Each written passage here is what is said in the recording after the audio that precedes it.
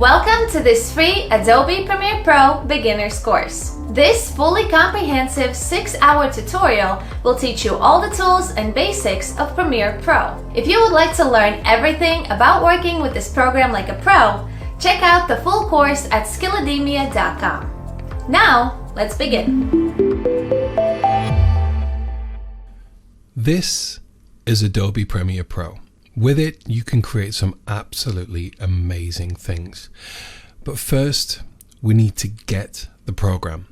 My name's Adam. I've been using Adobe Premiere Pro for well over 10 years, and I'm going to be your tutor throughout this course. I promise you, nothing will be too complicated, and anything that is quite detailed, I will take my time and slowly and methodically explain it to you. So, first things first, let's get the program. If you head over to Google and search for Adobe, that's the company that makes Premiere Pro. They also make a whole suite of other creative programs. Let me explain to you just a little bit with regards to the Adobe model. First off, Adobe Premiere Pro used to be a standalone program. I say it used to be, it still is, but you can't buy it outright. You used to be able to purchase Adobe Premiere Pro, Photoshop, Illustrator, After Effects, all of these programs individually. None of the Adobe suite can be bought outright. It's quite a sweeping statement, and there are certain instances where you can, but for the whole part, or for the main part, you can't. Let me explain that a little bit further. So here we are on the Adobe main site. You can start a free trial, so if you're still umming and ahhing whether to actually invest in the programs and in the software, you can start a free trial. Just note that all trial software from Adobe will be restricted. There'll be certain elements of the program that won't work. You also have a limited free trial. Most of them cover for about 30 days, but you won't actually be able to get to the end of a project to export over a certain amount of time. Say, take Premiere Pro for instance. You'll only be able to export up to a certain length of video, and it may be also watermarked, so an image over that video, so it can't really be used. Let me deep dive a little bit with regards to the Adobe model. So as you can see, first off, we have some subcategories. So we have a photography package. We also have all apps, and below you can see each of the individual programs that are available on a month-by-month subscription. I said that you can't buy them outright. You used to be able to, and what used to happen with that, and the reason why Adobe have moved over to the subscription service, is firstly, it ensures that they have an ongoing revenue stream for them. Secondly, it means that they can continue to update that program effectively all the way through that year. You see, take Premiere Pro for instance. Premiere Pro used to have a new version pretty much every year to 18 months, sometimes 2 years if developments needed to take that long. Now with Premiere Pro, it's updated all the way through the year. There are major updates, normally around April and maybe around October, November, but there are also bug fixes all the way through the year, which there were with the standalone programs, but rather than developing something new in the program and Adobe thinking, we'll wait until the next version so people have to buy again, it's just released. Granted, after a couple of years, you are effectively paying more for a standalone product like Premiere Pro. However, when it was a purchasable outright license for the software and you didn't have to pay anything more, when there were new developments in the new version, say you're on Premiere Pro 4, CS4, that's what they used to call it, and then the upgrade was to CS5, you then needed to pay again. There were sometimes upgrade payments, so you could get it for 50% rather than paying the full price. but you still had to pay again. At some point, you've got to pay. Also, with being able to do it as a month-by-month subscription, it cut down on the amount of pirated copies that people were searching for, as rather than paying £400 straight off to use a software, as you can see with Premiere Pro here, it's £19.97. It's not always £19.97. Stay tuned. Where are you going to go? So, quite simply, Premiere Pro can be bought or licensed standalone. It can also be got within the All Apps option. Now, as you can see, All Apps here is £49.94 per month, and that covers the whole Creative Cloud suite. We'll look at that in a couple of seconds. What I do want to mention is that you don't always have to pay these prices. If you're savvy and you can search on the internet, there's always somewhere that is offering deals. And it's not just for your first month. If you get a good deal, normally around Black Friday or New Year sales, Christmas sales, other holiday sales, you can normally find it for a reduced amount, and that reduced amount goes throughout that whole year. Then when you get to the end of that year, Adobe will get in contact and say, your price is going back up to what it should be. You just shop around again. Personally, in 10 years, has it been subscription for maybe 6 or 7 years now? Maybe a little bit longer. I've never paid full price. So if you can shop around, you don't have to either. So let me take a quick look at Premiere Pro Standalone. So you don't just get Premiere Pro. You also get, and it's not actually explained here, you get free trials for their Adobe stock images. I've personally never used it, but you can pay annually or monthly. The price will vary. As you see, £238.42. That's an annual prepaid amount, but it's not bought outright. You only buy the license for a year. But also with Premiere Pro, you will always get Adobe Media Encoder. That always comes packaged with Premiere Pro, even though it's not listed here, because that's what you also use for Premiere Pro. Now, why would you want to get any other programs if all you're wanting to do is edit video? Premiere Pro can do that. Absolutely. However, there are certain elements in Premiere Pro, certain elements in all of these programs that work together with what Adobe term as dynamic link. The one program that I see so much in my Premiere Pro work, although we're not really going to cover it on this course because it's just so detailed and so deep dived, is After Effects. There are motion graphics templates, to name just one element. They're called MOGRT, M-O-G-R-T, very clever. And to use an After Effects MOGRT in Premiere Pro, which is something that's actually made in After Effects but can be opened in Premiere Pro, you have to have After Effects installed. You don't even need to open it, but Premiere Pro needs After Effects to read the file when you're opening. We're not going to be working with any MOGRTs in this tutorial, but just bear that in mind, because if that's £20 a month and that's £20 a month, you're getting already close to the £50 a month. Also, you don't always pay. I've never paid this price. So it might be better for you to get all apps. The reason also to have all apps other than After Effects is if you're a videographer, you're probably also a photographer, or at least take some photos. Lightroom is in there, which is kind of Photoshop, but much scaled down and much easier to work with to just tweak your photos. Illustrator. In Illustrator, you can make or even import already made vector graphics, standalone still graphics, which can then be brought into Premiere Pro or brought through After Effects into Premiere Pro and be animated.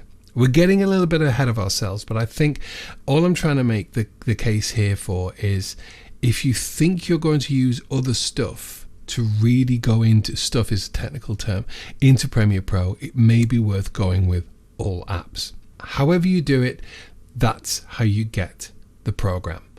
Once you go through either Buy Now on the All Apps or Premiere Pro, you will then download what is called Adobe Creative Cloud.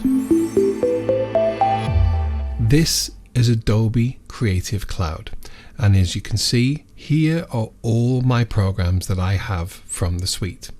Camera Raw is not a standalone product. That comes with Lightroom Classic, Lightroom, and also Photoshop.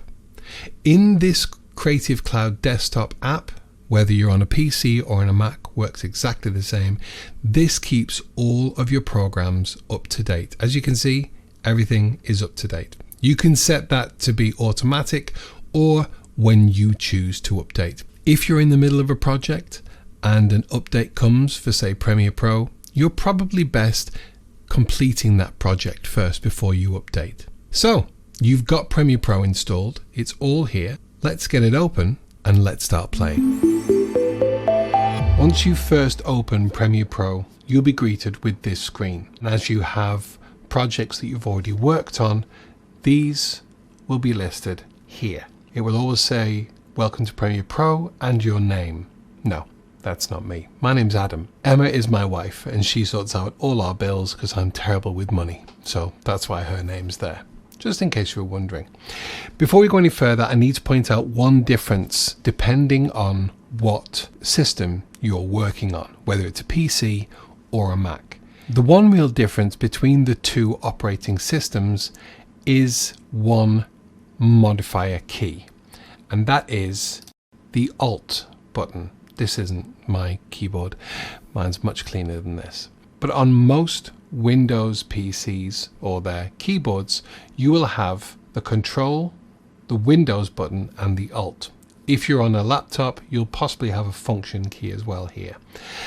Now, I'm going to be referring to Control, Alt, and obviously Shift, which is just above, quite a lot, as modifiers are used a lot in pretty much all of Adobe's programs.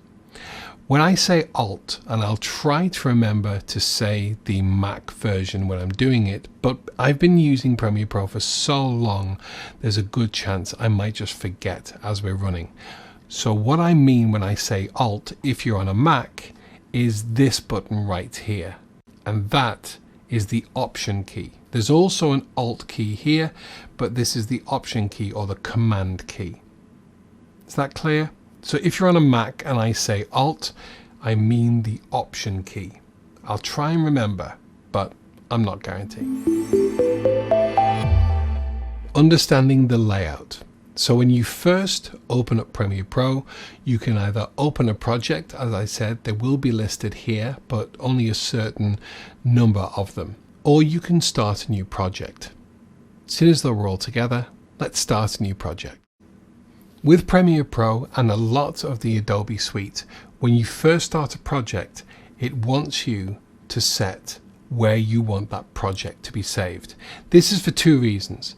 One, so you don't accidentally close down a project and you're not able to find it again because it's saved somewhere randomly. And secondly, it can sort out where your autosave files are. The worst thing in Premiere Pro and all of the Adobe suite, but Premiere Pro for me and maybe After Effects, is you'll be spending 10-15 minutes on a project and then maybe you save it, you go and get a coffee.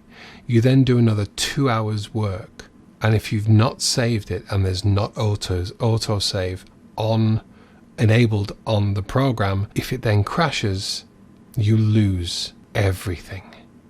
And that can be so debilitating. So, it gets you. It will happen to you. Hopefully not, but there's every chance it will happen to you, and it really hurts. So, what we do is we set the save file right at the beginning, and then we make sure that it runs autosave.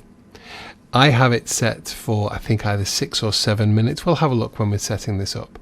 And it gets in the way sometimes, but it's just really reassuring knowing that it's just auto-saving.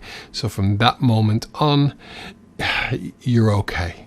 Okay, so here we go. We've got a location. If you need to set your location, hit browse, and you can set your location where we're saving it. I have it on a second hard drive on my computer, and I'm saving it in the temporary folder under Premiere Pro. So if I select folder there, we're then given the name and untitled. So we're going to name this our project. Now at this point, you need to make sure that you've downloaded all the footage that I've supplied with this course. There are some things that I can't send you, which I can show you where to get, but we'll cover that when we get to it. So there's a lot of tabs along here. We just need to make sure of a couple of things. If you have a graphics card built into your PC or your Mac, you need to make sure that it is selected. I have a quite a powerful GPU in here, so I've got that selected. So a lot of the heavy work is done by the GPU when it can. If not, it will use the processor. Your mileage may vary depending on what PC or Mac specification you have. Other than that, we can leave the rest of this just untouched. Under scratch disks are a number of different temporary files which will be made in the background as you go through your project. It's fine, and the default is to save it as right next to where you're saving your project. However, it is best practice, if you want to go to a second hard drive. I have it in my cache, and I've saved it into Premiere Scratch files.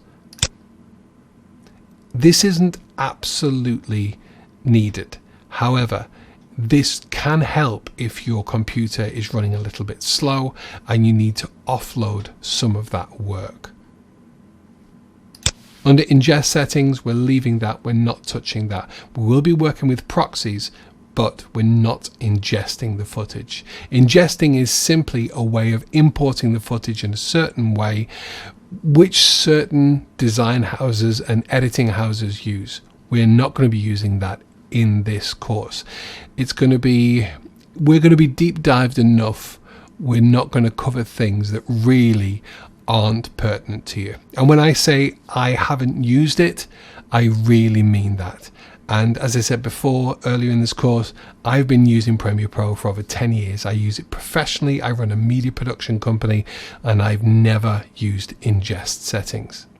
So once all that's fine, we've got our project named, we've got our location where we're saving it set, we hit OK. So once you're first in Premiere Pro, you'll be given a load of tabs along here. There's probably actually more here than in yours, because I have a certain number of layouts that I use throughout my workflow. You will definitely have the first 4 or 5. So first off, we have learning. We then have assembly. As you can see, when I'm clicking these, it's changing the layout of the program. Editing, then we have color, effects, audio, graphics, captions, libraries. You get the picture. Personally, I only actually switch between 2 or 3 workspaces throughout my time in Premiere Pro, and we will cover those as we get to them. So first and foremost, what do these things do? Okay, well, you need to do a little bit of house clearing straight off the bat. And I'm going to show you the most simplified and just beautiful layout that I've found over my years of using Premiere Pro. So if you go on the editing workspace, this is the default editing workspace for Premiere Pro, or how Adobe say this is the best way to do it. Okay, down in the bottom left is our project bin, which we will cover. But if you want to follow along with me and set it up like this, I promise you, going forward, it's going to be a lot easier to work into. Remember what I said about if I say I haven't used it in 10 years? Yeah, there's a number of things along here that I have never used, and I don't really see the need for them, because there are other ways to get to that information if you need it. Okay, we definitely need our project bin here. These are bins and these are windows. These are, well, they're not really, it gets complicated, and I know that's my job to explain, but I'm not explaining things that aren't really relevant because they're never relevant to anybody. So if you tab along here, you can see that we switched this little window to different areas. There are only 2 tabs in here that we're actually going to be keeping, and that is Project and Effects. So if you left click on Media Browser, right click and close panel, gone. Do that again with Libraries, do it again with Info, do it again with Markers, and do it again with History. Already much cleaner. Now all of this can also be moved. Pay attention to this, because this is one bit that you'll move something around and it will either disappear, it will undock, I'll show you that, or you'll put it somewhere where you don't want it and then can't figure out how to move it back. So as you can see, we have similar up here to what we had down here, but just with 4 tabs. So we have Source, No Clips, that's an important window. Effect Controls, that's another important window. Audio Clip Mixer, we are not going to use that. I never use that, and I think it's so dangerous. I'll explain that in a minute. And Metadata, don't need metadata. Right click, close panel. Oh, don't you feel like you're having a spring clean? Okay, so let's wait before we get round here. Let's just sort out this area. So what I do, and I normally work in a ultra wide monitor. In fact, I'm working on an ultra wide monitor now, but I'm actually scaled down to 16:9, so it will play on most people's screens. If you know what that means, great, you're ahead. And there will be a part in this course where we will cover stuff that you kind of already know, but it's good to go for it anyway. It's good to pay attention and really just refresh. If there are any things that I'm explaining in this tutorial that you already know, it is a good idea not to skip ahead anyway, and just keep an eye and just refresh your knowledge and understanding. Okay, so this is our project window, as it were. We're going to grab this now. Watch what happens here.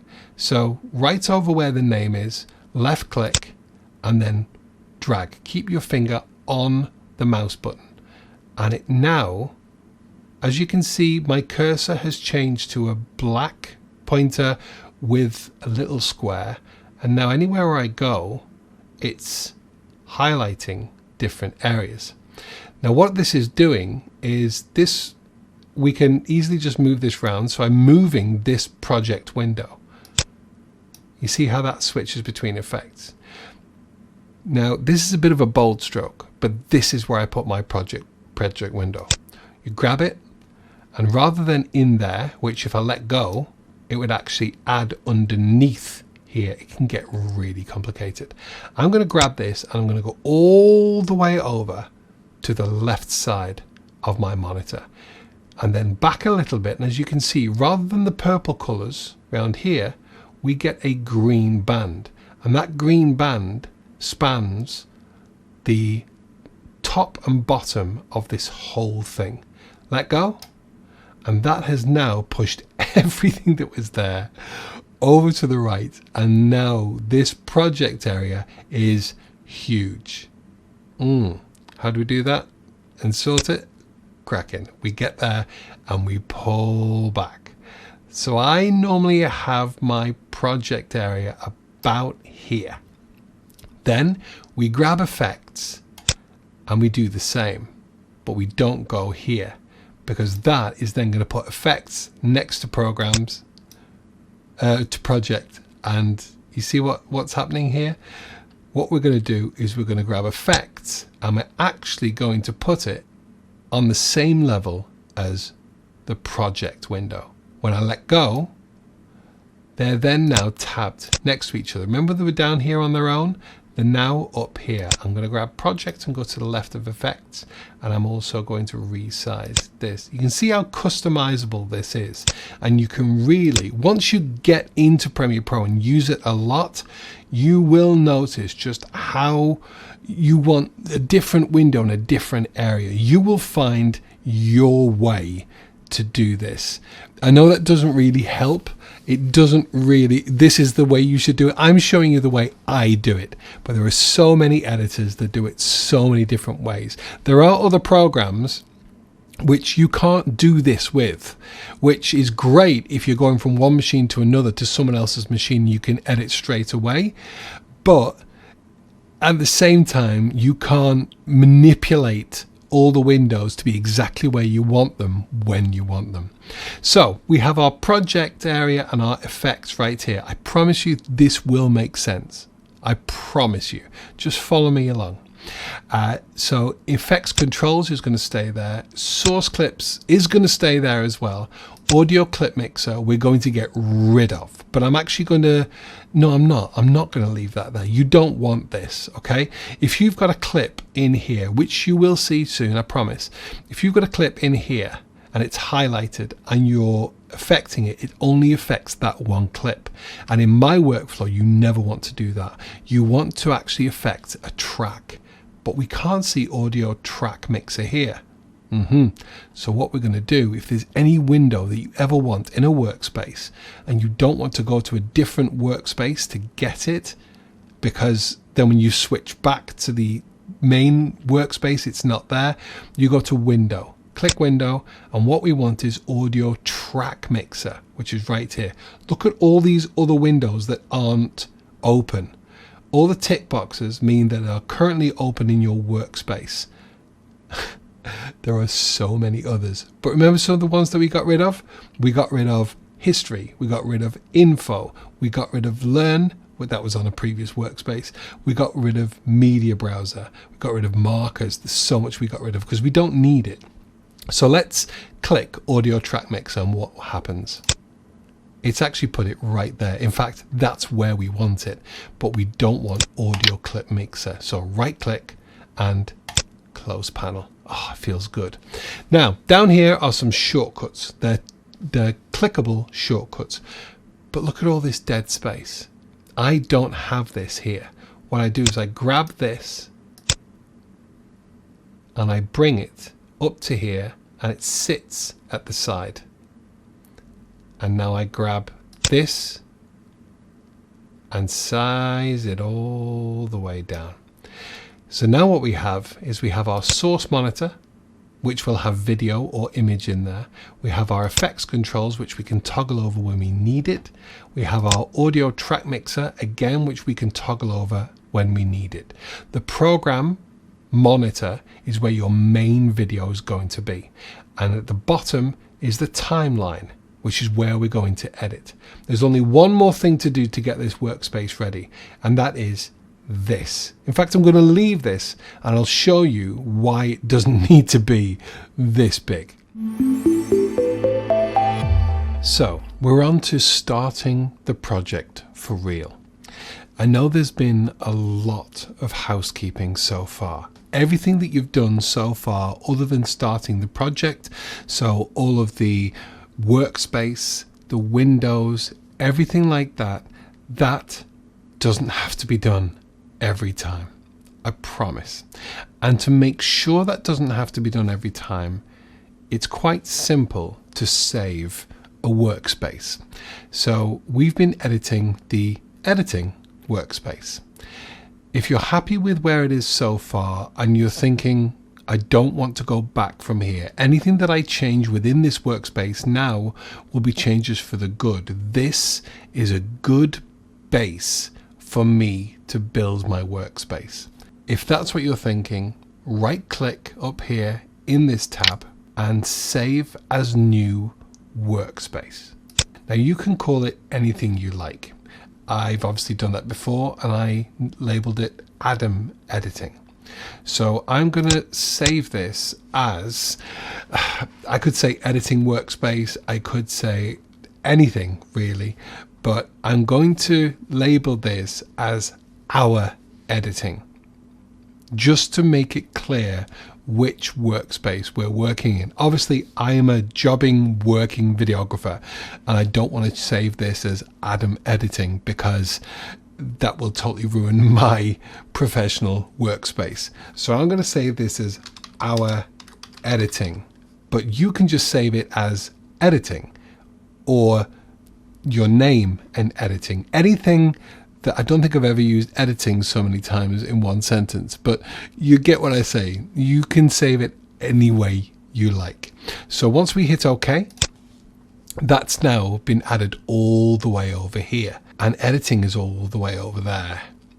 Now, it may not be a big deal, but if you can't quite see it, depending on what screen size you have, if you click on this little double arrow and edit workspace, you can see all of the different workspaces here. Our editing is right at the end here. Now, it doesn't look like these can be moved, but actually they can. If you grab it and pull it, you can actually bring it all the way to the beginning. If I press OK, that's now over here. You can also clean all this up if you don't want that many. I don't know anyone who uses this many workspaces. If we go back to right click and edit workspaces, learning, you can actually drag that. You can't delete that one because that's default with Adobe, but you can actually say do not show. So you can put it under a list of do not show. Actually, I've never done this before, but production, don't want to show. Meta logging, don't want to show. All panels, that is the craziest workspace ever. It literally opens all of these windows. Remember when we showed you all these windows? It opens them all. And if you haven't got if you've got anything less than maybe a 50-inch screen, it goes a little bit, yeah, overkill. So we've got our editing here. Assembly we don't use, or I'm not going to show you an assembly workspace because everything that we do is going to be in pretty much the editing workspace, other than color and maybe audio, possibly graphics, but we'll see as we move along. But you can clean this up, but for now I'm just going to hit OK, and as you can see, some of these moved and we're in our editing here. Why didn't assembly go? Maybe because it doesn't have to, because there's so many spaces there. I don't know. Let's have a look. Assembly. Did I not move it? Let's move it. See how easy this is? You just grab what you don't want.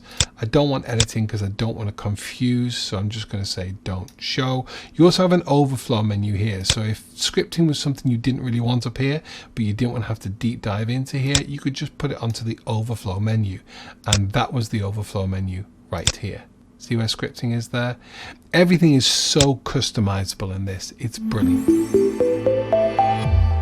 Now, I said at the beginning of this, there's quite a bit. We've done a lot of housekeeping. There's one more bit of housekeeping we need to do before we go further, and that is making sure that we have that autosave selected. So to do that, we go up to the top here to edit, down to preferences, and down to autosave. That then opens our preferences window right here. If you'd have just clicked general, that would have been here. It's just a bit of a quicker way to get to where you want in the preferences. We'll just hit general there and we can go straight down to autosave.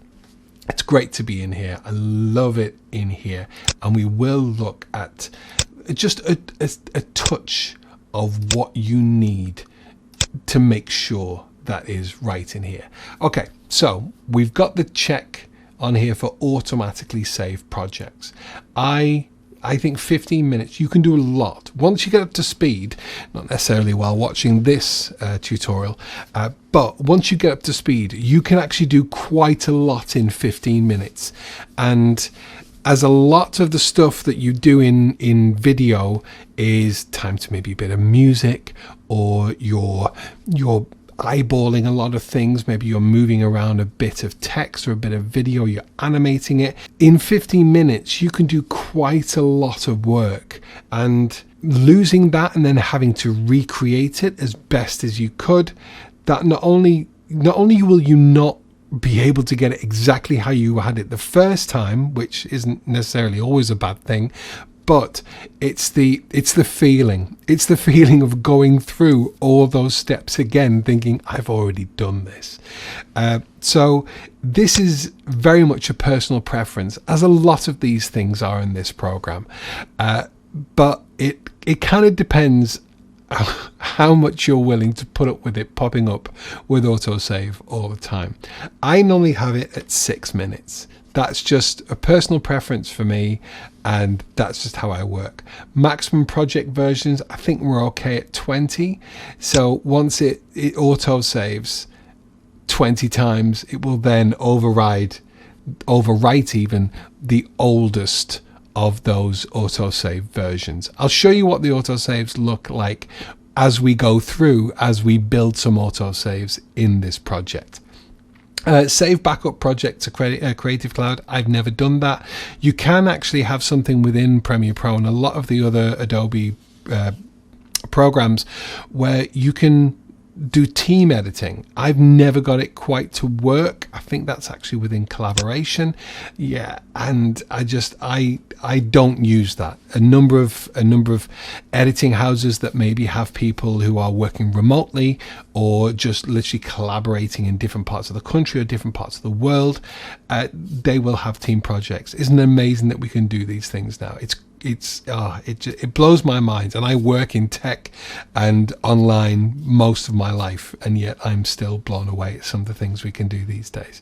I'll have a quick look through these because I've actually wiped my settings. So let's have a quick look through and see if there's anything that I can spot that I have changed in the past. You won't have this, Mr. Horse Premiere Composer. This is a plugin that I use all the time, and looking forward, we may add to this course with regards to plugins and things like that. Let's see how we go. But a lot of your work can be done with plugins and stuff. Device control, I don't really touch that. This pre-roll it's the playback once you actually add an effect. I don't really bother with that. Graphics it will be dependent on your geographical location. Labels are great. A lot of videographers and editors use them. I will show you how you can use them to help you be able to see what you need to in your timeline at a glance. We will touch on that. In media, okay, this is going to be a little bit of a lesson, and you can try and get your head around it as I'm saying it, but this could be something that you need to really understand and look at in more detail with regards to where you are, what you've shot or what you'll be shooting. So the media time base here is 25 FPS. I output in 25 FPS. FPS quite simply stands for frames per second. So if you think about an animation, a cartoon, every second, if we're running at 25 frames per second, that would be one of those old school cells of a cartoon. One of those, 25 of those every second. Okay, that's our main output. That's my main output. And that is the main output of the UK. These rules don't really matter as much as they used to with regards to TV screens and all that kind of thing, depending on where you are geographically.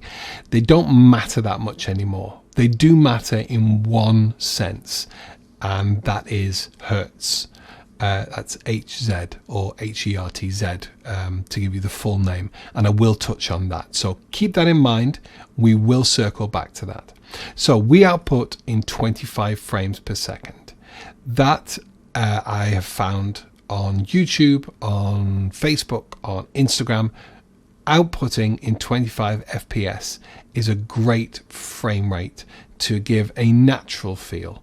That's what a lot, in fact, most videographers output in. They may put out in 24p or 24 FPS in the US. and in certain other parts of the country, of the world. But generally 25 FPS is that. I'm not going to over egg this right now because we are going to have to circle back to this, but just as it's come up here, let's just keep that in mind. Our output is 25 frames per second. That is not to be confused with shutter speed if you're a videographer, and it's not to be confused with your resolution, whether it be 1080, which is full HD, or 4K or even 8K. We're not playing with 8K footage here. You do have one 4K piece of footage in your course work that I've sent you. That's just to show you what can be done with it. But anyway, everything else is 1080, but 25 FPS, keep that in mind. What I said at the beginning was it's not that complicated, but anything that does need to be explained, I need you to just sit there and listen and to try and get it into your head. Let's just move on. I think that's enough thinking for now. Media cache. So depending on what your system is like, you may want to offload your cache to a different drive. So my main program is running on the C drive. The media cache files are also being put here on the C drive. That's putting a lot of work on the C drive. If I go to browse and I go to my computer, I actually have a cache hard drive right here. And again, this, remember where we set up the scratch files in there? I set up my media cache in here. It's on a different hard drive. It doesn't have to bother with anything. Again, my media cache database, that will also go into my cache. This isn't absolutely pertinent what you need to do, but it is best practice if you need to set up on an external, on an additional internal hard drive if you have it. If you don't, that's absolutely fine. Media cache management, I automatically delete cache files over 90 days, and I always step that down to 45. It doesn't delete any footage, it just deletes the cache. Your cache is what's building up in the background with Premiere Pro, and before you know it, you may not have added anything else to your computer. You may be working with the same 2 or 3 gigs worth of footage, but all of a sudden your hard drive is full, and that's because the cache is here and building up in the background to make it faster in the program. Problem is, when that gets too much, it then actually doesn't. It makes it slow down. I'll show you how to clear that out as well. I have 64 gigs on my computer. Most laptops will come between 8 and 16 gigabytes now. The more gig RAM you have, the faster it will run. Just make sure that you do have some reserved for other programs, so other things can run in the background. In Windows, that's Windows Explorer and all that kind of does, which runs the operating system in the background. With regards to Macs, it would be being able to run the iOS. As you can see, my RAM is shared with AE, which is After Effects, Premiere Pro, PL, which it's Prelude, which doesn't actually run anymore. I think it runs in the background. Adobe Media Encoder. Remember I said there was a program that was bundled with Premiere Pro, so that's Media Encoder. I've got PS, which is Photoshop, and Audition. So yeah, 58 gigabytes of the 64 gigabytes of my RAM installed is actually shared pretty much across Adobe. Playback. This doesn't really need to be bothered with. It's when you add a transition or anything and you hit play straight away. We don't really need to touch on that. And that's for your sync settings. That's just when you set up your settings, you can actually sync them and save them elsewhere. And that's always a really good thing to do. I'm not going to do it on this because it's going to overwrite my own settings, but I will show you how. and I haven't started any sync yet, and I don't intend to, but I will show you how to. In your timeline, don't worry about all this. This is absolutely fine. There's nothing to change here. We're still on 25 frames a second. Audio transition, our default transition is 1 second. That's fine. Still image default duration, I'll show you that. That's 5 seconds. That's fine. And everything else is great. And in trim, it means absolutely nothing to me. It really doesn't. So it shouldn't really bother you. Hit OK, and all the changes that we've made are saved in there. Let's just touch on that sync settings. If you look down the bottom left hand side here, if you click that, you can actually sync your settings now. And in that screen, if you'd set up, you will have it set up with whatever email address you set up with Premiere Pro, with Adobe. It will sync those settings. And if you ever have to reinstall, you just hit sync settings again, and it will bring down all of those settings that you had. Once I've finished recording this, I will manage my sync settings and I will bring back down my old settings. But then again, I'm setting them up again, so it doesn't really matter, does it? Okay, so that is the last bit of housekeeping. I promise to this point. This is a long and arduous task at first, but everything you've done up until this point will not need to be repeated, other than starting the project. How good does that feel? That everything you've done now doesn't need to be redone, especially if you sync your settings. The minute that you've synced your settings, everything will be great. Okay, strap in, because next chapter we are getting into bringing in our footage and starting to play. But brace yourself, there will be a little bit more information with regards to frame rates. Sorry, but it does need to be covered. Now at this point, I know that you're dying to get in and start playing. Bear with me, because I know how confusing it can get if you jump ahead and just start editing and playing around with clips, and you back yourself into a corner. So bear with me. This is best practice. I promise you that. And if you follow me, whether you're following me along with the source material that I've sent, or you just sit there and watch, I promise you, by the end, you will have a much better understanding than if we just deep dived into it and just started playing. Because I could start saying, do this, do that, do the other, and it's not clear what I mean. I've taken a lot of time and a lot of preparation to show you these things at the right time, in the right order and the right way, to set you up with your knowledge going forward. So once you've finished this course, of course you can come back and use it as a reference, but leaving and finishing this course, my main intention is for you to be competent enough, if not confident enough, to really go ahead and do what you want to do. Okay?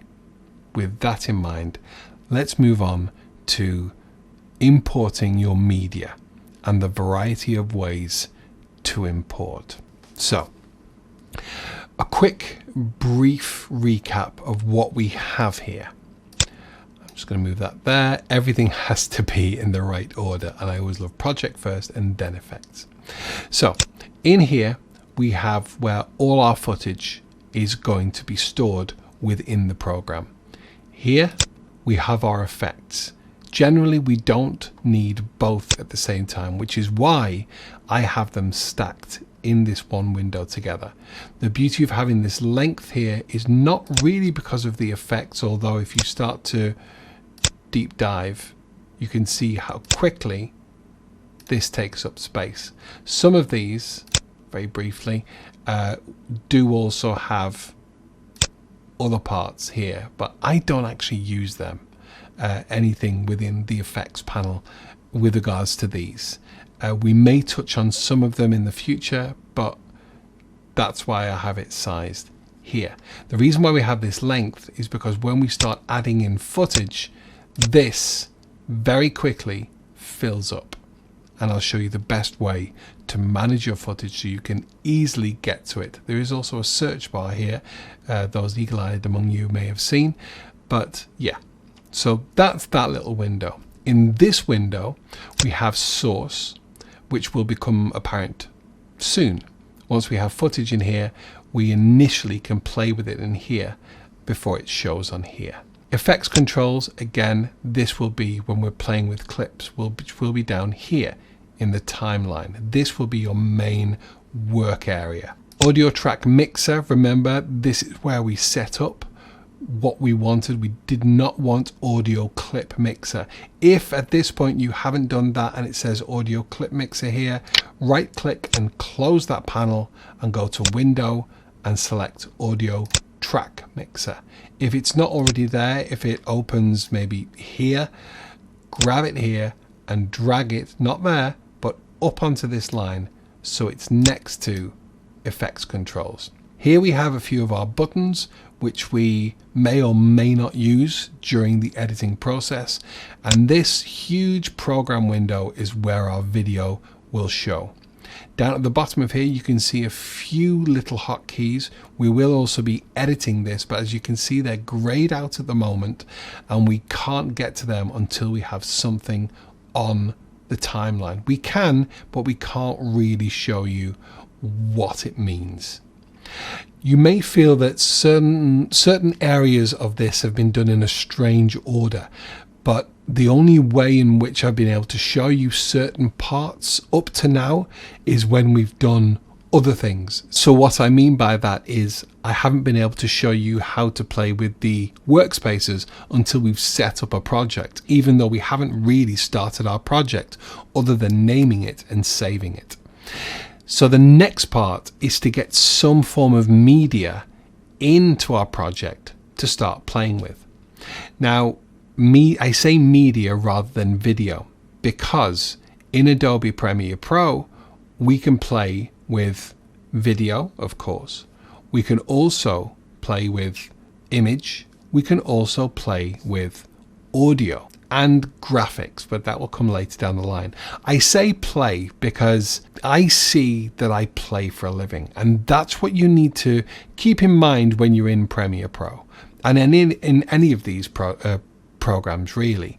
It is play. We're playing around, we're creating, and nothing is cut and dried.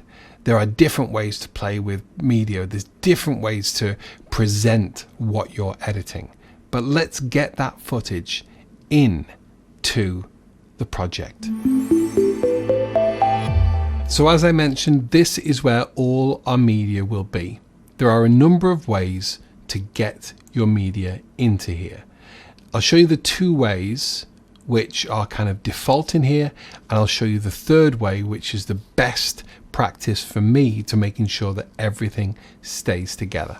So first off, we can go to File and Import, and here's our project, and I've placed the footage into the same folder where we saved our project. Now once I double click into here, it may not show the same as yours because I'm pretty sure I'm going to be adding more footage than is already here, but this is where I'm starting with. This, as I said, we play. I say we play. This is also a creative process for me. So what we end up with at the end may not be what I intended at the beginning, purely because if there's a certain part within the footage and I think, oh, we could do with something like that, I'll include that as well. I'll drag it in at the time, but it will also be, obviously when you get this course, it will be in here. I'm already thinking that I'm going to be putting some kind of photo in here as well. So I'm actually going to select this and put all this footage into a videos folder. So you can have at least a videos folder and an image folder. So that starts the process that I actually want to show anyway. First and foremost, this is the file and import way. And if I double click, if I go to open, that can open that folder. If I go to select an import folder, that will import the whole folder. not only will that import the contents of that folder, but it will maintain the folder structure. There's an easier way to do this, but that's how you do it. When you double click in this, just like in Finder or Windows Explorer, all the footage comes up here. Now this is all footage from a pizza oven review I did on my YouTube channel. Let me quickly show you what I did with that footage. In fact, this might be a fun little exercise. I'm going to open the project that I made my review in. So here is the project. This is the first time we've actually seen anything on the timeline. I'm fully aware of that. Let me point out a couple of things before we go any further. Firstly, if you're wondering what I look like, there I am. Better looking or worse looking than you thought? Don't answer that question. So if I zoom out, this is a project on the timeline. What can you first see? Okay, well, first off, you can see that there are small little thumbnails as you look through this footage. Now, those are actually representations of the footage themselves. However, you can also see that on this video, these are two different colors, because remember when I talked about labels, I go to preferences and labels. As you can see, this right here is what Premiere Pro call Iris, and this right here is what Premiere Pro call Caribbean. No, forest. Yeah, I'd say it's forest. I can't get it close, but yeah, or green. It's some form of green. And the reason why we use these colors, and I don't use it in all projects. I do use it in pretty much complicated projects. And I use it because at a glance, I can see what I'm looking at. So I know that all the iris, or what you and I would call blue, are the pieces to camera. So that's also known as A-roll. The green is what I've done second camera. So it was actually me, if I just mute this so it doesn't play back, it was me looking at this pizza oven. And I can see at a glance when I'm showing this kind of footage and when I'm showing this kind of footage. I know you don't understand everything that you're looking at right now. Don't worry. I'm not just going to assume that we are covering this, I promise. But what I want to show you is the footage that you've got, what can be done with it. So here I am talking, and here's other footage that you don't have, which was explaining what I was doing at the time. But if I move along to here, if you've already looked at some of the footage, you will recognize this footage. Now, if you've already played it back, you will know that it plays back like this. You doing it? Ready? Yeah, I'll follow you. That's my lovely wife, Emma. Good. And that's it in real time. Now, what I've done is I've slowed it down, and I've also played around with the color. Again, we will cover this, but very briefly, look. You see how just with a few cuts and slowing the footage down, we actually have something that's presentable and looks really nice. A few more colors on there, a bit more saturation than you've seen in the footage that I've sent you. We'll go over exactly how to sort that out too. So that's just a brief look at what we're actually going to be doing and playing with, and how the footage can be manipulated. See that? Autosave comes up all the time. I'm just going to Control and S there as well, so that updates my actual project file. That's always a good thing to remember as well. When you're saving your file, if you see autosave come up and you're not busy and you're here on your keyboard, just hit Control and S and that will save as well. So that will not only save in your autosave, but it will bake it in to your current project file as well. So everything marries up. It's a habit that you will get into. So let's close this project right now, because we're not quite there yet. And we're back into our project. So remember, we've imported the videos and we're right here. We did that by File and Import.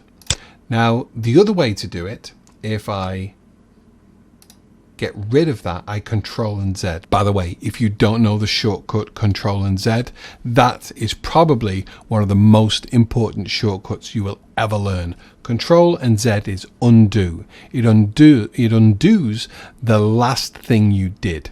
We'll cover that in much more detail in the future. So that's how we did it. We did it for File and Import. The other way is to double click into this space and it will open the last place you were in Premiere Pro. So that's opened up this here with the videos. If I go back one and I import folder again, that does the exact same thing. Here's all the footage in here. Now let's get rid of that one more time. Control and Z gets rid of that. And the other way to get it is, here's our footage here. Here's the videos. And here's all our videos here.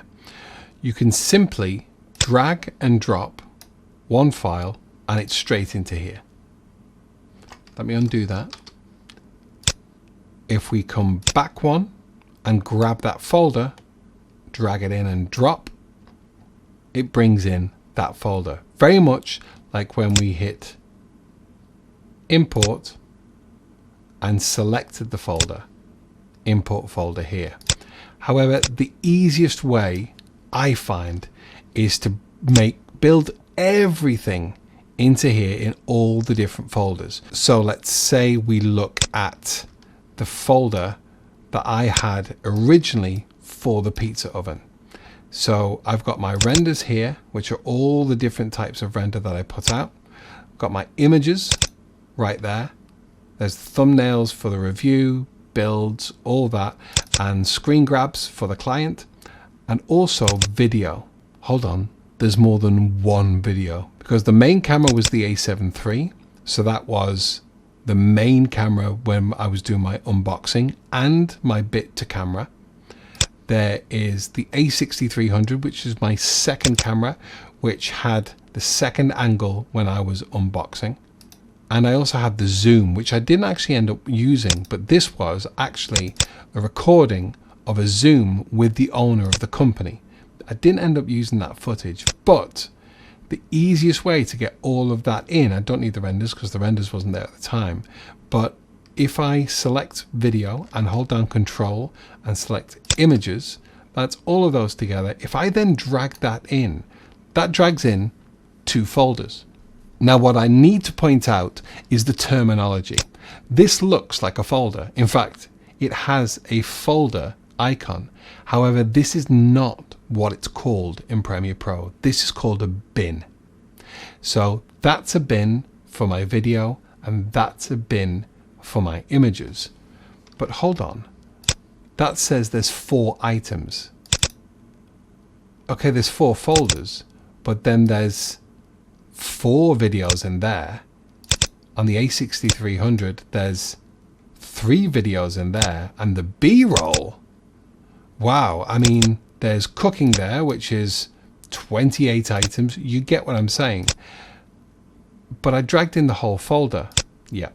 So in the folder /bin, there's another 4 items in there, and there's 2 items in the zoom. There's 5 items in the B-roll. Okay, that's where we're going. And there's 28 items. There's all the footage there. You get what I'm saying?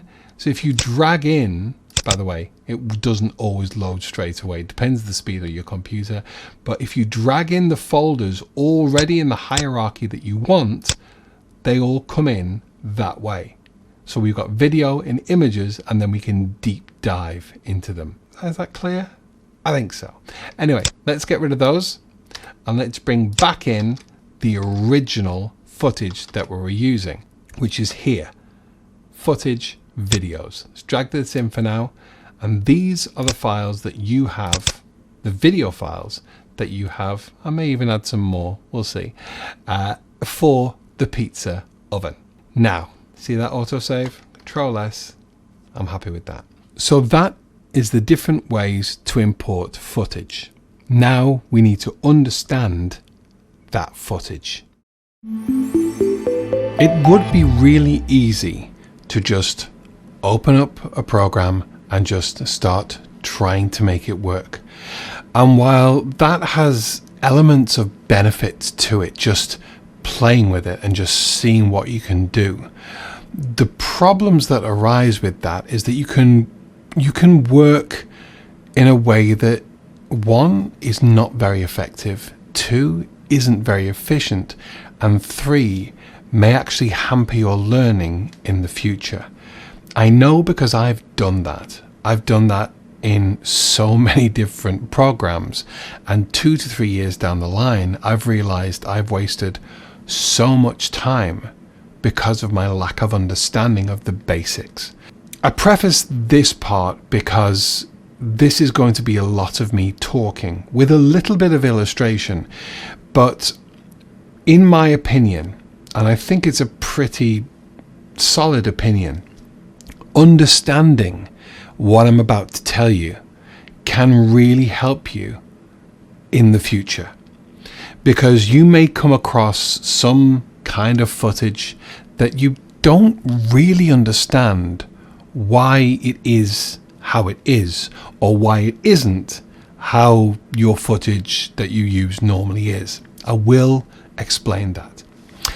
Now, what we need to first understand with regards to video footage is that it's not the same everywhere, and that is when frame rates of video is affected because of where you are.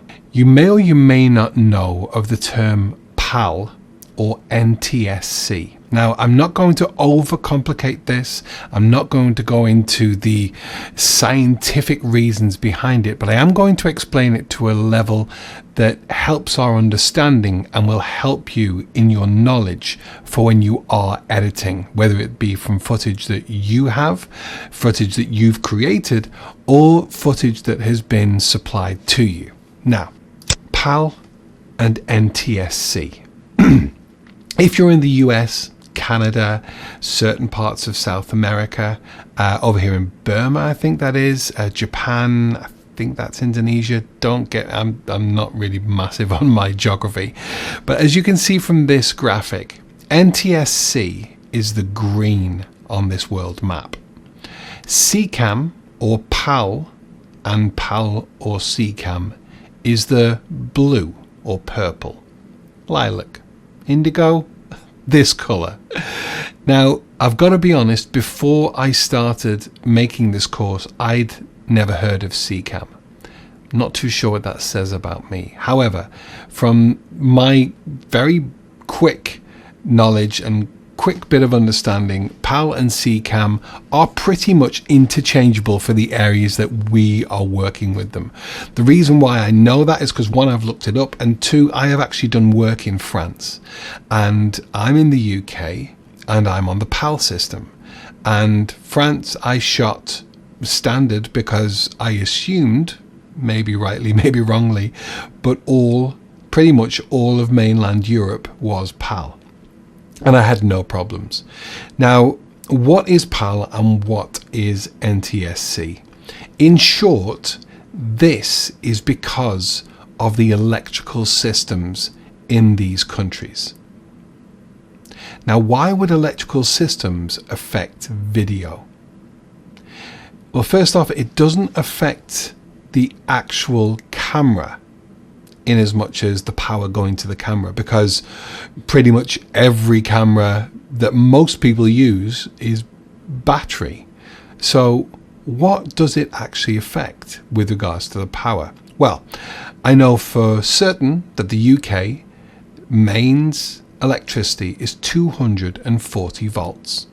The US and in fact, all of the green areas are 110 volts. I'm sure it's 110 volts. Either way, the reason why that affects is because of what it does with lighting. Now, what you get with PAL is a 50 hertz flicker. So when you're looking at a light, any light that you have on around you right now, don't don't necessarily take into consideration your monitor, although your monitor kind of does or is affected by this as well. But look around at any light you have turned on right now. That will have a flicker rate. Your phone will have a flicker rate, your monitor will have a flicker rate, but the lighting flicker rate is important, because in PAL countries, the lighting will flicker at 50 Hertz, which means it turns on and off, which is unseen to the naked eye, but it will flicker at 50 Hertz. In NTSC countries, this flicker is different because of the 110 volts in the mains electricity. This flickers at 60 Hertz. Now, I may be slightly wrong with these numbers, don't quote me, but this is the difference that we need to be aware of, because depending on where you are in the world and depending on where your footage was captured will affect the footage that you use. Now, not as much as it used to be, because of course everything that was video was played on a TV screen, regardless of where you were.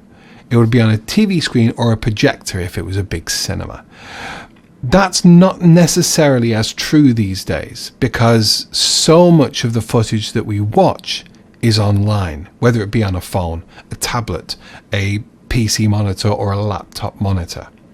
However, even though those screens are flickering at different hertz, some gaming monitors will have a refresh rate of 144 hertz or 256 hertz, and that's great for gaming.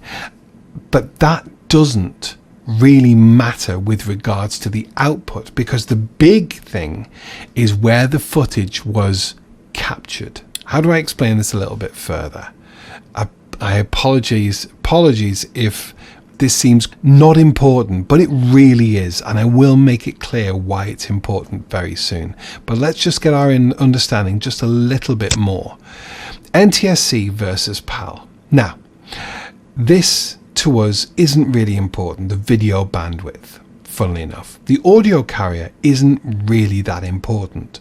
The lines over the field isn't massively important, but this affects this next number, and that is the frames per second of your footage. Now, PAL, as you can see here, is 25 frames a second. NTSC is 29.97 frames per second. I actually got this off a quick Google search, which came up on a video converter's website. I've never used this converter, but this actually highlights where we're at with this, because so many people need to convert their footage. We don't, you won't need to, I promise you, don't worry. But some people will do, depending on what they're doing in the footage. I have never had to, you should never need to.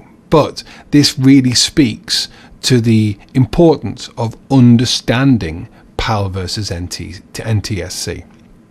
So your frames per second for NTSC is 29.97. PAL is 25. Now that can differ these days.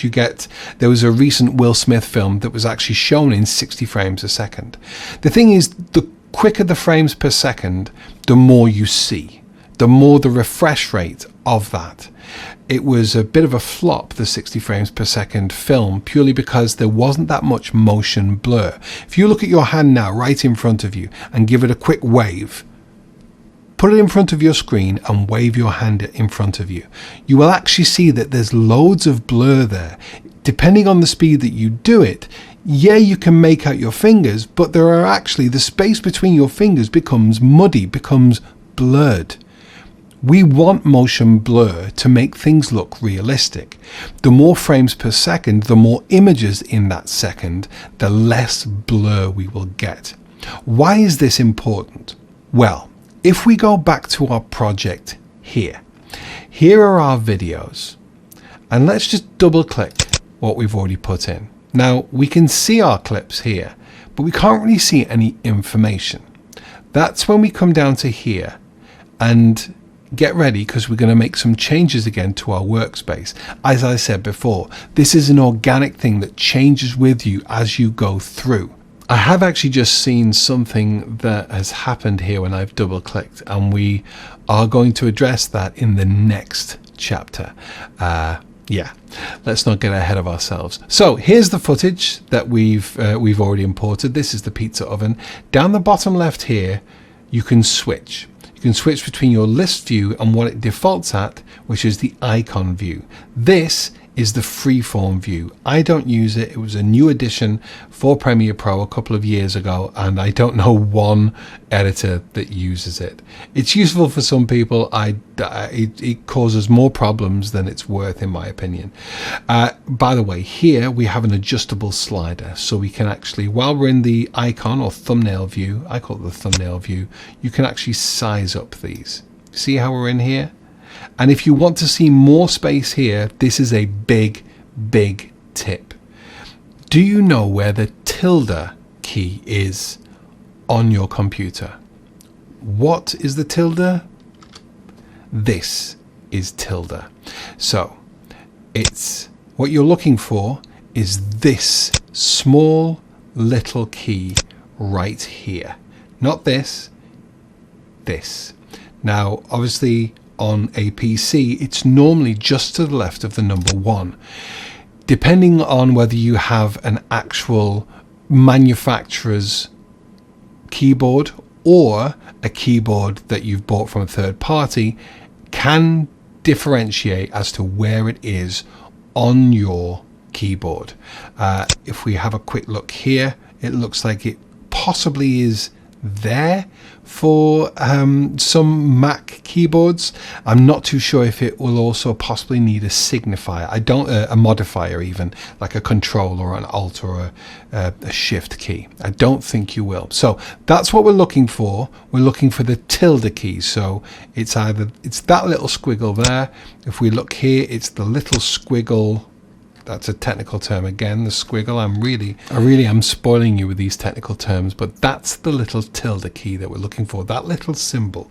On mine, it's just to the left of 1. The tilde key is something that I have only discovered the use of in Adobe in the last 2 years, and it's really helped my workflow. Because especially if you have smaller screens, this is brilliant. If you place your mouse wherever you want to see more of, let's see here, as you can see, we're scrolling all the way down. Here's all our footage. And yes, we have made it big, but we can't see it all. Wherever you have your mouse placed, if you press the tilde key, it maximizes that screen, that window. You see how everything else has gone? It's still there. Press tilde again, and we're back. So sometimes that can really help when you want to work out your footage, move it around a little bit, get your head around it. It really also really helps in the effects controls, and I will show you that. And that is something that really frustrated me for years, and I would have to make my space so much bigger to be able to get into the effects controls, and it would ruin my life. Not quite, but you understand what I mean. If we haven't touched on this before, and I don't think we have, you see how I've just moved that over? I've totally ruined my workspace. But remember, we saved our workspace. If you ever do something, if you accidentally close a panel and where's that gone?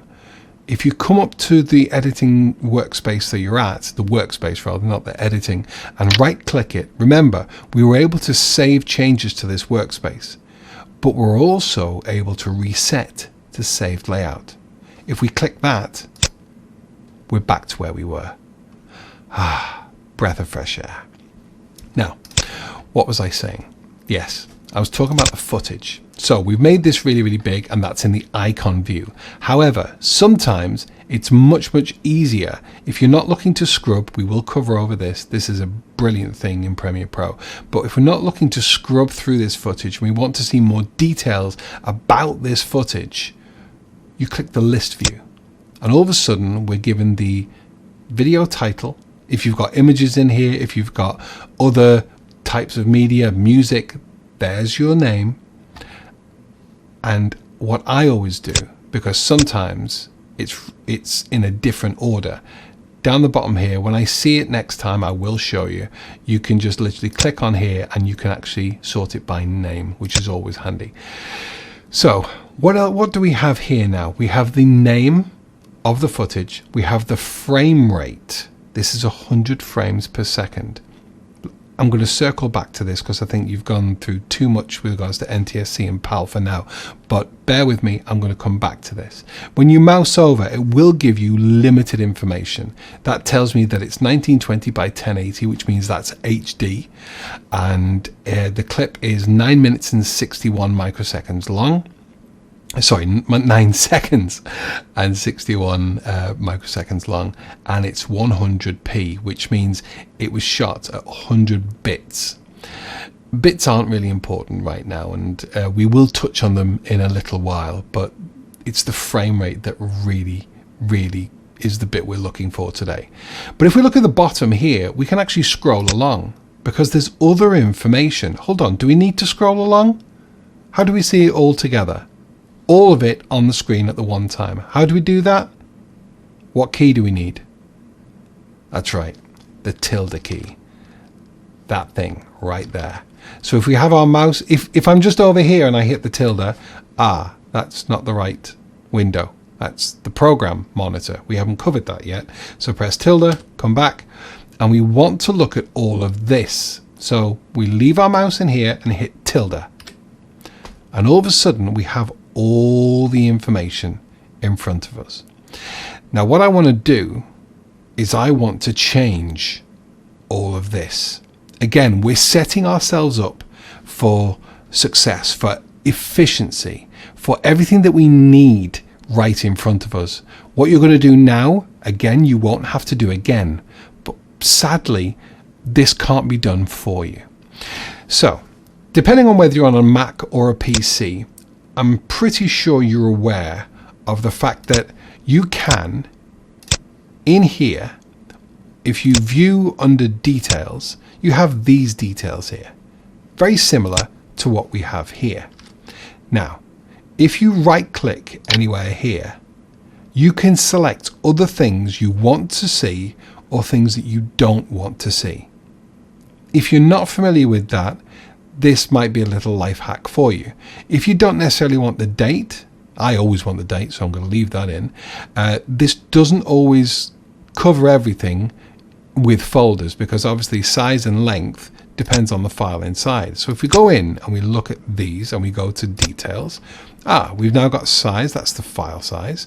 The type, we're in MP4. My default video player is a VLC. I can highly recommend that. If you don't have it, download VLC. It's freeware, it's brilliant, and it plays 99% of all video styles without the need of codecs or anything.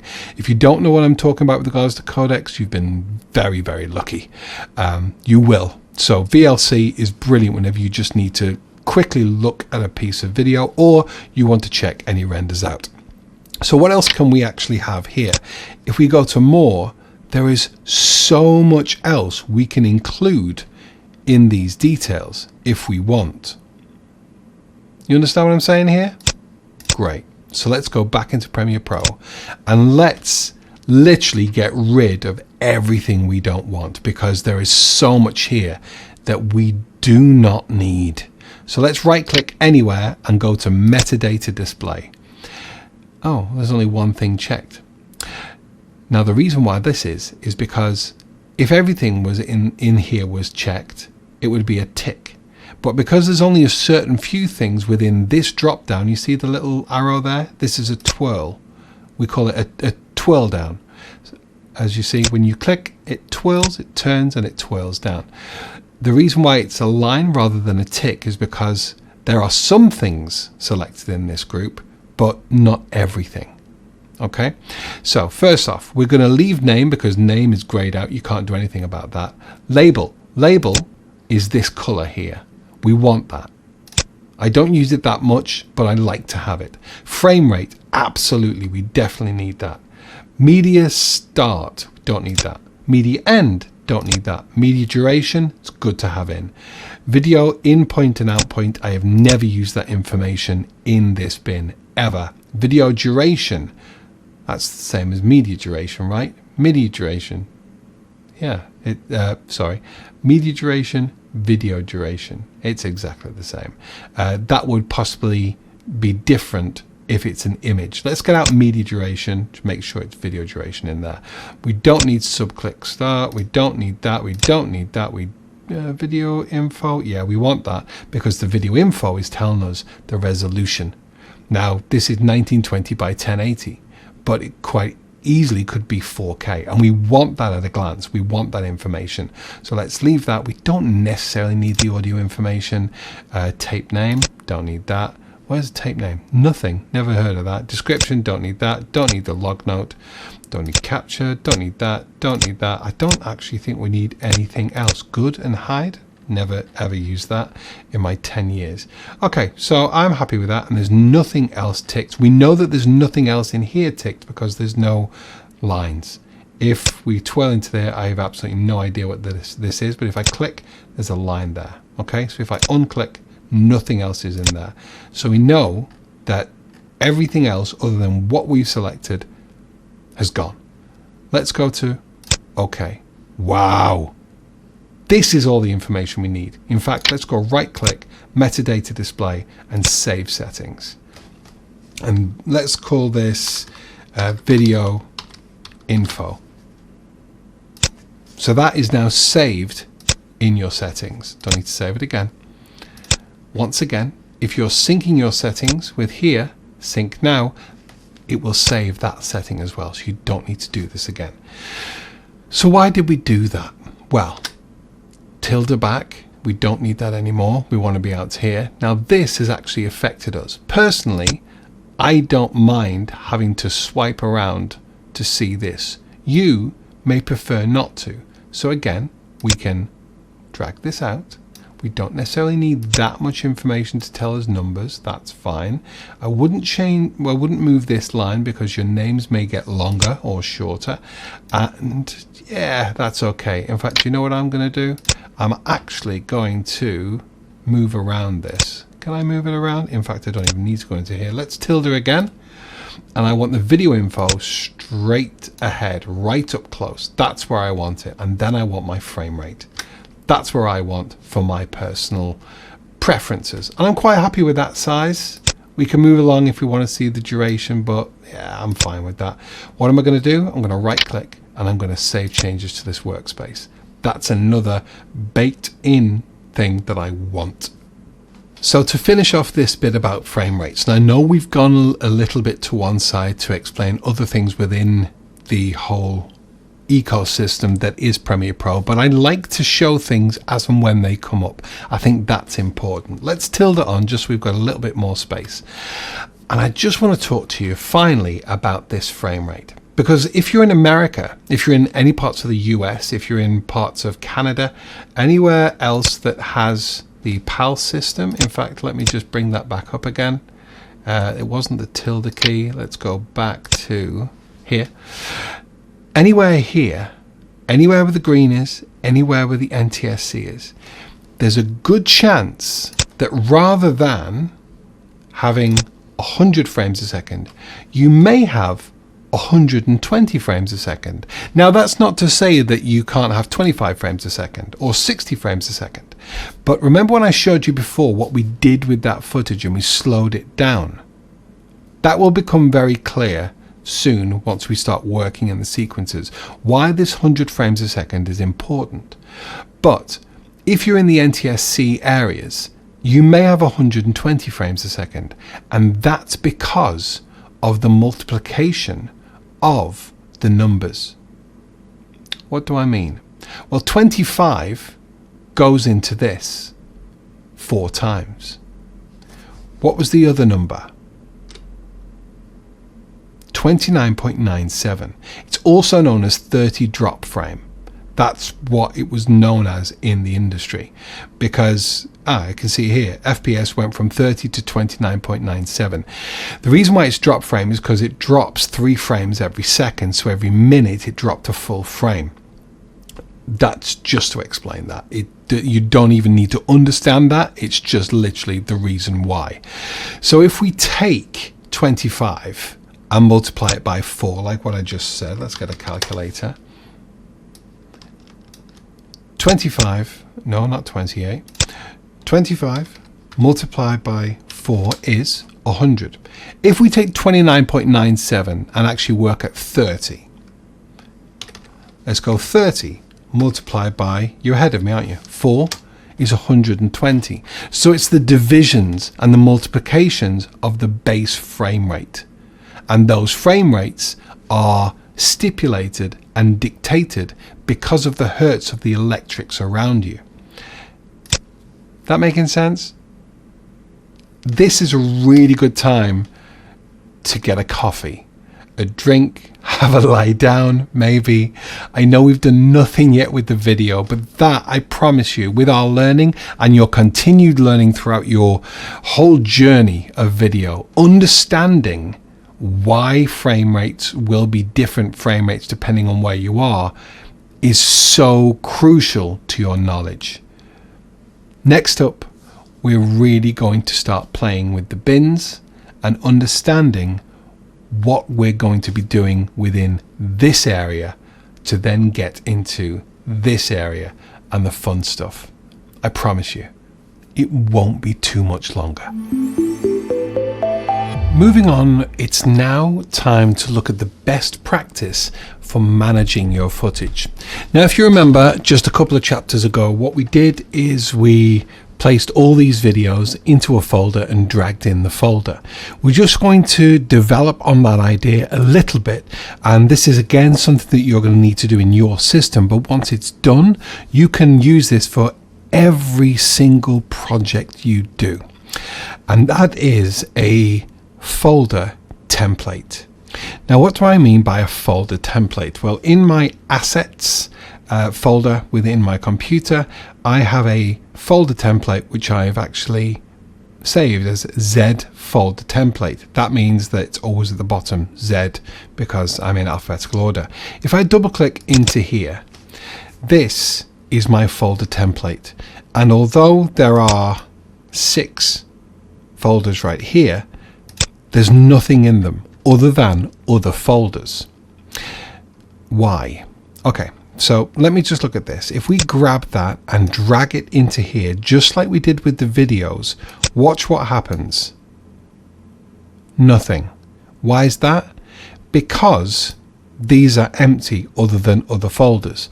And what Premiere Pro won't do is it won't drag in, or it won't import a folder that has nothing in it.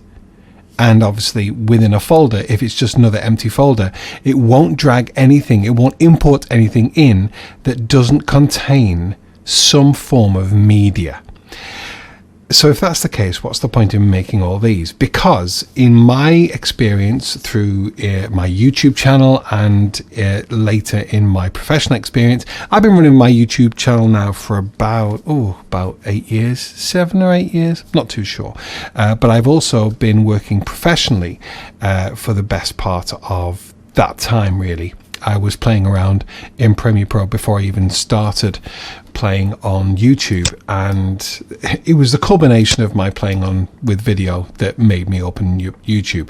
I'm saying all this because this is stuff that I've developed over time, and I really think little bits like this will really help your workflow. So what do we have here? We have a series of empty folders with subfolders inside, all of this inside the folder template.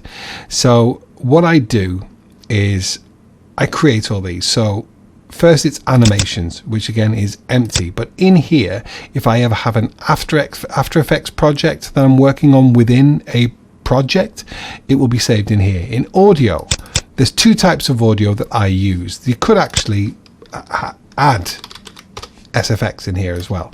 That's a nice little addition for me, so I will use that as well, because quite often we add sound effects to almost paint with audio. I'll cover that a little bit later on.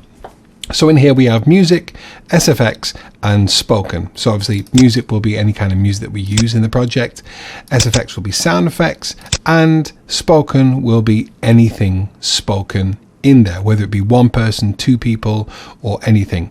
Now if the audio in the video is the audio that you're using. If it was recorded within the video file, this will be empty. But if the audio is coming from external sources, that would go into here. Moving down, we have images. I use images all the time in my projects, and this is something that I quite often add in here later on, and that's because the images are created within Premiere Pro. I was thinking about sending some images for you to use. However, you're going to create, in this course, you're going to create the images that you actually then use. More of that when it comes up. Renders will be the final renders. In fact, this is something I've meant to do for ages, and that is to actually add Z to the end of there as well, because I want renders right at the end. Renders are the exports from your videos. When you make anything in Lightroom or Lightroom Classic or Photoshop, what you're doing is you're exporting, and they're typically known as image exports or image renders. In video, again, we export the footage. If you go to File, and I always use a shortcut, we'll be covering shortcuts soon, you export and you export the media. However, in the industry, they're known as renders because you rendered it out. Imagine if you put loads of stuff into a stock pot and you're rendering all that down under heat and simmering to bake in all that goodness. That's what this is doing. You're rendering all the elements within the timeline to create the video. So that's where all my renders go. Script, if there's any script for the video, I script pretty much all of my YouTube videos. So that goes in there. If I'm doing a corporate piece of work, script will go in there along with any kind of work document. And video, I've broken this up into two main that I use, and that is B-roll and 2cam. 2cam is also known as A-roll, but I don't really call it A-roll. In fact, I don't know anyone who does call it A-roll. I don't know what they call it, but B-roll is everything. B-roll is anything that isn't spoken in, and 2cam or A-roll is a talking head, anyone talking in an actual frame. So those are my two. I could deep down and put A7III and A6300. Those are my two main cameras at the moment. Depending on how quickly I change and how quickly more cameras come out, that may date this course. But also B-roll, I could have that with the two cameras as well. So there's my folder template. And all I do is when I'm starting a new project, I will go into my folder template, select them all, Control and C to copy, and then I will go over to where I'm looking to build. This would actually be done obviously before what we've already done, but I would just copy into here. I'm going to remove this because obviously we already have footage in, and if I move that into here, it will get lost. In fact, you know what? Let's do that because this may be a common problem that you come up with. So that footage in here, let's find it. If I right-click any of them and go to Reveal in Explorer, that will show me where that footage is saved, and it's actually within the footage videos portion inside here. But we've now added these folders, and I want to move this into here. Let's see what it does to Premiere Pro. So let's go into here, videos. This is all B-roll. So I'm going to select all of that and Control and X to move that out. Obviously, you don't need to do this if you don't want to. I just want to highlight something that I come across quite a lot. If I go into video and place it where it should be, which is the B-roll, Control and V. So I've cut and pasted it. I've moved that now. And if I now come into here, this can't find it. It can't find the footage. In fact, it can, because what Adobe has done, did you see where it came up here, locating media? All it's done is it's found where it is because it's within the same nest, within the same folder nest. That's changed in Premiere Pro because it used to be an absolute nightmare. Now, if I'd moved it out, it would have been a different story. Let me just check that that's empty. Let me get rid of that, and I'll show you what it would have done in the past, or what it would do to you if you move it to somewhere completely different. And what it would do is, let me offline that media. remain on disk. Yeah, you don't need to do that, but it can't find it, and it just wouldn't show anything. And see how it won't let me show anything. So what you do is you'd find one of the pieces. Let's just do one, and let's show you what it then does, because it uses what it did before to re-find the stuff that had been moved. I'm only going to find this pizza oven 1, and it will find the rest of it for me. I'm confident of that. Right click, and what you want to do is you want to link media. This may happen to you. It may happen when we're in here and you close down the project, open it up again. Maybe it's on an external hard drive, and then when you put that external hard drive back in, it's giving it a different letter and everything goes crazy. So what you'll do is you right click and you go to link media. It may give you when you first open, it may actually already come up with this saying, we can't find these files, can you locate it? So what I've done is I'm going to highlight that one. If there's more, they'll be all listed down here, but you don't always have to find them all. You only have to find a few, and then a little tick button comes here. So we go to locate, and we're looking to find it now, and here it is. It's already taken me to where it thinks it's going to be, which is actually in Premiere Pro, video, B-roll. It's actually found it there, and it is pizza oven 1. Now all of these are unlinked at the moment. If I press OK, highlight on 1, reminding it we're looking for the last path was video B-roll there. Path that I'm saying is video B-roll. Highlight that, press OK, and there it is. It's found everything. It's very clever. It's Premiere Pro. So clever. So yeah, that's what I would do. I would create a full hierarchy of folders, and you bring everything in before you even start your project, so everything's with you, and then you just drag everything in. The one folder that wouldn't be here at the start is this. Remember the auto saves we were mentioning before? How many did we say they could save? I think it was 20. If we double click into here, we actually only have 2 autosave projects right now, and we have a copy of this, which is our project file. It's great to have your autosaves right next to there. You have no idea how many times autosaves have saved me. So once we've got our footage into here, what I want to do is I want to show you what I mentioned in the previous section, and that was something that happened that we need to change. And that is when we're here in our project window and we have the video, what is this? A bin. Remember, it's not a folder, it's a bin, even though it shows, I wish it showed a bin. That'd be great. But when we want to get into here, we do just like in Finder on a Mac or in Windows Explorer, we double click. But what it's done is it's opened another tab. So there's the tab we were in, double click to open in another tab. Now personally, I hate that, because let's say there's a new bin here and I double click that, it opens again bin, I haven't named it. And before long, you've got loads of stuff just going all the way along here, and that's not what we want. We're trying to make this a clean space, so we can change that in preferences. I'm going to close that panel, so we're back here. If you go to edit, preferences, and general, what we want to do is we want to change everything that we're changing comes as default. There are so many things that are default which are great in Premiere Pro. There are certain things that have hampered my workflow and I've had to change since starting to use Premiere Pro, and that's what I want to help you with, just to get that little bit further ahead at your starting point. So this is what we want to affect. Bins, double click. What does double click do? It currently defaults as open new tab.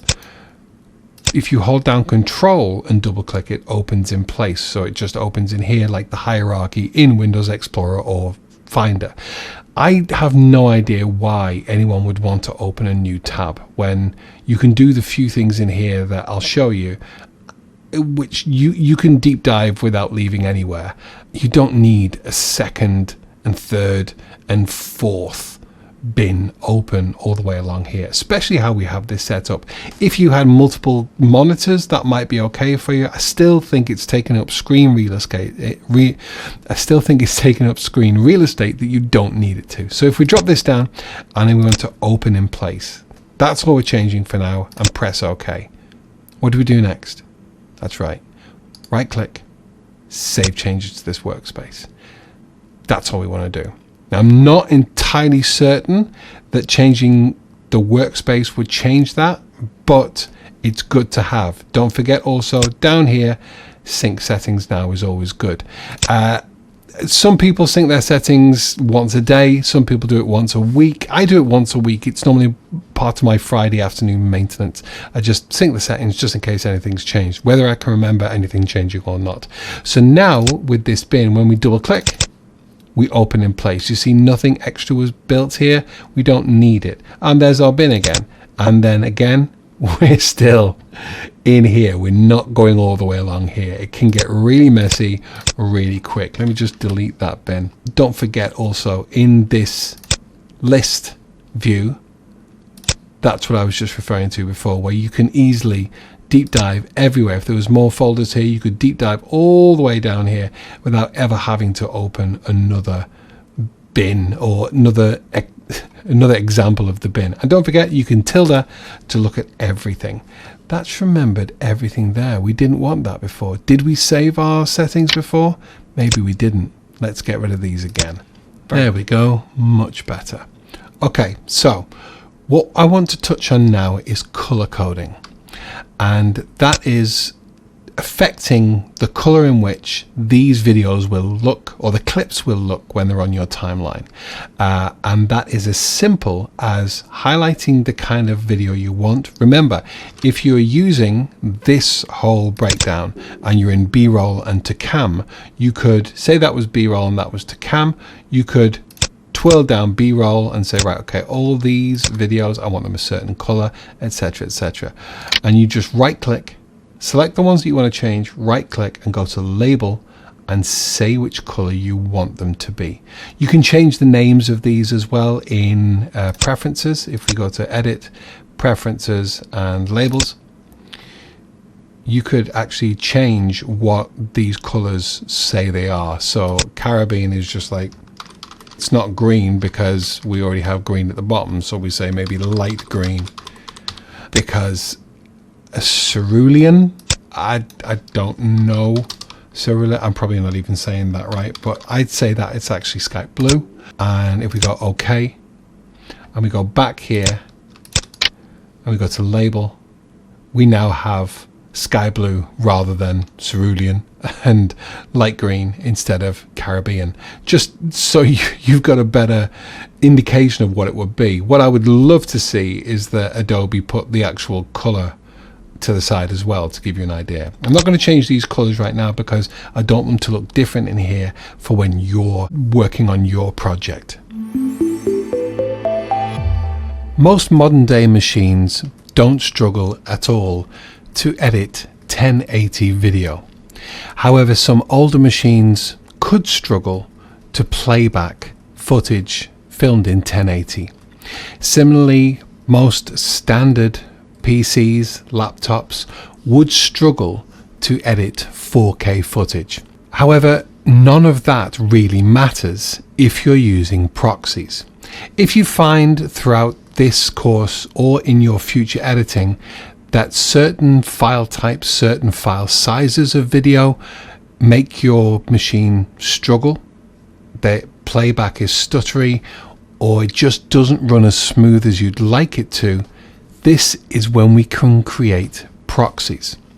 What proxies do is they replace the footage that you're editing with a smaller file size so you can work with it.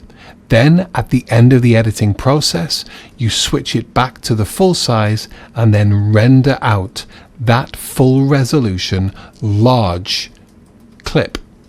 Remember what I said about what rendering is. That's when we've finished our whole sequence, our whole edit, and we're exporting that final rendered video. So let's say that these videos here, these clips, your machine is struggling to play them back. How do we make these smaller so we can work with them? Well, it's quite simple. Select them all either by the marquee tool, or if it's just the odd one, click. If you need to select multiple ones, you can hold down Control and click, say it's 1, 4 and 7. That's how you would select multiple clips within the same bin. But for this exercise, we're going to select all of these. So to create the proxy that you're going to be working with, select all the clips, right click and navigate down to proxy. What you want to do here is create proxies. If you already had proxies made and it wasn't reading from them, that's when you would attach proxies. But first off, we're going to create the proxy. So if you click this, and now it's going to set a template to be able to export out what we need to create these proxies. So first, the source is what the source is. That's always going to be there. Format H.264. This is a simple MP4 format. It's nice and small. If you wanted to size it down even further, we could go to QuickTime. In fact, QuickTime is probably the easiest way to make a smaller file as possible while still being able to read it within your NLE, the non-linear editor, which is what Premiere Pro is. However, you will need a QuickTime plugin if you're working on a PC. So just to cover everybody, we're going to stay on a H.264 codec MP4. To drop down, we're just going to leave it at what it comes up with, low resolution proxy. That's fine for us. Destination, we don't need to add an ingest preset. No need for that. There are certain presets that you can get online, but I find that this default setup works perfectly to be able to get a file to a size that works well enough on a low power PC. Under destination, we can select either next to original media in a proxy folder or on a separate folder. This is where I have my scratch files where we were looking at before. Here, I think it's absolutely perfect to put it right next to the original media in a proxy folder. I'm going to bring over the other window right now and show you exactly where that will default. I don't have to tell it where to go because it knows where the original footage is. So what it's actually going to do, it's going to put it, remember we moved everything into this B-roll folder, it's going to actually create a folder within B-roll which says proxy or proxies. Let's press OK, and it's now going to create all the proxy jobs. Now, not only does it do that, but what it also does is it opens them immediately in encoder. Remember the second program that I told you that we downloaded along with Premiere Pro? It's automatically opened it and automatically encoding them, re-encoding them as proxies. It doesn't do it within Premiere Pro. It offloads all the work. And in that short space of time, we now have all of those videos all created with proxies. And if we toggle over, that's where it is. So if we come back out again, it's in the video folder under B-roll, which is where we put it, and then it's created a proxies folder and it's placed them all in there. Now let's just see the file size of the first one. I have made these quite small so to make it easy for you to download and it's easier for us to deliver it to you. But it was originally 8.21 megabytes. In all honesty, I won't be surprised if it's actually made them even bigger. It has 12.4 megabytes. You see, the footage that I've supplied you is as good as it can be with how compressed it could be to get it to you. But even the low resolution setting has made the proxies even bigger than the originals. That's not normally the case, especially when you're using 4K footage. It can really, the 4K footage, 10 minutes of 4K footage can easily be 3, 4, 5 gigabytes worth of data. So that's how you do your proxies. So automatically that file is linked with that file. Pizza oven 1 append proxy. So how do we know what's being used when we're in the timeline? Granted, we're not in the timeline yet, but that's where this little row of buttons comes in. Remember, we're actually addressing certain things when we can, as we come along them. This is when we need to look at this button setup. And I'm going to briefly show you now, and then on the next section we're going to take a deep dive into this area here, because there are so many things you can add to here which are really useful, and so many things that are already in here by default that you really don't need. So there is nothing here with regards to your proxies. What we need to do is we need to press this button here, which actually says, I don't think you can see it because it's off my screen, but it says button editor. If you single click that, you now have a load of buttons that you can drop down into here. In here is also all of the buttons that are down here as well, plus loads of others, including this one, which is to toggle proxies. We're going to drag that down to here and let go. That's now placed it within this area of buttons, and then press OK, and that's saved. It's grayed out now because there's nothing in the timeline, but right here is how we're going to toggle the proxies on and off. That's what we're going to do next. Play with this area right here. Now this is quite a specialist section within this course. I don't know any course out there that covers this section, and I don't know why, because this area is it's as effective, if not just a little bit less effective, than keyboard shortcuts. This can really help your workflow, and setting up this area, which is the area of buttons underneath the program monitor, setting this up right can really help your workflow. And there are so many things in here that we don't really need, and it may be a bit of a surprise. This button here, what does that mean? Yeah, it means play. I've never clicked on that button, but I've edited hundreds, if not more, videos. That's because play is the space bar. You never use your mouse to click to play. Similarly, stepping back a frame and stepping forward a frame, that's just left and right on your keyboard. And your hand, one hand will always be on your keyboard and one hand will always be on your mouse. And you don't need to be reaching up here to grab things that you don't need to. Toggling proxies is not something that you will do 100 times in an edit.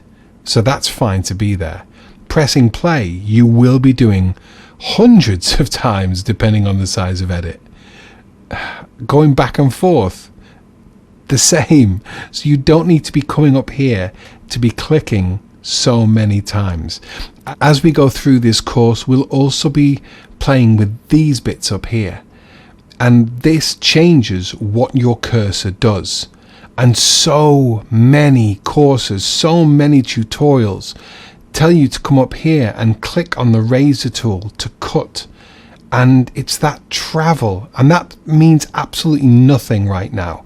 But if you're down here in an edit and you're having to reach up here every time you need to cut a second, even if it's a second round trip to go up here, click and come back down, you add that second to every single cut, and that all of a sudden will add so much time onto your edit. Just like we've done pretty much with everything up to now, everything is setting you up to have a more efficient workflow. So let's get this area exactly what you need and nothing more. So you saw in the previous chapter, we clicked on this plus button and we dragged down toggle proxies down to here.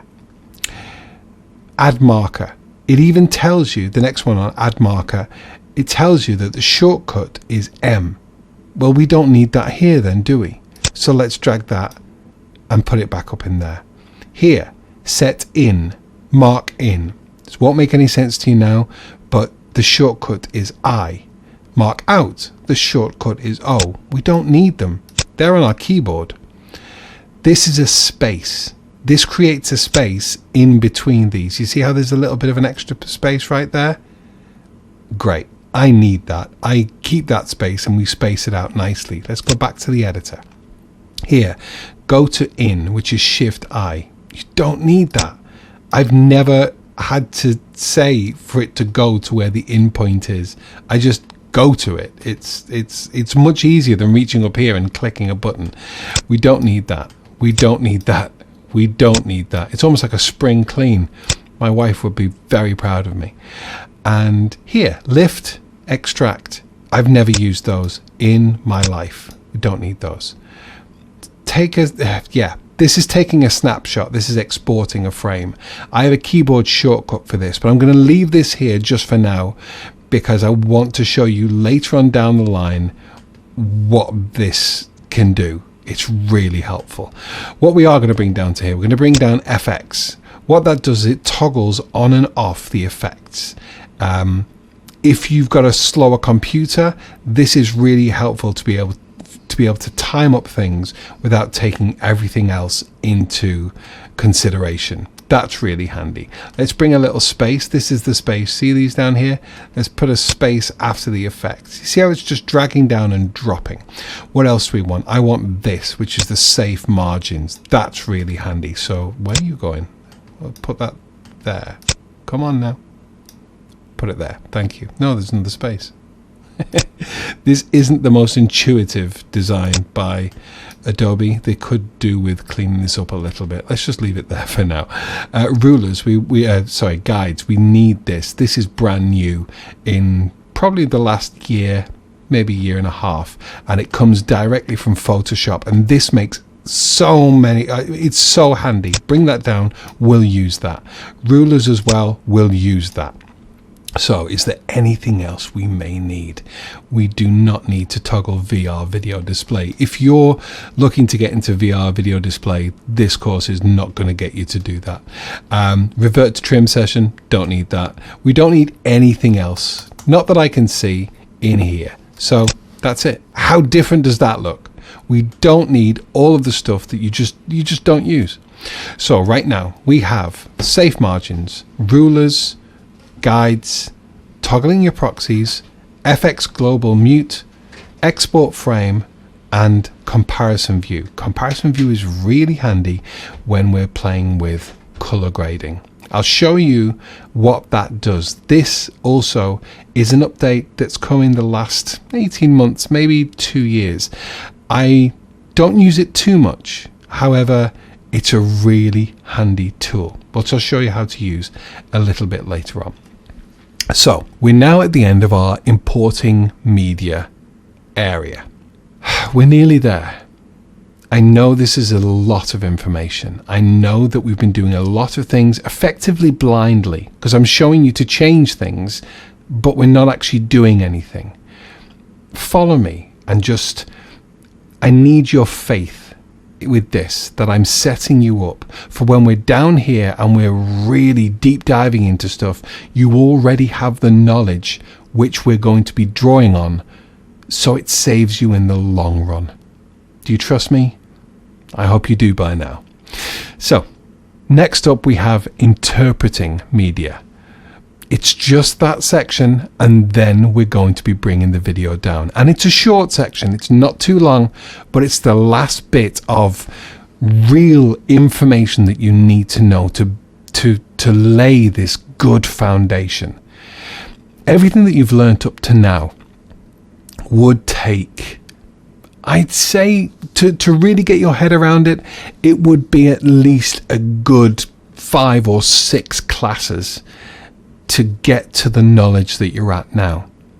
And yet you may feel that you don't know anything, but you really do. You understand about changing these workspaces. What is the one thing that I need to do right now because I've changed this? Exactly. You know that. You know to save this workspace. You know that we've played around with this, and actually by looking at it, you know that this is an overflow. Remember the overflow up here? This is an overflow. So what else is in here? We've got the source, effects controls, and audio mixer. So why is it an overflow? That's why. Just wasn't big enough. It's these little things that you will be recognizing as we go around. Just imagine how much more familiar this area now looks to you compared to when we first started. Even your eye can tell you that there are so many workspaces here that we don't need. You didn't know that before you started this course. Why am I saying all this? Because I need you to recognize that you know so much already before you've really done anything. And that knowledge of in this product, just being in this program, will help you going forward. One more thing, that always goes to the right. I'm not typically OCD in my life, but little things within Premiere Pro and all the other ones in After Effects, I'm terrible. It has to be the layout that I have. As I said before earlier, I have a 34-inch ultra wide display. So actually, I'm moving my mouse off and you can't see it, but I have probably about that much further over to here. And I also have another monitor off to the right. Working in here is so alien to me, and yet I know that so many of you are using a screen this size, so this is where we're working at. But if you get a different size display, if you get a different aspect ratio display, if you get a second display, that's when you can really play as well and move things off. You see say in colors, I'll just take this moment here. In color, this is Lumetri color. You have scopes over here, which we will look into. Yeah, sometimes you saw how that was off a little. Sometimes you just need to toggle back and forth just to refresh your whole window. Really, it's quite annoying, but it's an Adobe thing. But I have my Lumetri scopes. These don't live here in my big wide display. That gets dragged off, and I drag it all the way off onto a second monitor, and it's huge. But the point I want to make is that you already know so much about this program, more in my opinion. And this is it sounds a little bit like, oh, look at me, but in my opinion, I've given you the best foundation that I've ever seen in a course. Because so many courses that I've done, that I've looked through, that I've even purchased myself over the past 10 years, because you're always learning in this program and all of these programs, but none of the courses that I've watched and sat through have ever given me the combination of the foundations of this that I've given you. You may be so bored. You may want to know more without doing anything. Highly unlikely. But I promise you, I've given you the best foundation I can to start you on your journey. Next up, we're interpreting media, which is looking at the frame rates. I know, we're back to that. But the frame rates and how that will affect in your sequence. It's not long. It's not too long to go, and we'll be there. I promise. Keep the faith. We will get there. If you fancy, I would go back and maybe look at a few of the chapters that possibly you don't really remember. If you're looking on the list now and you think, do I remember what was in that chapter? Just go back and have a quick watch through. Maybe even skim through the video and just make sure you understand everything that I've said. Don't forget, you can always go back. You can watch this as many times as you want. You can always go back. And there will be times as we go through this now, from this point, where I'll say, remember, we touched on that in chapter 2 or in chapter 3. And I'll do my best not to reteach what I've already taught. So if you get lost at any point, go back and have a look at that. If you don't quite remember and I lose you a little bit, yeah, go back, go and watch chapter 2 again, chapter 3 again, wherever that is, and then come back. Don't ever be worried of relearning. Only a fool would not try and recap their learning. We're nearly there. Just keep the faith.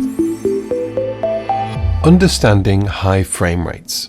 So, depending on the footage that you're going to be playing with and editing in the future, this may or may not affect you to a certain level. If you remember, we've brought in our 7 videos and we have it in a bin right here labeled videos. If we double click into there, as you can see, we're in icon mode right now. Doesn't give us much information. If we hover over, it will bring up some information. However, if we go to the list view, remember we have the information that we have selected that we want. We currently have frame rate and video duration. The information that we're looking at right now is this part, the frame rate. Everything here under the pizza oven 1 through to 7 is 100 frames per second. That's important because when we go to the next chapter and we're setting our sequence, because our sequence will be set at 25 frames per second, a quarter of this.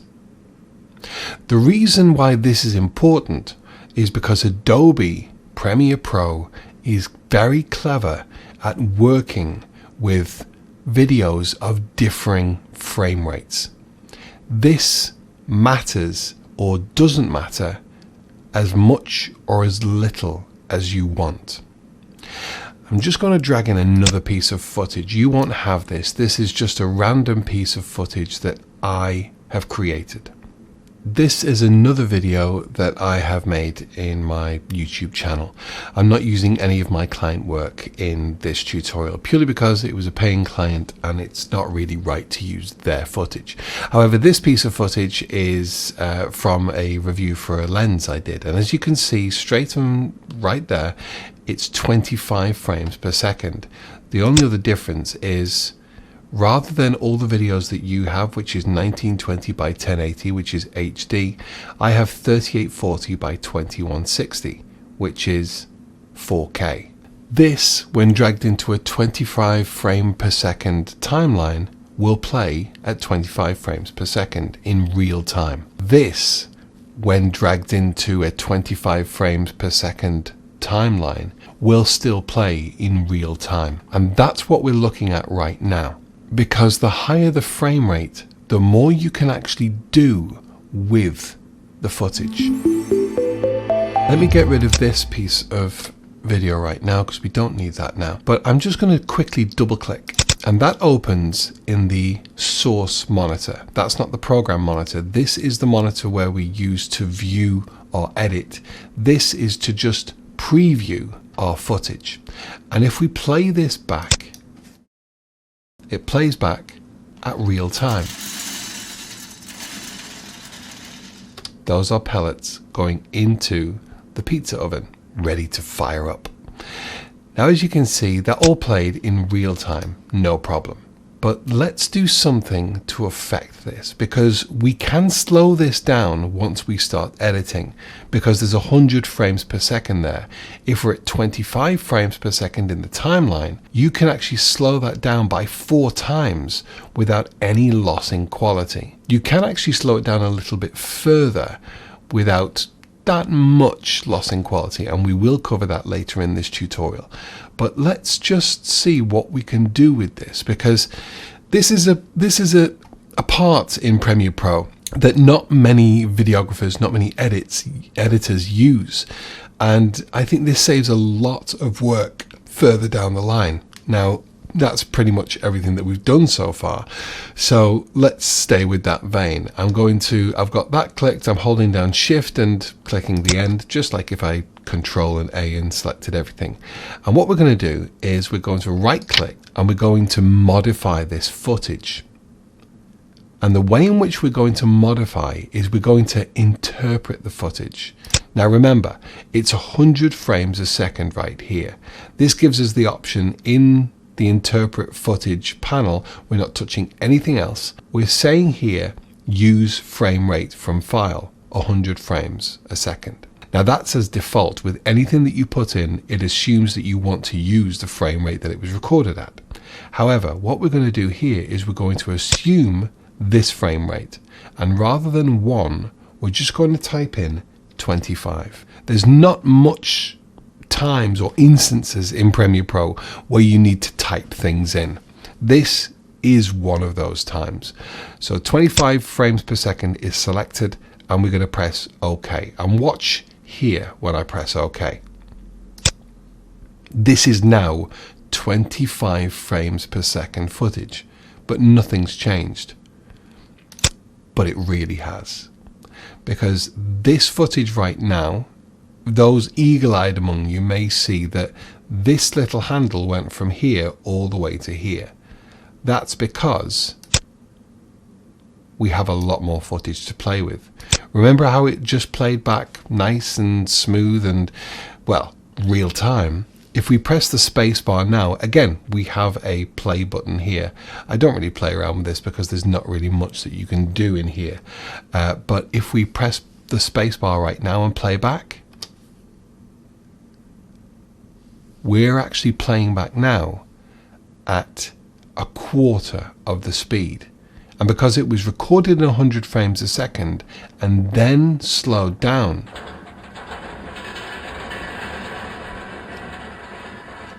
we keep all that information and all that quality. That's why I filmed this at 100 frames per second, because what I wanted to do was to be able to edit the B-roll over my review to have it really nice and cinematic, and it's a really overused term in the industry, but yeah, a nice cinematic, lovely feel. Now, as you can hear, the audio has slowed down too. There's not really anything you can do about that other than maybe unlinking the audio in the edit and speeding it up, but that really wouldn't match up. Most B-roll is used without any audio, and there's music underneath to cover that and to make up the whole design of the video in itself. So that's what we've done here with the frame rates. We have, you could quite have easily had footage in here that was shot at 60 frames a second or 120 frames a second. Now, if this was shot in an NTSC, remember what we were talking about before? If this was shot in an NTSC area, such as the United States of America, Canada, we looked at Burma before, Japan, this possibly would have originally been 120 frames a second, because we would have been shooting at 30 frames standard, or 29.97, 30 drop frame. You remember that? If not, take a little look back to the previous chapter. That was under the section 4.2, Understanding Frame Rates, PAL versus NTSC. So that's your frame rates, and that's how to convert your frame rates into what you want to use. Now, this isn't necessary or totally necessary, because it can always be done in the edit.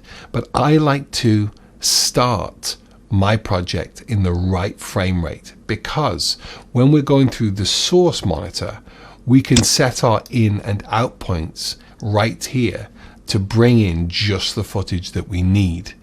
But that is getting ahead of ourselves. We're here, we've done everything that we need to do within the program to get ourselves ready to edit. Guess what we're doing next? We're going to create a sequence and start playing with this footage. You've made it, you've done your learning, you've set the foundation. Now it's time to play with the video. Congratulations on getting this far. I hope you're enjoying the course and already starting to see awesome results. If you want to get the extended version of the course, head to skillademia.com, where you will find our full Adobe Premiere Pro Beginner to Advanced course with more than 80 lectures and many more projects to complete. Now, let's continue. Okay then, you crazy cats, you've waited long enough. We're now going to start creating a sequence. And as you can see here, drop media to create a sequence. So this is where your sequences are going to be. and this is the media. Well, it's quite simple then. You just grab a video and drag it in and create a sequence, don't you? Not quite. And there are a couple of reasons why. I've just dragged that in there. Let's just go to sequence and check sequence settings. So the sequence settings here say it's 1920 by 1080. That's the output that we want to do. In all honesty, all of my videos on YouTube, bar just a couple, are all still 1920 by 1080 HD. There are some creators that are uploading in 4K. It's great that we can shoot in 4K. I still don't think we're there yet to deliver in 4K. However, if you dropped a 4K piece of footage in here and dropped it into here, it would have set the sequence to 4K. There's a reason why I don't do that, and there's a couple of things in here that I want to set from the get-go, which is why we don't just drag and drop. Also, labels or names the sequence the name of the actual file that we first drag in. And you can also see something else that's changed here. I'm just going to tilde, remember that? So we can see everything in here. I don't think this size, oh, this does size up a little bit so we can see. So on here you can see one icon which is different from the others. Now we'll take a quick look at these. This has two icons within the icon. There's a little film strip icon there, and there's a sound wave icon there. That means that it's a video file with audio. Nice and simple. What this means is it means it's a sequence. So as you can see, there's actually two names there, Pizza Oven 1 and Pizza Oven 1. But if we drag this out a little bit, it's Pizza Oven 1 MP4. So that's confirming this icon, that it's a video. This has nothing after it, which means it's a sequence, because that's what we built the sequence from.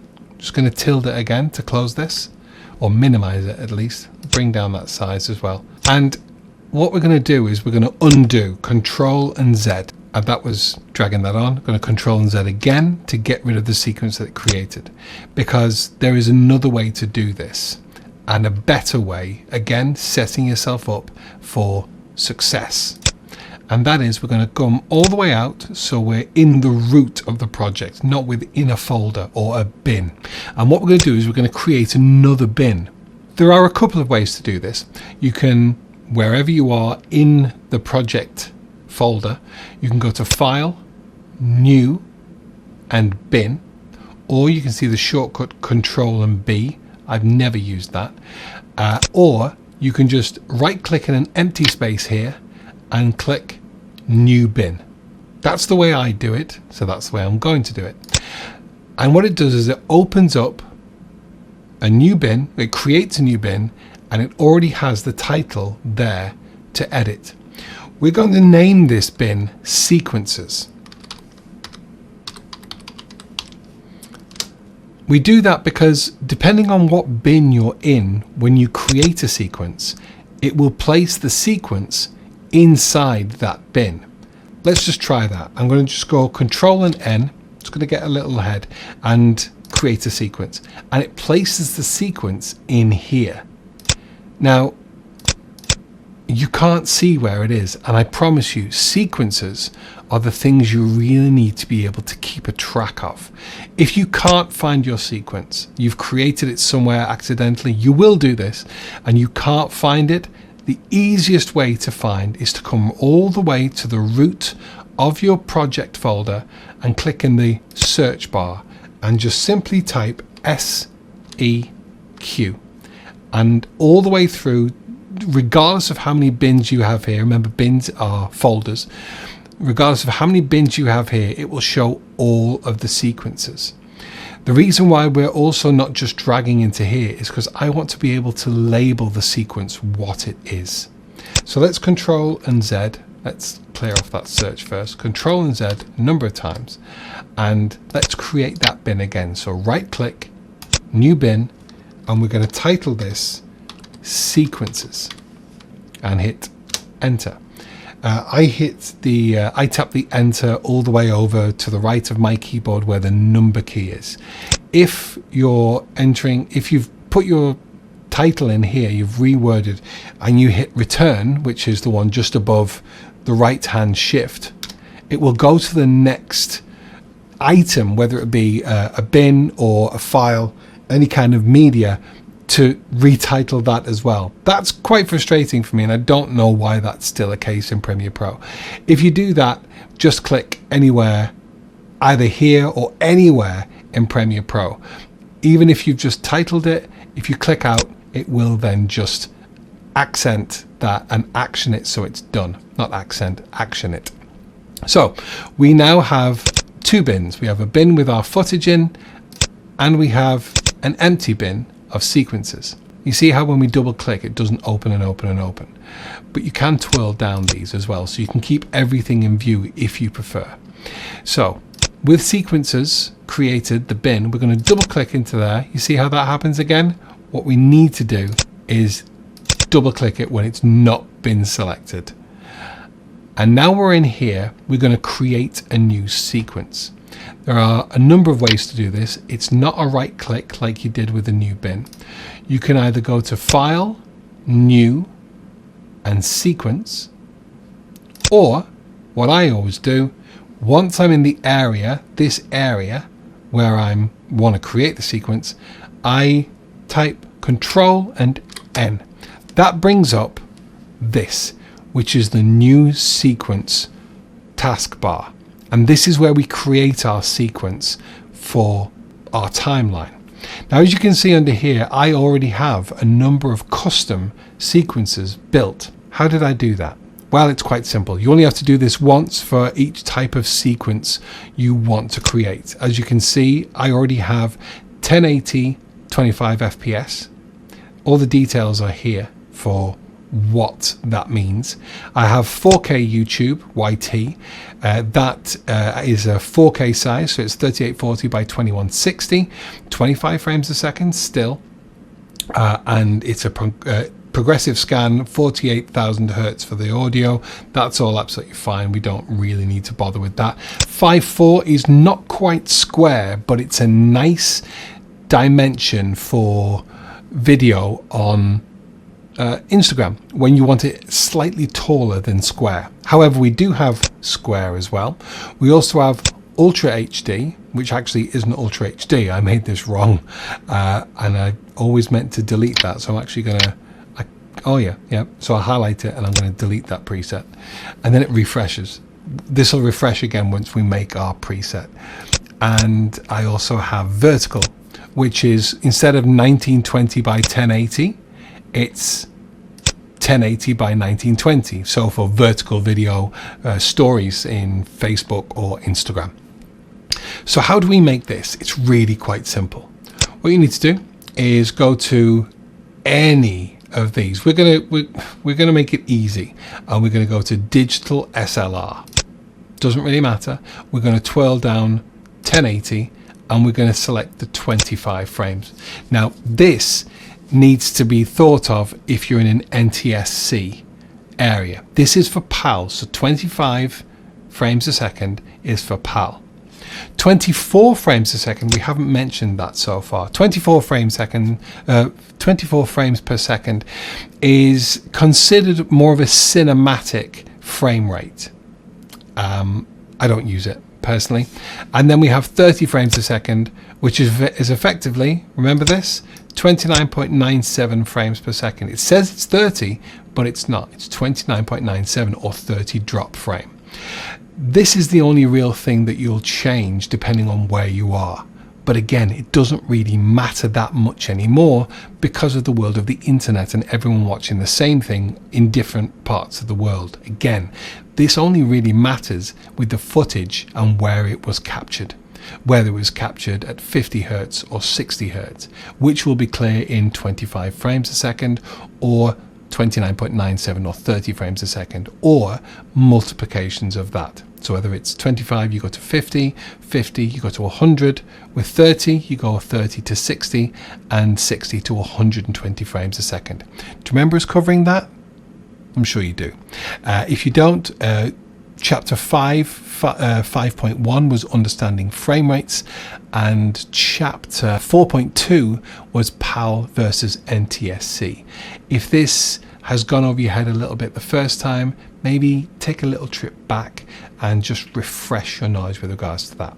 So we're going to make a preset of 25 frames per second, 1080. Now we've highlighted this. We're then going to go to settings. Now we want 1920 by 1080. That's absolutely fine. All of this is absolutely fine.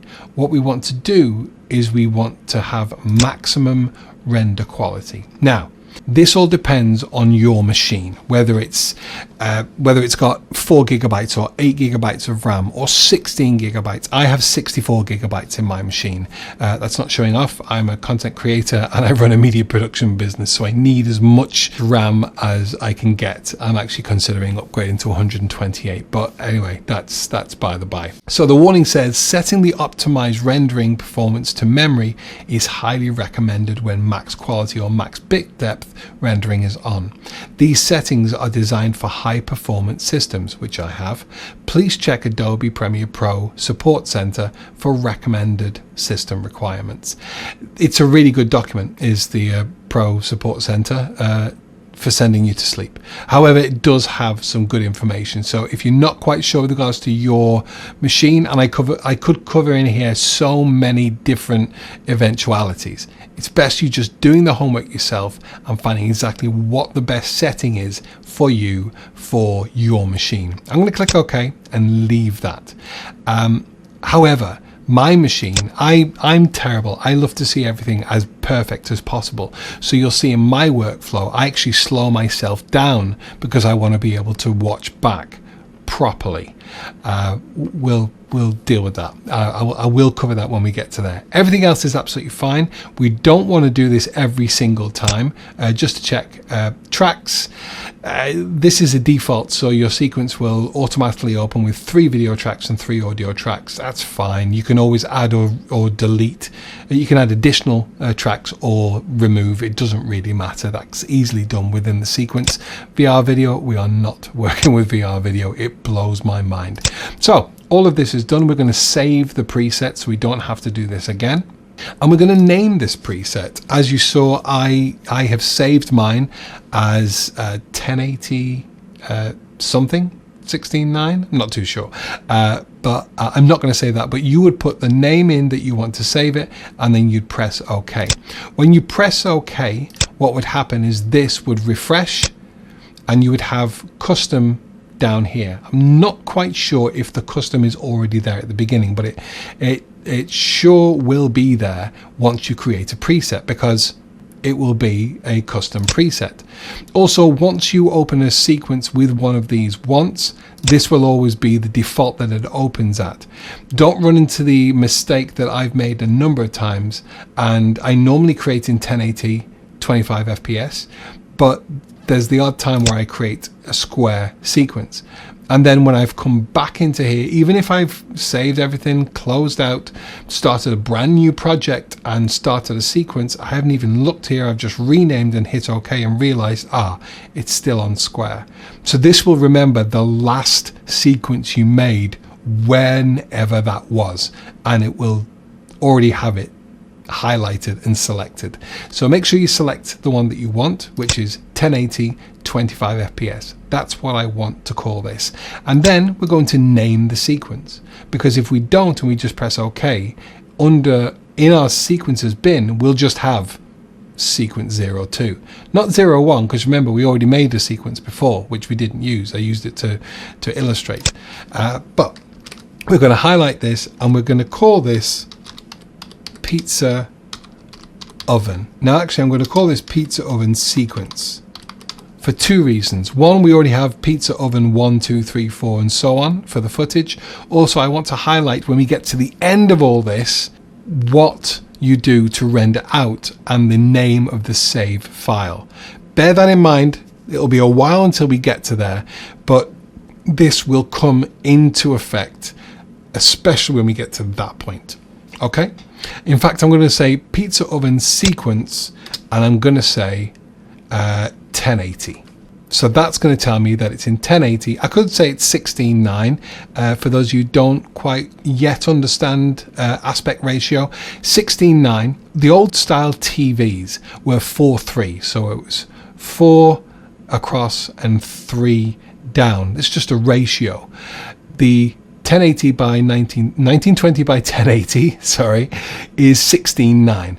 So that's 16 along to 9 down. It's the smallest fraction you can get. And it's what widescreen TV is now. You also have more and more different aspect ratios. One aspect ratio that you will know is 1:1, which is square. Obviously it's 1 along by 1 down. That's square. That's the images and videos, particularly on Instagram. But then we have 4:5, so it should be 4 across by 5 down. So it's almost square, but a little bit taller. Anyway, we're going to save this sequence as pizza oven sequence 1080 and press OK.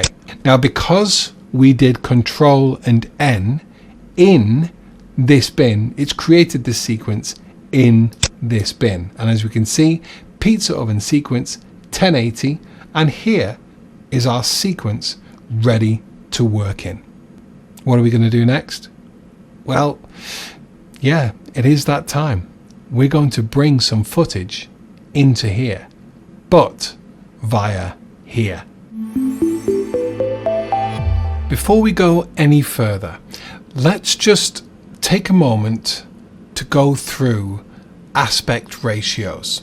So, aspect ratios are what we were talking about in the previous section, which are they're ratios that set the height and the width of a video.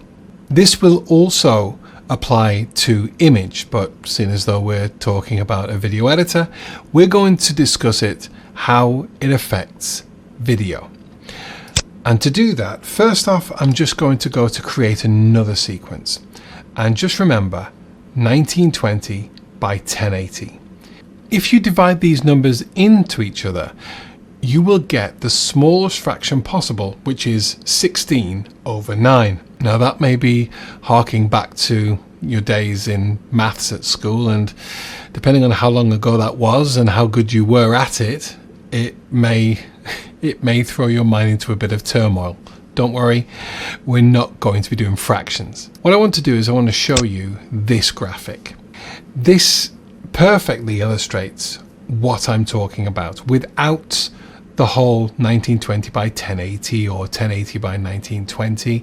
I personally don't know them off by heart, and in all honesty, you don't really need to. You can always find the dimensions with a quick web search. So first off, 16:9, which is 1920 by 1080. If you look at it on a mobile device, the colored area here is what 16:9 is. However, you and I both know that if you rotate the phone, that, as long as you've got screen rotation on, that will fill most of, if not all, of the screen, depending on the dimensions of the screen. Okay? Good. Moving on, 1:1. It may look bigger, but what we're actually looking at on a vertical phone is the width. The width of the actual video will span the width of a vertical phone. Everything else will then fall around it. So on a vertical phone, 1:1 is like that. When it's turned horizontal, this is the only aspect ratio which will stay the same, pretty much. 4:5 is what we were talking about before, which is 4:5. That's good for, as it says here, Instagram and Facebook feeds. Vertical video, there are 2 types of vertical, well, you could say 3 types of vertical video because it's actually all these 3. 2.3, Facebook only. I don't really use this. Maybe that is a Facebook standard. I don't use it, but you could always play around with it. And 9:16, which is the inverse of 16:9. Is that clear? Good. Now let's just see a few of these in action. If we go back to Control and N to start a new sequence, and if we look at some of the presets that I have already made, 4K, 3840 by 2160, that will be 16:9 because it's just 4 times these, or pretty much. 5.4 is 1080 by 1350. Again, the maths will lead to 5:4. Square is 1080 by 1080, so that's 1 by 1, the same length. And vertical is the inverse of 1080 by 1920 by 1080, which is 1080 by 1920. See these numbers? As I switch between those two, they switch. Okay, so that is aspect ratio. But the problem is that these numbers don't correspond, or they do correspond, but they don't clearly correspond at a glance to these, which is why it's so important that once you decide what aspect ratio you want to build in, you get that maths, you get it made in a custom preset, and then it's done for you. And it's done for you in perpetuity. It's always there for you then. So that is aspect ratios. We will also play with a few of the aspect ratios later down the line, because it's quite important to be able to repurpose and edit for different circumstances. If you've made a full video here, but you then want to make a highlight reel in square, or maybe place some of it in vertical video for a story, that can now be done in Premiere Pro. I say it can now be done. It could always be done, but there's actually a much easier way to be able to do it these days because of an update. Like I said, these updates are always coming from Adobe because of the subscription service. And as long as you continue your subscription, you will continue to get those updates. Bear in mind that if you stop a subscription, you stop your access to Adobe Premiere Pro and all of the other suite. Anyway, that's getting ahead of ourselves and off on a slight tangent. So that is aspect ratios. We're now going to continue, and we're going to work within this 1920 by 1080, which is a 16 by 9 sequence. So now we have our sequence ready for taking media. Video in this case. I say media because media covers video, photo, graphics, and also audio, whether that be sound effects, spoken audio, or music. So just to quickly recap, here we have our sequence in our project bin, which is inside a bin labeled sequences. And we have a timeline now created right here, ready to take media. Here we have our videos. If we toggle between the list view and the icon view, we can see that all the videos are here. Now, if we look carefully at this, I'm just going to tilde so you can see this better. And I'm going to size up this footage. And if we look very briefly, you can see when the mouse is nowhere near any of these, we get just a representation of the video, one frame from the video. But if we put our mouse over the video, if you look at the very bottom right down here, you can see that there's a blue line and then there's a gap that moves along like a cursor. And as we scrub along, this is called scrubbing, you can see that it actually plays through the video. This is a really handy tool if you've got a lot of footage or a really long video that you're looking to use. This is a really handy way of finding where in the footage you want. Say you don't want any of this, you just want to get it just as he starts to pour the pellets. That's there. So you know by sight it's about a third into the video. You see how this works with all of the video clips, even inside here, all the way around. It's a really good way to have a quick check. If you've got loads of different clips that are similar of the same thing, kind of like this, I'm thinking, I want to see when the pizza is put in and it's closed. Okay, well that's the pizza coming out. That's not right. Pizza, oh, okay, hold on. She's opening. That's my wife Emma's hand. Opening there, and okay, there's the pizza going in, and you can see exactly where that is. Now if we take it a step further, if I tilde out, we want to first get this into our source monitor. You don't have to toggle over to it. There's a quick way to get it into your source monitor, which is double click. But you can also just drag that into your source monitor. Now this is the source monitor, this is the program monitor. The source monitor is it's a supporting video monitor, or actual monitor of media, because images can come in here as well, to support the main output of your video. And in here, this is such a great part of Premiere Pro, because remember how we're scrubbing through here? We can scrub through here. Did you see how the playhead actually started here? It wasn't right at the beginning. That's because when we double clicked it, let's just close this for now, get that out of there. Not close all, because that would close all of the tabs. But if we did that, it won't let us do it now. But if we go into there and then we close all, that only closes in that. But let's just do a quick recap. If I close panel, what do? I could go to window and bring back the source monitor here. But I could also, that's right, right click and reset to save layout. Brilliant. When we saved the layout the first time, it had the audio track mixer up, which is why that then defaults back. No biggie. We're back to the source monitor. The point I'm making is that as you scrub through, if that's the bit that you want right there, you see as the pellets are just coming through, stop the mouse and double click, and the playhead will bring the video into the source monitor, and the playhead will be ready right at the point where you were at. So that's using the source monitor.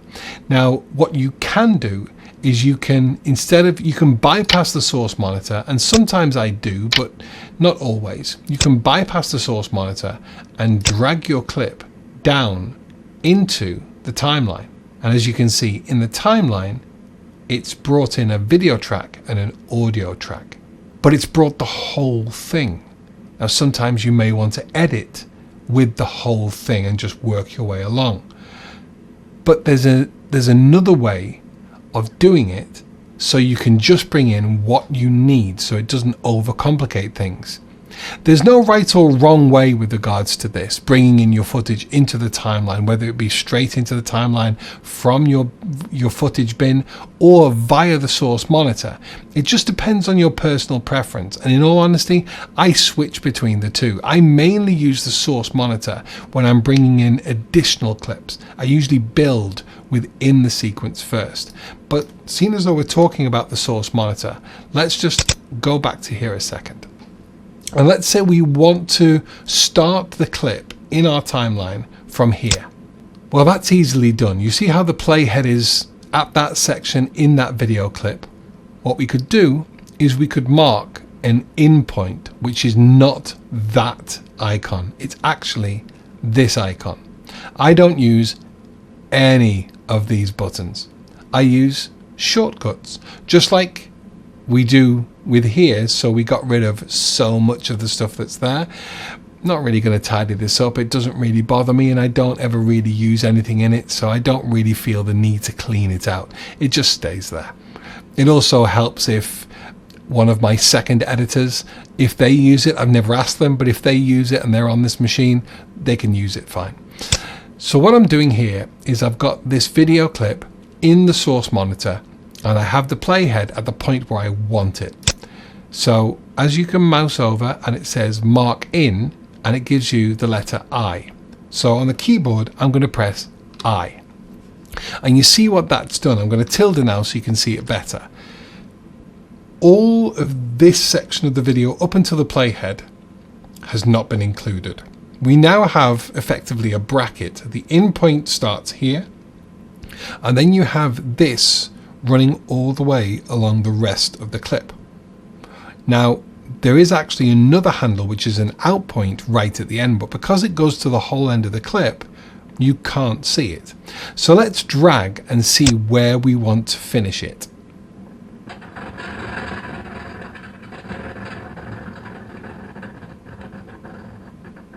Maybe about there. So what do? It's so intuitive. You just hit O. So I for in and O for out. So we want to be out of that clip by then. So we want to be in there and out there. I never recap with these, so I always double check myself with that. But yeah, so that's fine. If you want to tweak it a little bit, you can always grab this and move it out a little bit more. You see how it's moving past, and actually the video is going with you, even though the playhead is still here. When I let go, it goes back to where the playhead is. But it helps me to focus and to get exactly where I want it to go. In fact, I'm going to bring it back just to there. That's where I want it to go. I'm going to tilde to close that down again, or to minimize it. And we now have that clip ready, already selected with the parts that we want, selected and ready to go. Let me just quickly touch over this area, fit. So this is a zoom area. You have it the same on here as well. You have fit and you have a half. What this is corresponding to is this video in this window. So if we go to 50%, that's zoomed it right in. If we go to 10%, it goes all the way out. So we could be led to believe that we're actually kind of probably around 20, maybe just a little bit less.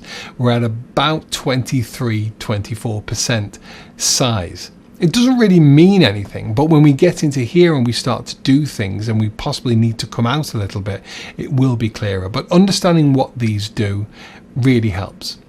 Secondly, we have this drop down here as well, which is your playback resolution. It seems to default at half resolution. That doesn't mean that it will only be half resolution when you export out. These two selections for your resolution is just to help your machine. If you're using a 4K footage or even 8K footage and your machine isn't capable of playing it back at full speed or full resolution, you can help yourself out and help your machine out by stepping down the resolution. It's only for playback, it's not for output. So now that we have this clip selected with what we want to use in our clip, how do we then get that down to here? Well, there are a couple of ways. Firstly, it's not clear at first, but if you put your mouse or your cursor anywhere within, see that save, autosave ran? It's just gonna prompt me to hit Control S again. Remember, you need autosave. Autosave will save your, it will save your hairline if nothing else. If we want to get this in here, it's not clear at first, but if you put your cursor anywhere within the video in the source monitor, just like as if it was in here, and just click and grab and drag, we've now brought it into the sequence, onto the timeline. The timeline is in the sequence. They're interchangeable. The term is kind of interchangeable, but this is known as the timeline. So what we can do is we can just let go. So now that is on track 4 of the video and track 4 of the audio.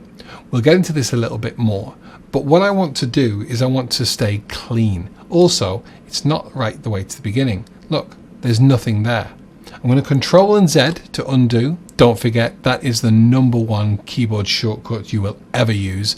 I can't wait to get onto keyboard shortcuts because there's one shortcut that I've been using or not being able to use all the way through the building of this course so far, and I can't wait to get it added, but I don't want to add it yet because I want to share it with you.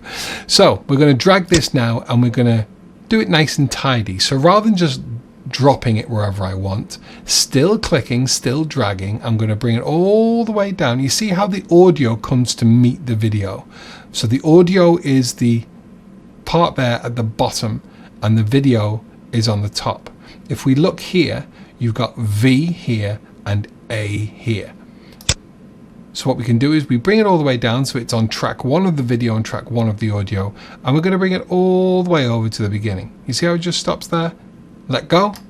Ah, hello. We now have a clip which is feeding the program monitor. This is your output for the video. Now let's say you don't want the video and the audio into here. You only want the video. Well, this is really handy because you see here, you can see a video icon, and here a waveform icon or an audio icon. Remember here? Remember these icons here? You have a video icon and a waveform, which shows it's video with audio. It's exactly the same here.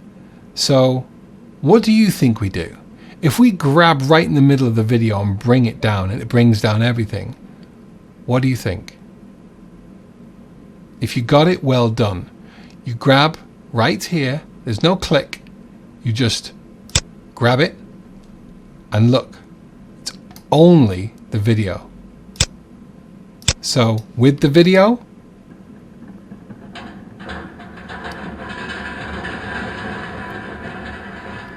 and without the video.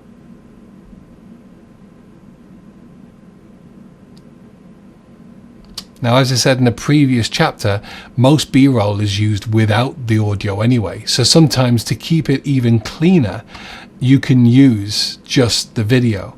But let's say you only want the audio. Great, the same, exactly the same premise.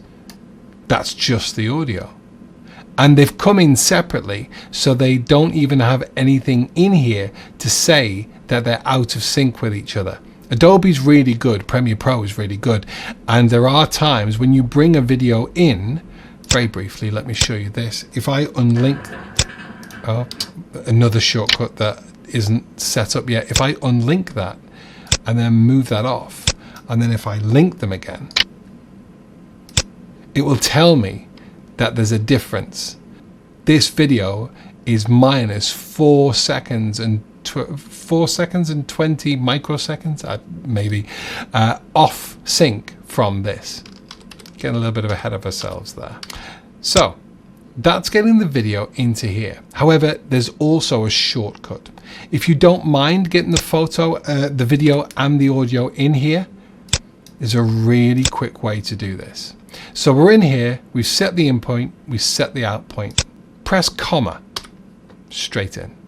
What it does is it places the video that you've selected, the in point and the out point, it places it into the timeline where your cursor is, and it places your cursor at the end of that file. Just to illustrate that again, I'm going to move that playhead. I shouldn't have said cursor, playhead. Move the cursor, move the playhead a little bit further on.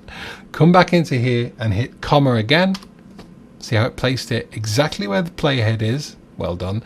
And then place the playhead right at the end of that clip. If you're going through multiple clips and you're trying to work out or just get in a rough cut, that's a really easy way to do it. Let me just quickly show you that. I'm just going to bring my playhead right back to the beginning. You can drag this around, which is easy. If you click in anywhere here, it won't move the playhead, because obviously you could be clicking on other things that are on other tracks. But if you click where this area is, where the numbers are, which is 15 seconds, 30 seconds, and so on, you can move your playhead around, or you can just drag, or if it's over here and you have the home key on your keyboard, there you go, straight to the beginning. So let's quickly do this. Watch how quickly we can build up a sequence by just that in, out, and comma. We've already picked that first one. Save, Control S, thank you. We're going to double click into this next one. He's taken the fire. You see how it started halfway through because I clicked at this point. Let's get him. Okay, we're going to get there. So let's go in there. That's a good one. Out, comma. Let's move along.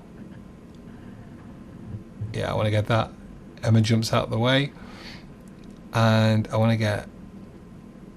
Yes. So I want to go in there. I don't want to show that. And I want to be out there. So that's in, out, comma. Moving along. Okay, now we're in the fire. And see how I'm scrubbing fast, but it's not playing fast. You know, I'm just searching within the video, and I want that travel going back. So that's just as I'm starting to move. So in with the I key, play. That's good.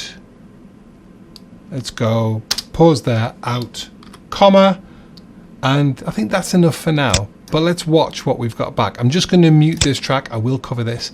We're literally just discussing this at the moment, but I'm trying to show you, with it being used in the timeline, just how quickly you can build up your sequence.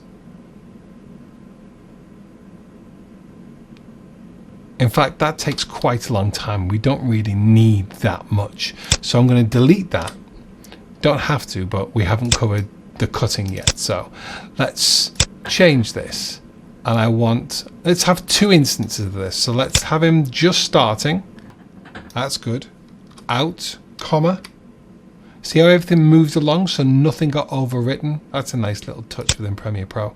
And let's get a bit where it's all of it, like cascading.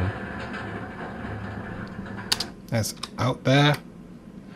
Moves along again. And then it goes to there. Okay, so then we're going to highlight all these. Again, I will cover all this.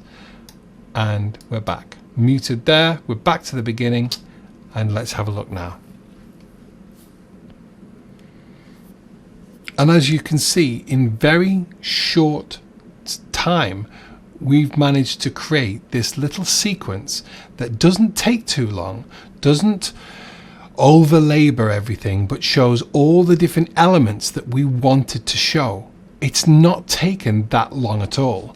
The only thing to then level this up will be able to maybe time those cuts between the clips with music.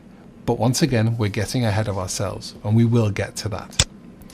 So that is the use of the source monitor. The source monitor really, for want of a better term, the source monitor is your friend. Don't forget, if you've set an in and out point and you don't want that anymore, within this space, you just right click, where the hand is, right click, and you want to clear in and out. Done, out. Same there, clear, in and out. You don't necessarily have to do this. There are some times, however, that I've come across and I've already marked up a piece of footage, and it can confuse things. So if you don't need it anymore, it's always good to go back and clear the in and out of a selection in a clip, but it doesn't really have to be. So that is your source monitor. We're now starting to put files, clips into the timeline. We're now starting to edit video. So how do we really work with these video layers? And why would we want more than one layer of video? Because let's be honest, there's only one screen. We'll cover that next. So we've learned about the source monitor and how to bring those clips down onto the timeline. We've learned about the project. Oh, let's make this smaller. This is just really hurting my eyes. Yeah, let's keep it as that. I actually live like this, but let's just leave it like this because it looks prettier and it looks much more professional, doesn't it? So we've learned about clips and scrubbing through them and finding where in a clip we want. Okay? So we now need to understand the timeline. First off, this is really quite important. You need to make sure that the things here that I have checked are checked for you. They should be on by default. This is snapping. That needs to stay on. There are times where it can come off, and I will show you instances where it may be easier not to have snapping on, and I'll explain when snapping is working at first so you can see what I mean.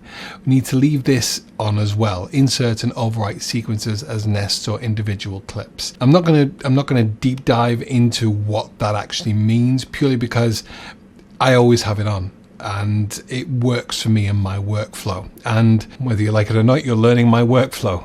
It works for me, and it's worked for, well, it's been developed by me over 10 years. We leave this on as well, linked selection. Add marker is something that, as you can see, there's M there. So we never use that because I use the keyboard shortcut. And this is handy. It's useful, and it's actually a setting. It's not toggleable on and off. Toggleable? pretty sure that's a word. You don't toggle this on and off. It's something else in here, which I will get to when we're talking about workspaces even further down the line. Yes, we still have things to talk about with regards to the workspaces. Remember, these are all the workspaces. You'll have less than me, but yes, there are other workspaces that we need to work into once we start really deep diving into the edit. But first steps first. So what we want to talk about in this section is video tracks and layering. And actually discussing the video tracks will have some similarities with the audio tracks. But one big thing will be more obvious than others, which is why it's not anything like the audio track. And that is what we're talking about at the end of the last section. There is one program monitor. There is one video shown at any one time. So what is layering? Well, if you've ever worked in any kind of image editing, you'll understand layers. If you've ever worked with Photoshop or Illustrator, the thing that's on top, the thing that is closest to you is what's seen. The thing that is not very descriptive, but for want of a better word, everything that's behind the front layer is behind it. And if it's smaller than the front layer, it's behind an unseen. That's the same with the video tracks, but instead of front and back, it's top and bottom. So here's video track 3, video track 2, and video track 1. We can always add more video tracks. If you go to anywhere within this space and right click, you can add a track or add tracks. So you don't have to just add one at a time. You can add multiple. You can also delete tracks, but you can also create tracks without having to do that by just dragging up, and Premiere Pro will create another track. I'll show you that when we get to that point. So here we are with our clips, and we've cleared our sequence out again.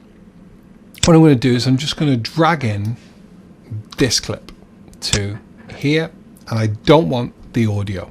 So just to recap, I've set an in point and an out point. I'm just going to drag the video and put that onto track 1. Because the playhead is at the beginning, it's shown it up on the program monitor. If the playhead was here, it's not reading anything because the clip isn't there. So it's back to nothing, black video. But it's not black video, it's just nothing, because you can actually import black video. I've never done that, but Adobe gives you the option to. Still don't know why after 10 years. So here, right at the beginning, I dragged my playhead right to the back, and that is where we're starting. Now we have all this space here, and yet only this little clip. So let's have this clip fill more of the space, not making it bigger, Control and Z, but just to zoom in a bit. Now there's a couple of ways you can do this, and there are actually 3 ways to zoom in this timeline. We have the width, we have the height of the video tracks, and we also have the height of the audio tracks. Now you can do that with these handles. You can actually, you see how this handle is here and this handle is here? Where have we seen that before? Well, we've seen that before when we were something like this in the source monitor when we interpreted the footage. Do you remember that? Well, that's exactly the same representation here, because the timeline has defaulted to be just over 10 minutes long. In fact, if we take our playhead, remember we hit home to go to the beginning. Well, if you have the end key, it may be a function modifier and an end key if you're on a laptop, but if you have the end key and hit that, that goes not to the end, but to the end of what you have in the timeline. So don't confuse the end for the end of the timeline. If you hit end, it only goes to the end of the last clip you have, whether it be a video, an image, or some kind of audio. You can't get to the end by shortcutting. If you drag the playhead, however, we get right to the end, and there's actually 10 minutes 4 seconds and 18 frames. Not too sure why it defaults as that. I'm pretty sure there's some kind of maths in there, but yeah, that's where we're at. Bearing in mind, just to touch over this, hours, minutes, seconds, frames. How do we know that that is absolutely frames? Well, let's go back to the beginning and let's play this bit of video with the spacebar. While we're in here, you can see there's a little blue highlight around this window, the timeline window. If I was in here, if this was selected and I press the spacebar, it would play up there. But we're down here, click in here, and the blue signifier around here means that this is where any of our shortcuts, our keyboard shortcuts, will affect. One of those keyboard shortcuts is spacebar. So we're going to hit that and watch this clock. See how it didn't get to 60? So that's not seconds. It's not even hundredths of a second. It goes to 24. Why 24? Well, because there's 25 frames per second in our sequence. So if you go one more, it goes to 1 second. The way in which you go forward and back one frame is actually the cursor on your keyboard, left and right. So you can actually go back and forth just by each frame. Now, do you see how this right here isn't in focus? It's blurred. Remember what we talked about very early on with your hand moving quickly in front of your face and that creating blur? Well, there's motion blur here too. That's because it was filmed with the 180-degree rule. I'm not going to go too much into that. In fact, I'm not going to go any more into that because that's more videography rather than editing.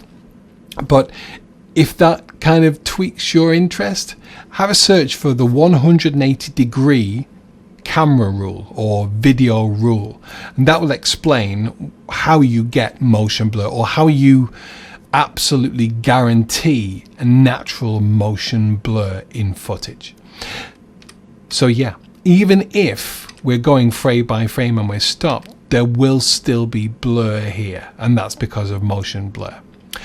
But back to here, we're down here on the timeline and we want to see more of it. We've dragged this all the way out. We can see far too much, and the clip that we have now is tiny. Okay, well, leaving that handle there, grabbing this handle here and pulling back to the left will zoom in. You actually have the clip now going off the timeline. You can't see all of the clip. Move that back. Brilliant. The shortcut for this is, if you're on a trackpad, it will be your 2 fingers or whatever it is to scroll. Control and save. The autosave does save, by the way. I'm just making sure to bake it into the project file in the folder. But what we're looking for if you've got a keyboard and a mouse, we're using the scroll wheel on the mouse. If you don't have a scroll wheel, it's whatever affects the scroll wheel. On a lot of trackpads on laptops, it's 2 finger up or down. So if we hold down the Alt key, which is the option on a Mac, I've remembered it once, don't expect me to remember it all the time. It's the key immediately to the left of your spacebar. So holding the Alt key and scrolling down will zoom out. Holding the Alt key and scrolling up will zoom in. And where it zooms into depends on where your mouse is. So if I place my mouse over here and I zoom in, you see how it grows out from where my mouse is. Again, if I go all the way over here and I zoom out, it retreats back to where my mouse is. It's something that you will get used to, and it will become second nature.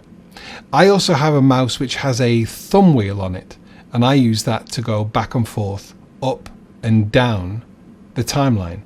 But you can do that with your scroll wheel or your trackpad by not holding Alt and just scrolling down. I just use the thumb because it makes sure that I'm actually moving and manipulating the timeline in the way that I want to. So I'm scrolling down now on the wheel, which you would be going either down or up on your trackpad. And as you can see from here and the numbers, I'm going all the way down the timeline. Scroll up and I'm coming back. The quicker way to do that, if I was all the way down here, would be to hold down Alt, zoom out, and then get your mouse over here and zoom in, and you move your way around. Now there is a keyboard shortcut to show all of the timeline, and it depends where it is on your keyboard, but on my keyboard it's to the left of Z, and that is the / key. Let me zoom all the way in, and I'm using that key just to the left of Z, and I press that and it shows everything that's in the timeline. Not the whole timeline, but it zooms out to where all of the footage that I've got is in frame. The reason why I'm telling you this is because I never use this key. And the reason why I'm telling you that I never use this key is because I change the effect that key has. It's my number one shortcut. We're not there yet, but if you find that useful, when we set our keyboard shortcuts, you're going to need to find a different key. As I said, this is so customizable, and although I can show you a certain way to do it and to manipulate the footage, manipulate the program, and to work with the program, it is inevitably you that will decide exactly what you want to be able to do with the footage and what signifiers, what shortcuts, what workflow that you want. There's no hard and fast rule here. It's just the way it is. So now we have a video on video track 1. Let's see what happens when we put a video onto video track 2. First off, let's get the playhead and get it right back to the beginning of the sequence, which on the keyboard is home. And let's go into track 2. Double click. And there we have the video already represented where my mouse was when I clicked of footage. I'm going to pull it back a little bit, and okay, we've got my father-in-law. This is Joey, by the way. We've got my father-in-law who's just lit the fire. Let's bring it back a little bit, and I want to go in there, and I want to go out there. So that's I for in, O for out. Now I just want the video again, and I'm just going to drag this in. So let's see what happens when I drag it in. Okay, so I have a representation of this clip. In fact, let me just zoom out a little bit. Alt or Option on the keyboard and scroll down. And now let's drag it in. It's a little bit longer. If I bump this right up to the end, it's a little bit longer than the other clip. Now let me show you snapping first while we're here. If you look here, when I bring this clip in, look around here and you'll see, I want the video. You see that there's a small little arrow just below my mouse cursor here. See how it's disappeared? That's saying I want to snap. And that's trying to snap to two things. In this instance, it's two things. It's trying to snap to the beginning because I've got pretty close to the beginning of the timeline. It's also, you see how at the top, there's one of those arrows as well. So it's trying to snap to the beginning. It's also trying to snap to the beginning of the other clip. So still holding my left mouse button, if I drag this over and get towards the end of the first clip, now we have that black line and we have that arrow. You see the arrow that's coming right here? Look at the corner right here. That's now confirming that that black line intersects right at the end of the other clip. Now I could drop this onto track 1, video track 1, just by letting go of the mouse while that clip is in that space. So now we have two clips on video track 1. And if I scrub through, Nice, easy cut. Very similar to what we did up here with in and out and comma to automatically put it down. Now what happens if I'm halfway through this clip, just by moving the playhead, and I grab this clip, the second clip, and bring it onto video track 2, sorry, and let go?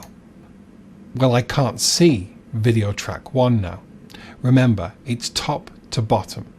So rather than front to back in image editing software, we're looking from top to bottom. So if you imagine you're stood here looking straight down like a plan view, the only thing you can see is this clip because it's the same size or bigger than the clip below. How do I prove that to you? Well, if I go to effects controls, don't remember this, we are going to be talking about this, but here's the scale of the video. And if I scale this down, the other clip is behind. And if I play them, if I take the playhead right back to the beginning and press spacebar, they're both playing at the same time. They're both in the same time within the video, within the timeline. But because they're at the same time, they're playing consequently together. Does that make sense? I hope it does. I think it does. So everything that's above takes precedence. So if you've got something on top of a track below that is taking up the full screen, it will cover everything that's below. Why would you want to do this?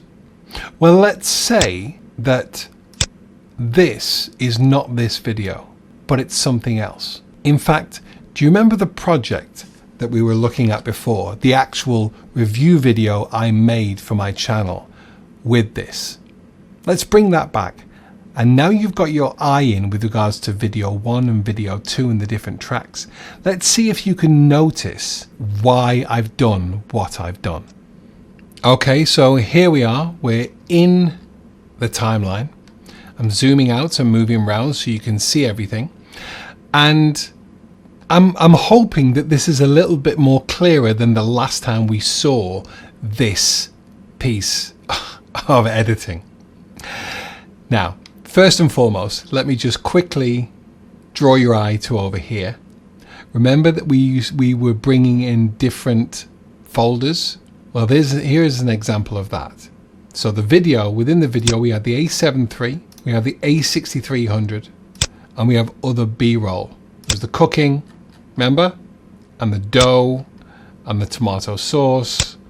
You see how much is in here. However, when we twirl it all back down, it's all nice and neat. It makes such a difference. I've actually got 2 projects open at the moment because still we have these videos, and along the top we still have our sequence right here because the sequences can tab all the way along. This can really help, or it can really confuse depending on what's happened and if you've done something blindly and not thought about it. This is the most important reason why we keep our sequences where they are. Because let's say this Char Outdoors #1 review, this is the make of the pizza oven. If I close that sequence, how do I get it back? Well, if I go into sequences, it's right there. If that was somewhere in here, I'd have had to search for SEQ, and it could have been in any host of bins, but here it is right here. And if I double click on it, straight in. Now if I'd selected it and double clicked, remember what happens? It wants me to rename the file, which is why I clicked off it and then double clicked on it. So let me show you what I mean with regards to the layering and why you would want to put different layers on the same thing. You want to override you want to override the video that's being shown. Well, here I'm talking, that's a lovely, lovely frame. And I'm talking about here, which is my wife cutting and making the tomato sauce. As I'll say in the video, we very quickly discovered that there was a better way to do it, but I got the footage, so I'm getting it. But have a look while we're playing back. Let me zoom in a little bit more. Remember, hold down the Alt or Option on a Mac, and you can see that we have this video track, which is on track 1, which is me talking. Another lovely freeze frame, Adam.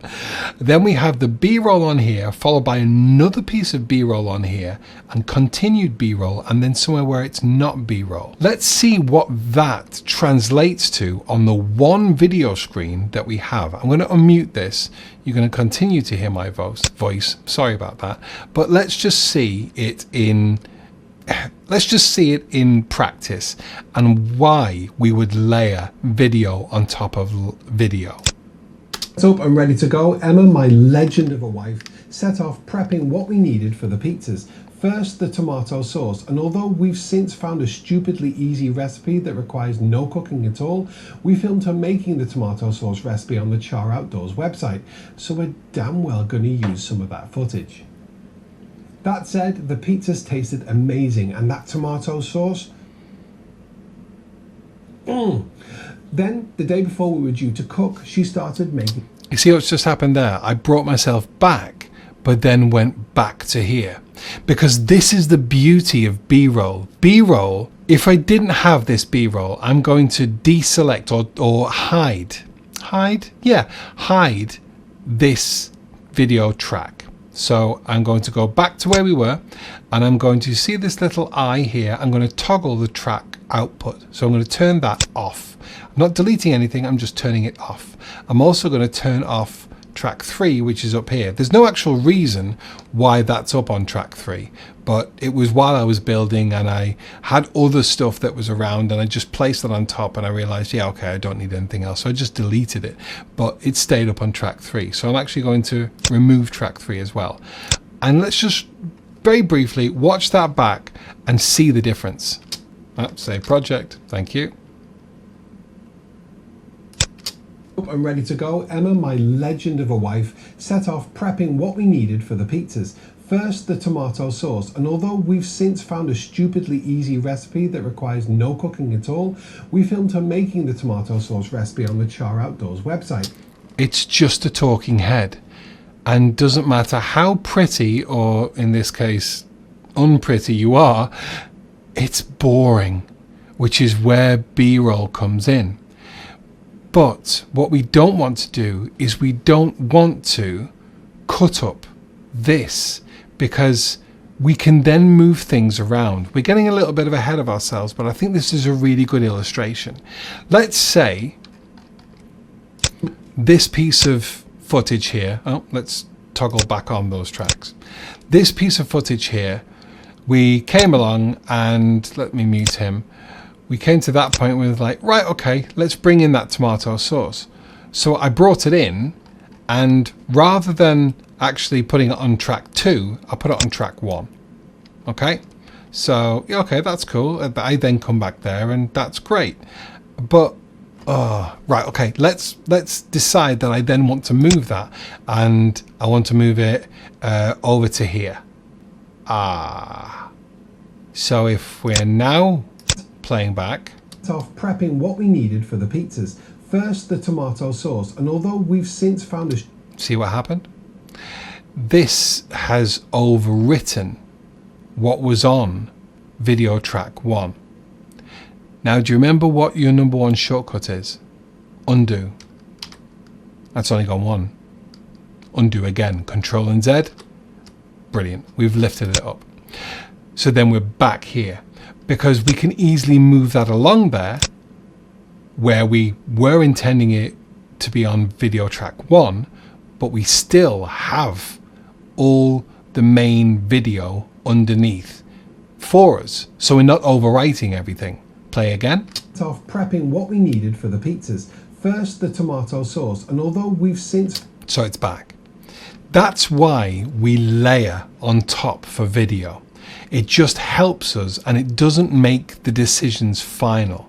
If this was here, remember, Alt or Option and scroll up or scroll down, and it was in here, and then we wanted to move around here, it's a pain. It can be rectified, and I will show you how to, but it can be rectified like that, and But that's too many clicks, and if you start moving the video around, it can be really difficult to repair a hole that you've punched in the video when you didn't really need to do it initially. Just stay on a different video track. Does that make sense? I hope it does. So that's how why we use video tracks and tracks in general. With audio, it's a little bit different. Nothing overwrites anything because nothing's seen. Everything is to do with audio levels or effects that you're applying to certain tracks or certain clips. And that's why you would have different audio tracks. With regards to video, it dictates what's being shown on the screen, and that is key. So that is video layers and how it affects your timeline. Let me save that project, always save that project, and just close that project right now. So we're back to here. So again, let's see, we're moving this around on video track 2. If we then move that down and then think, oh no, we actually want to move it a little bit further along, it's overwritten here. We can drag this out to bring it back, but it would have been so much easier just to drag it on track 2. Now you can keep on going. So let's say we move this up to track 3. Track 3 is already there. Remember when I said you could right click and add track? Well, if we just drag it up into the empty space and let go, it's already created track 4, and we can create track 5 and track 6 and so on. And if we keep going up, we can't go any further. Is it limited? No. But if we hold down Shift and zoom, see how we're shrinking this way rather than just Alt and this way. If we use Alt, it will resize one track.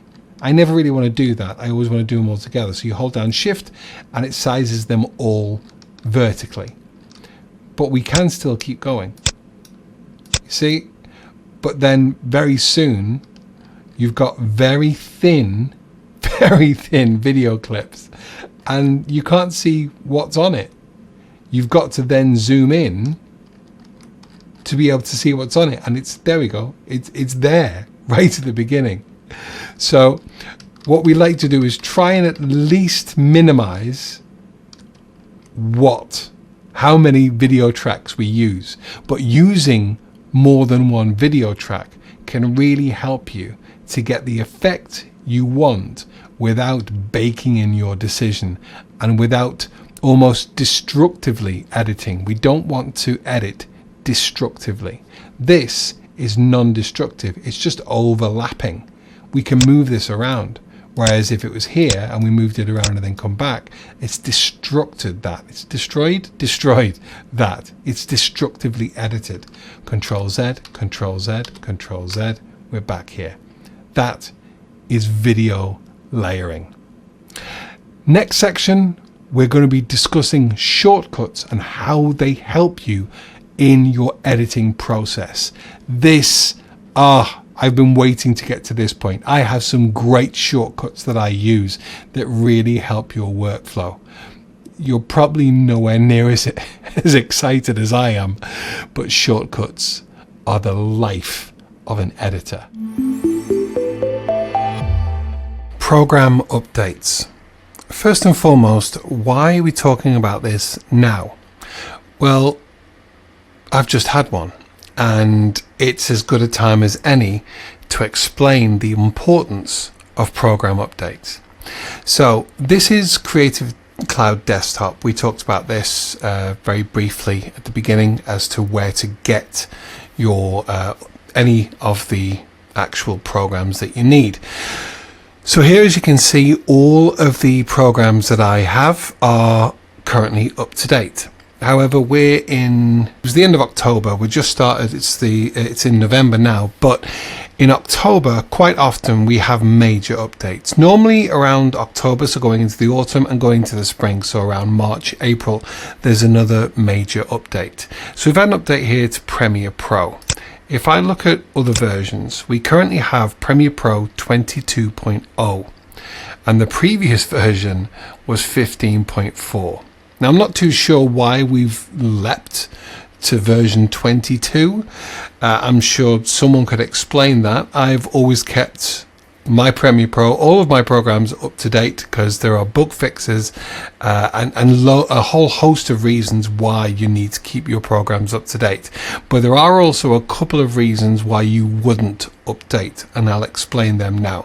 But the fact that we're on a 0.0 is a big deal, and one that is the main reason why I'm doing this right now, because you will see a difference going forward in this tutorial, and I want to at least address why, and therefore you can have that in your knowledge base going forward. So, okay, that's all good, all up to date. Now, the first reason why I have to show you this now is because I've gone to double click the program file to open it up, because I saved everything and shut it down, and I'm recording again now, and I'm greeted with this text box. Now, the project was saved in a previous version of Adobe Premiere Pro and must be converted. The original file will not be modified. That's cool. So what does this mean? Well, you cannot open a newer version of anything Adobe, but we're looking at Premiere Pro here, but this applies to all of the Adobe suite. You cannot open a newer version of Premiere Pro project with an older version of Premiere Pro. It just can't happen, purely because there are so many updates that you get with Premiere Pro that those newer files won't be compatible. They're not backwards compatible because we're always pushing forward with the updates. However, you can be forwards compatible, and that's where this text box comes in, because we've been saving our project and that was just the file name. However, what Premiere Pro wants to do now is to save a copy of this. So what this will do is it will convert our project .prpj. There is a file extension for Premiere Pro, and instead of saving it going from this point on as our project, it will be saving it as our project amendment or appending 1. So this will be the file type that you're looking for from here on in.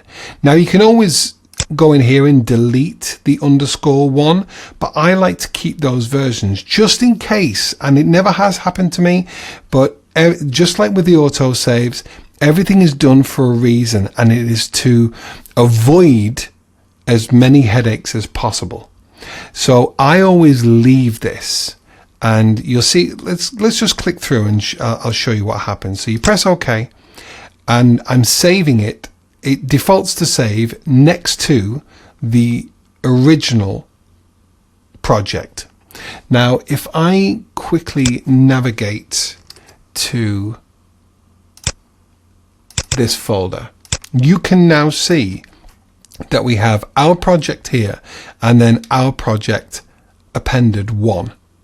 That's absolutely fine. I will always leave that project because, as you've seen how easy it is, if I double click that, if something went wrong with this, obviously this wouldn't have any auto saves, but if something went wrong with this with the conversion, I could always just double click this open again. If I just do that now, it will want to convert it, but it's now given me an appending of 2 because it knows that number 1 has been created.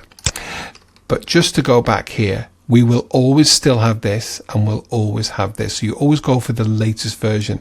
If you've got a project that you're working on or building through and it goes through 2 versions, there will be number 2 here as well. But I've never had that. I probably will do. I have some long-term clients, and I use projects that I built 2 years ago, maybe 18 months to 2 years ago, and I always go in and we swap out different things. And anyway, but you can have, so what you would always use is the latest version of that. Is that clear? I think it is. Now, why do we have updates? Well, everything changes. As you can see, now is a really good way of explaining the reason why you should sync your settings, because I haven't been syncing my settings because I haven't wanted to override anything. But I think this is a good time to show you my workspace. It's pretty much the same as what we're working with before, but just a few minor tweaks. And first and foremost, I have the Essential Graphics tab here. Don't worry about that right now, but we will address this. And I also have a plugin, Premiere Composer. By the way, you may have noticed in your worksheet, there are links towards the bottom of that worksheet, and those will point to certain things that I discuss throughout this course that I think may help you, but I can't give them to you to download because I don't have the rights to redistribute. We will be addressing this as well, and it's a really important point. But for now, just know that if there's anything in here that doesn't necessarily come with stock Premiere Pro, I will link to it. And the great thing is, this is free. I'm not going to get to that yet because it's such an exciting thing, but you need to understand more. But yeah, so this is my main workstation. It's actually much wider normally because I'm on a 34-inch ultra wide, but this is my workstation, and this is what we're going to be using from now on. The only difference is probably this has been kind of just made a little bit skinnier than where we've been working at before, but yeah, I'm happy with this. We're going to go forward with this. So the changes you need to know is that if you're not syncing your settings will be gone because you haven't synced them. Now, thankfully, I am syncing, and it's pulled in my settings even though they're not syncing, but it's pulled them in when it did a fresh install, because it's a new install. It's an upgrade, but it's a new install, so it gets rid of older versions of Premiere Pro and it installs the absolute newest.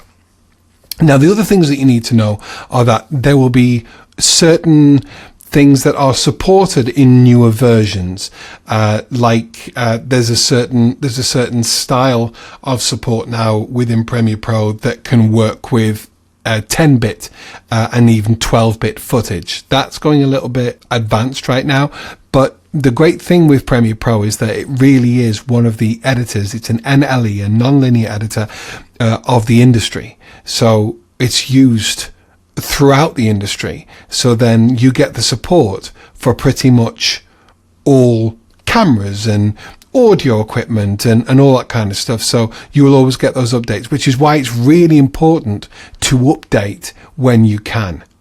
Now, I say when you can because we spoke about this quite early on, but this is a subscription service now and you pay per month for this. The great thing is that you get the updates throughout the year, just like we've had right now. You don't have to wait for the next time, and then you don't have to pay all over again, or pay a discounted upgrade fee, which is still in the hundreds of pounds or dollars to upgrade to the newest version. But the thing is with that is that you could be halfway through a project and you don't always want to update the program straight away, because there's an argument that because of the model that Adobe use now, we are always using a beta version. We're not. It's been tested, but it's been tested to a certain level.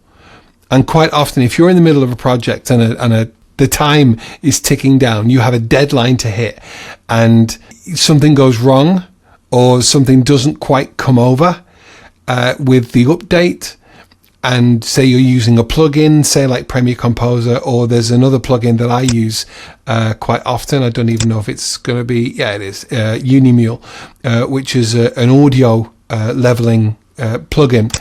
That's a bought one, but it's really good.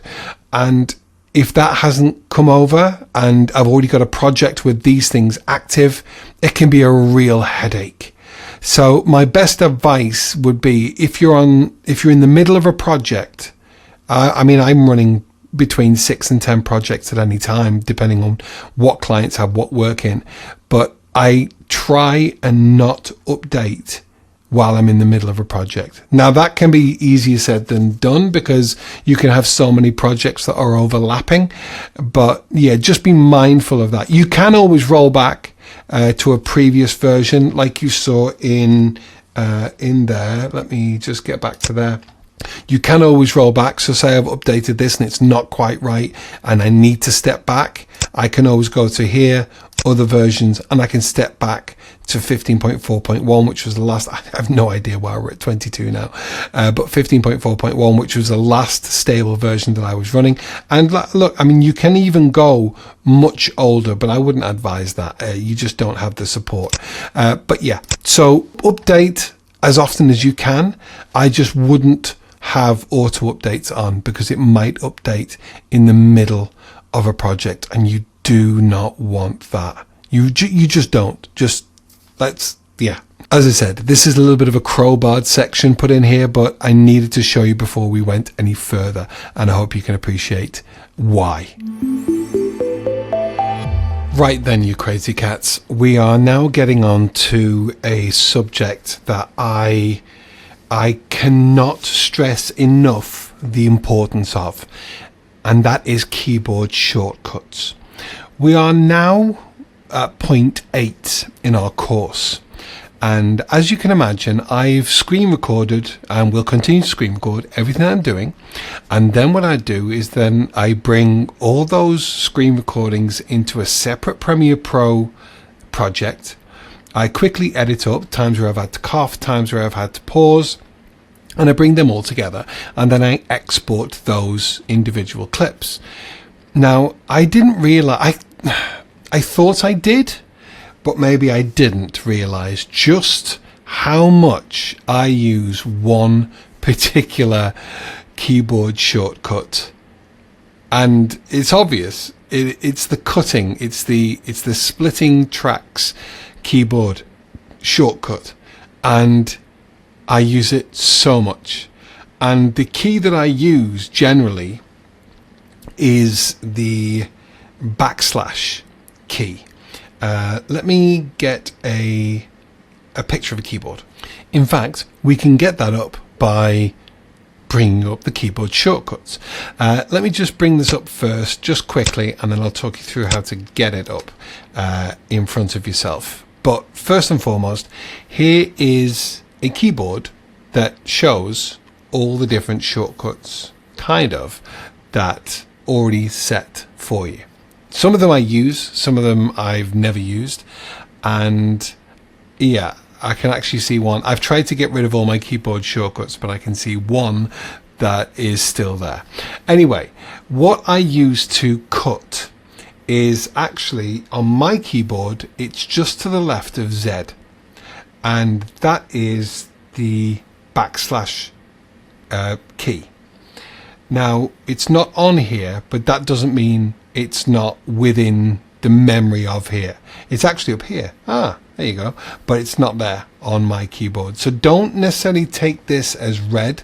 This is just the Adobe keyboard that is set out. Now, first and foremost, I want to show you what I mean by cut, because obviously we haven't done anything like that yet.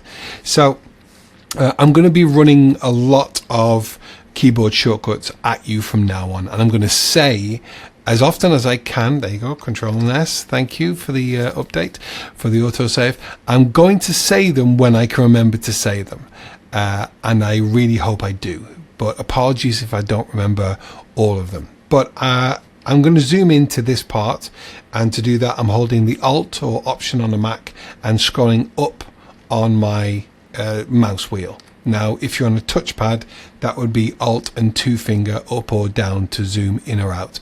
I think some of them do a pinch to zoom as well. Don't quote me.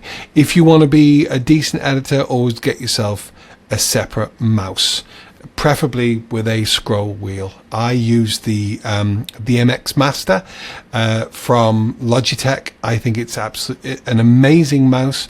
I'll leave a link in the documentation for the mouse that I use, and it's brilliant because it has so many programmable buttons. We won't be touching on that in this course purely because I can't guarantee that you'll have it, but that's what I use. So I'm zooming in, Alt or Option on a Mac, and scrolling up to just give myself a little bit more room here. I can then scroll up or down to move down the timeline. I also have a thumb wheel that I can do that with. But yes, so that helps us to go up and down the timeline. You can also grab this little playhead and move it around to go up and down your timeline. Don't worry, we will cover this again. I'm just trying to get you a little bit at least used to it, just to be able to explain what I mean by cutting. It's not cutting, it's not a cut, it's a split.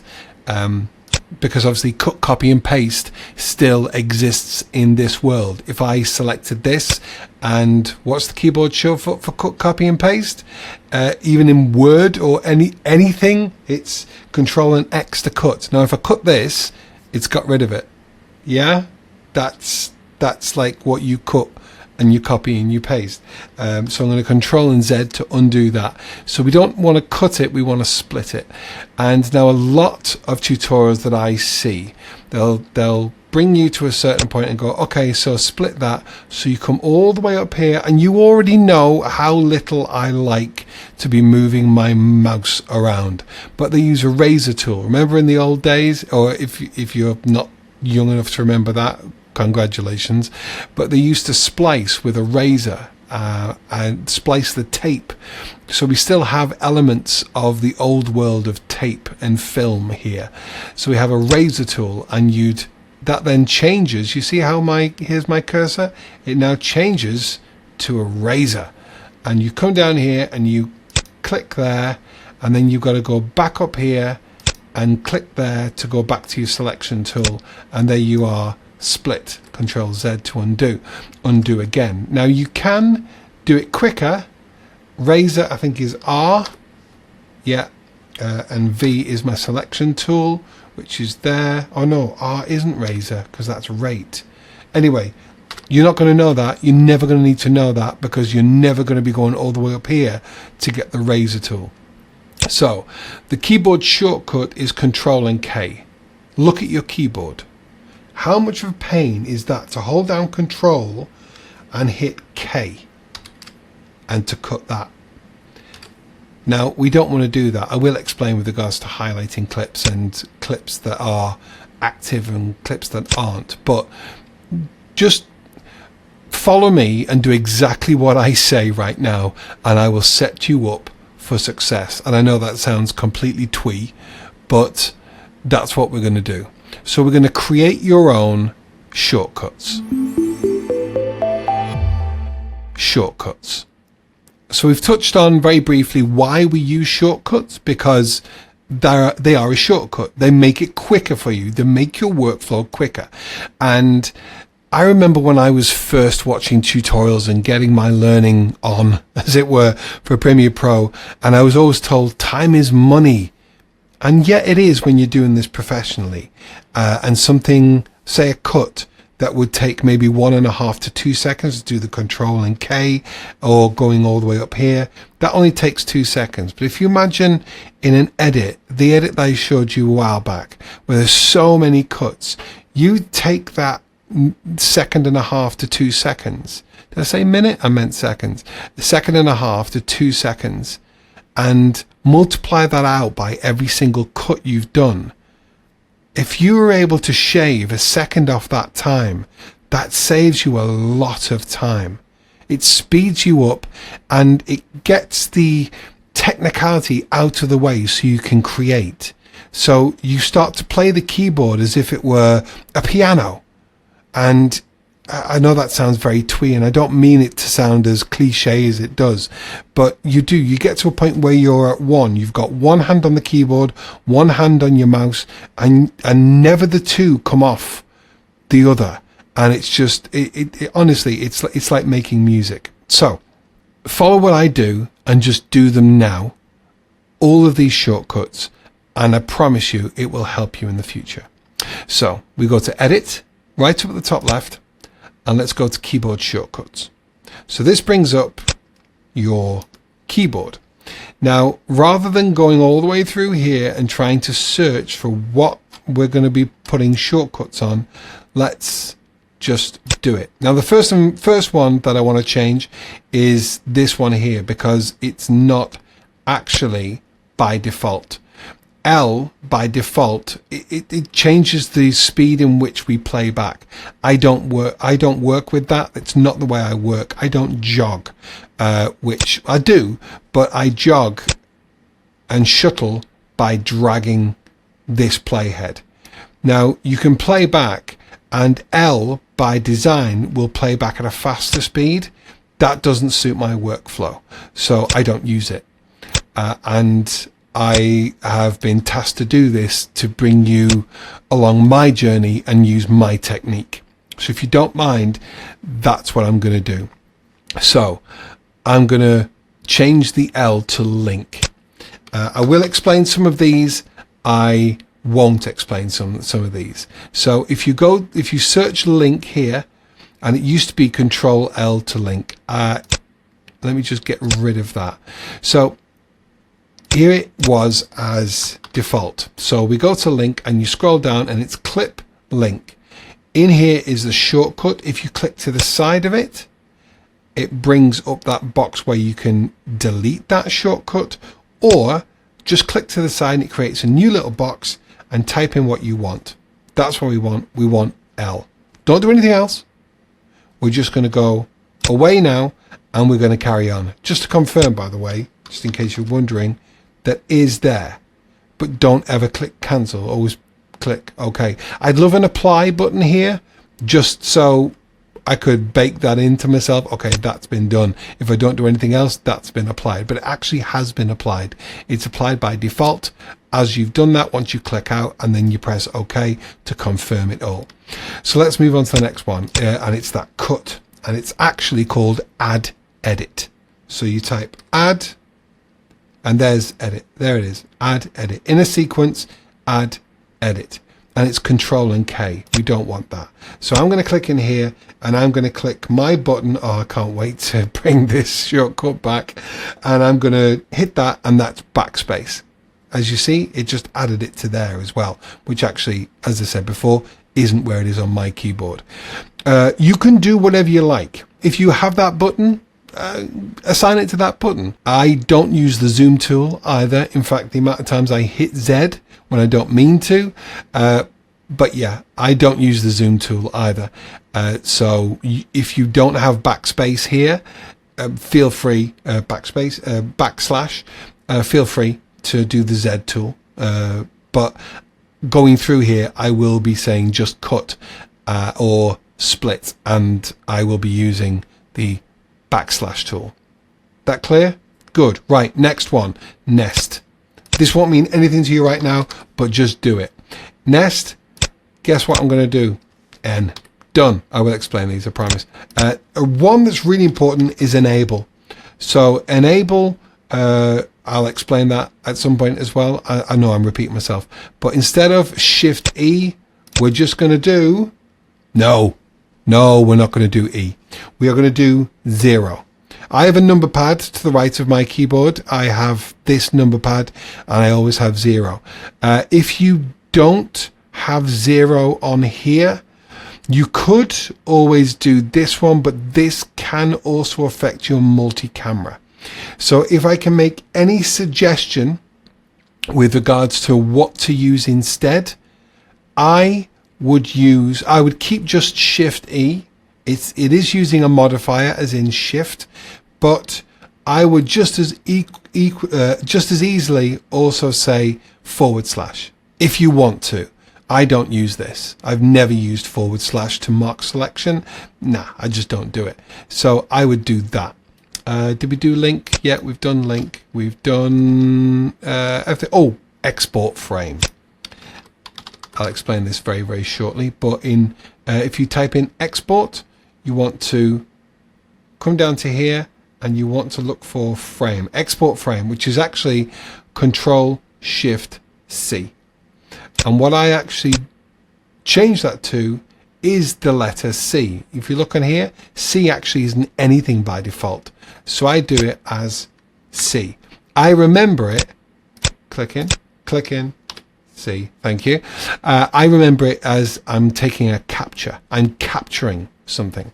So let me just very briefly show a couple of these. Hit OK, always hit OK.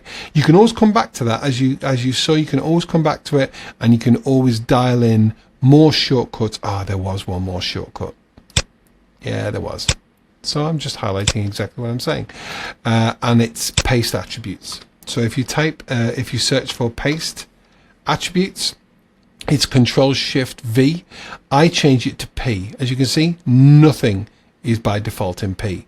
That doesn't mean that the version that you're using in the future doesn't have something there under P, but for right now, it doesn't.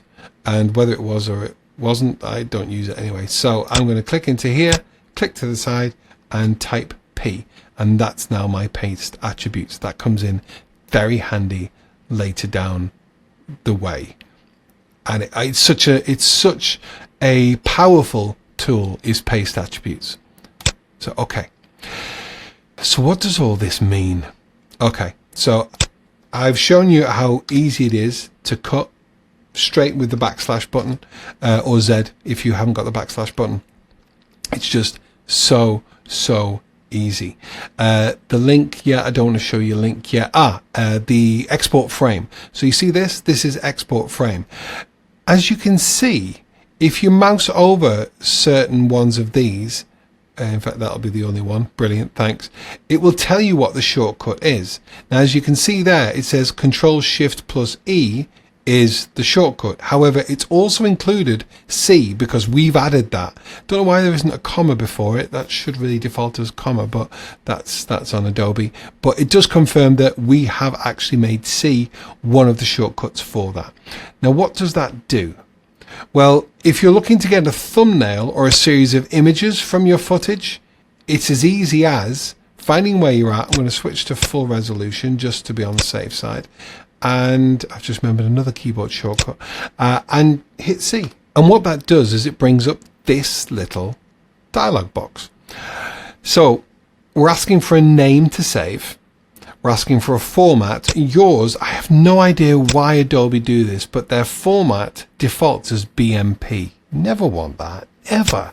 Drop that down and put it at JPEG and never think about it again.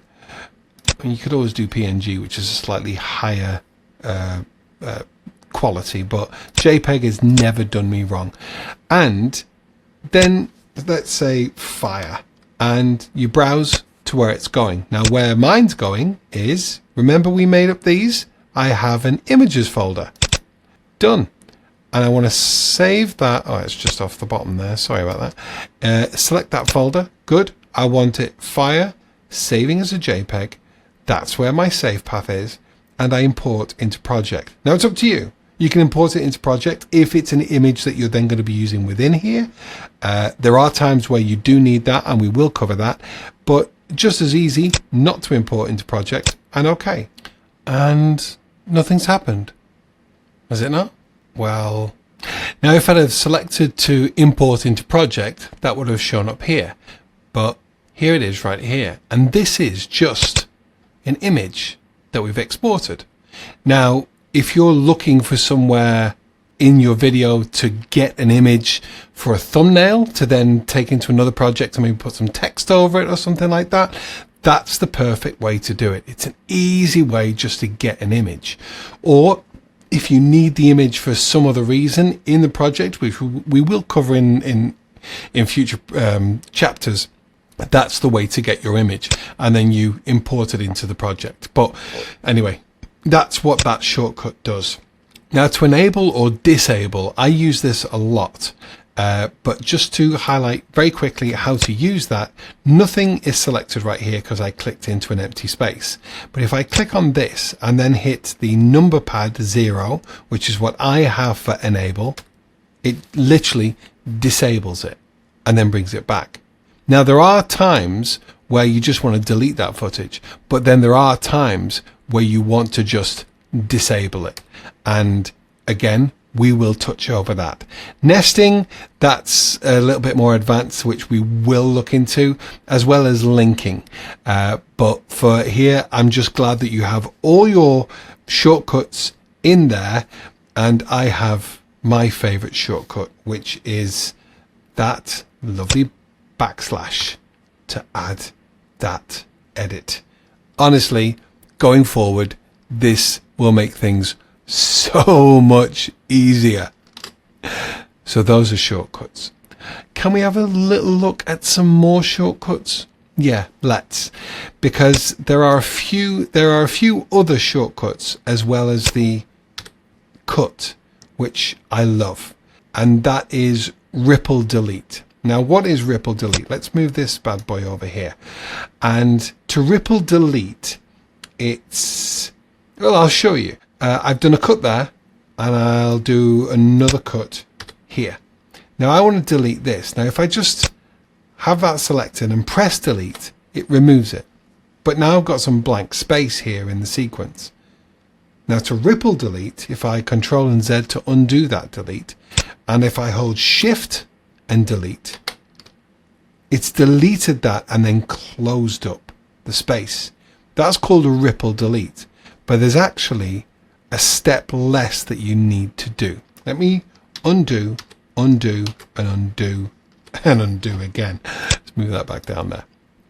So here's this clip, and let's say we want to cut there, and we want to come back in here. Rather than editing, cutting, I'm saying cutting, but you know what I mean. If I cut here and then delete that, there's a quicker way, and that's Q. And what Q does, if you look at your keyboard, you've got Q and you've got W. Oh, accidentally pressed it. Ruined it. Q and W work with opposite ends of the scale. So Q is delete everything to the left or before the playhead of that clip. So that will cut and delete and move everything up. That makes sense? If I use W, rather than deleting this portion and moving everything up, it will delete the portion to the right of the playhead and everything up. It won't close up this space because this space is still there within the timeline. But if I hit W, boom. So those are really good shortcuts to know as well. Q, W, and backslash. Now our backslash, which is add edit. Again, default is Control and K. No idea why that's a thing. I love this. I love, one of my favorite other shortcuts is the Alt key. So if you look at your keyboard, and Mac users, that's the Option key to the left of the space bar. Alt to the left of the space bar is an amazing modifier. Say I want to duplicate this. I could Control and C, then maybe over here and Control and V. So that's copy and paste. We know that from Word. So there it is, and there it is again. There's a quicker way to do that, and that is to highlight it, hold down the Alt or Option key on a Mac and drag. Keep your Alt selected and let go of your mouse button, and there is a duplicate. That works so well when you want to duplicate things above themselves. And there are reasons why you would want to do that. Again, we will cover that in the future, but that's really important. The Alt key is brilliant. It also overwrites. I'm mindful that I'm going, I don't want to go too fast with this, but let's bring up our source monitor. And which clip was this? I'm going to right click and reveal in project, and it was this. Now let's say that we want to change that up. That was the in and out point that we had. I double clicked, opened it up in the source monitor, and that's the in and out that we have. So here to there is this clip. If we drag that, it should match up perfectly. It does. Let's say we want to change that, but say we're in a timeline and we don't want to move anything around. That's absolutely fine. Let's set a different in and out point. Let's clear this in and out point by right clicking and clear in and out. And let's select either and let's set out there. Now, if I've done it too short, let's see how much that takes up. That's actually shorter than what we had. So if I grab this, just the video, remember, we're just grabbing the video, and hold down the Alt key and come over to that clip and let go. That's now replaced that footage with different footage. And because we had a longer clip than what we'd selected, it will just keep it in to keep it the exact same length as the clip we had in the timeline. Timeline will always override what was in the source monitor, purely because timeline is the main workspace.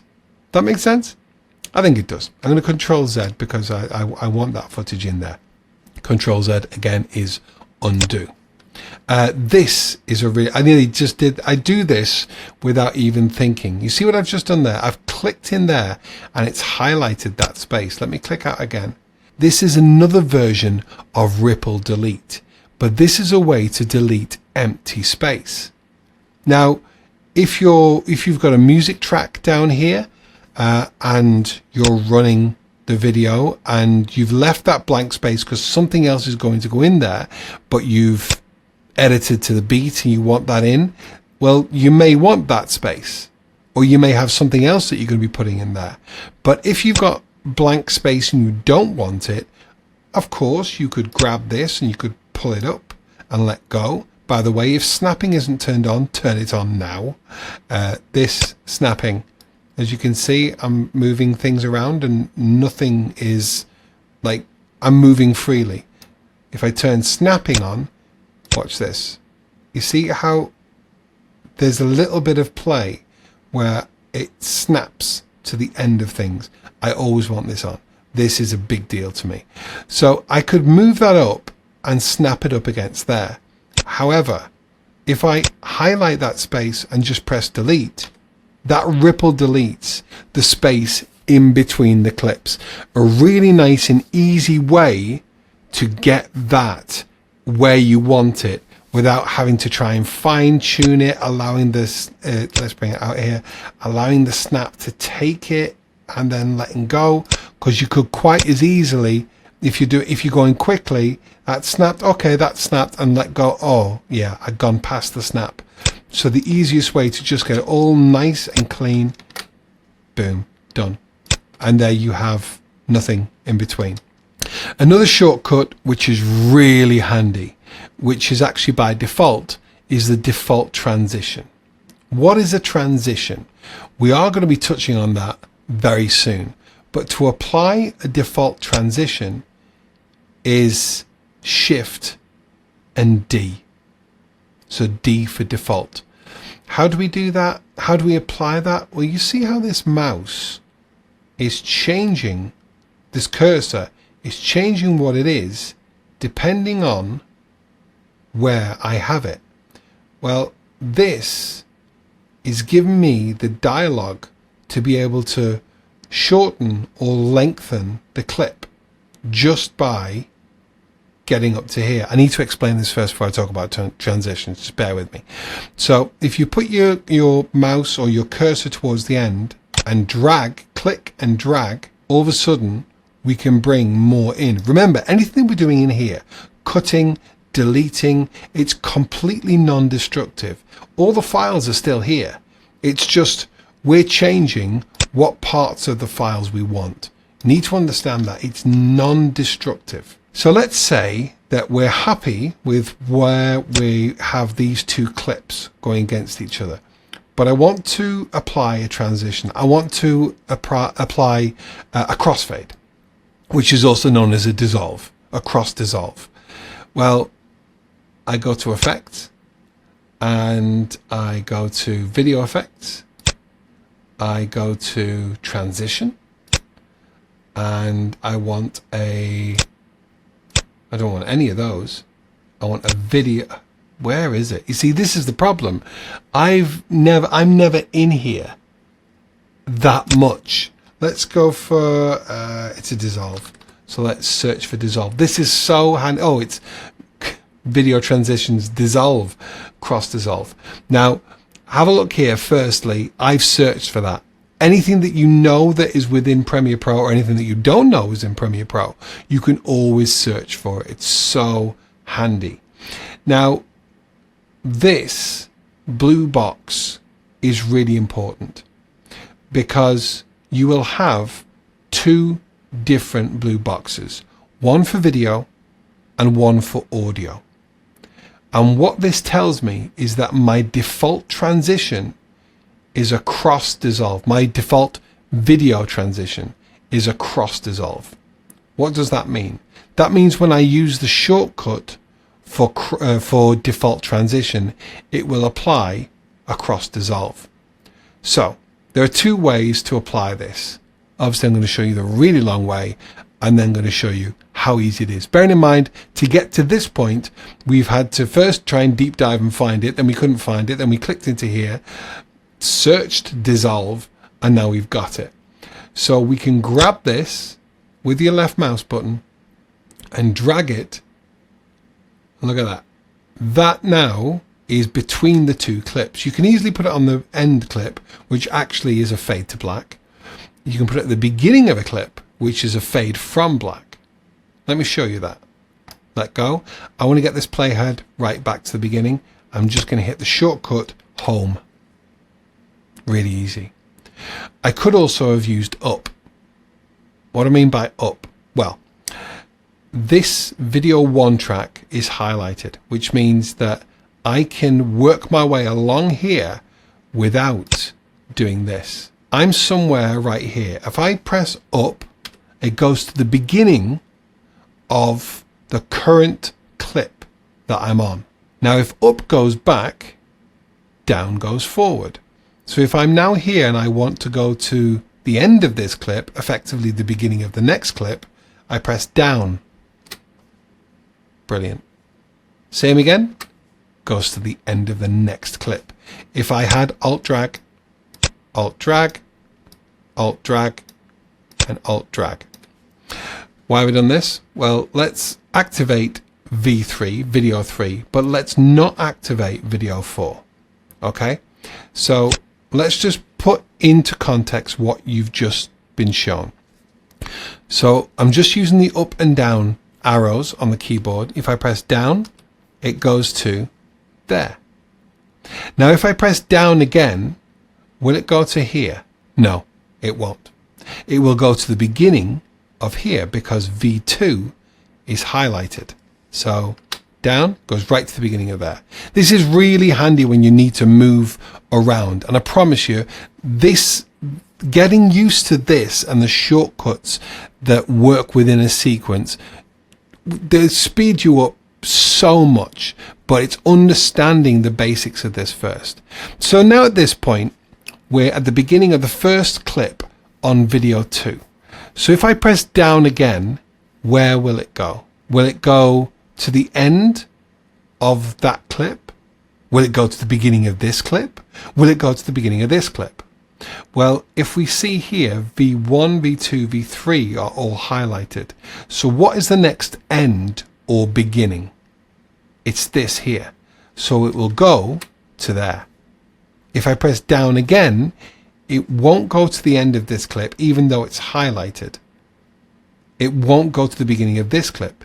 It will go to the beginning of this clip, even though it's not being read, because remember, we read from the top down. So anything on top will be read on here, but it's still reading it because it's activated, it's selected.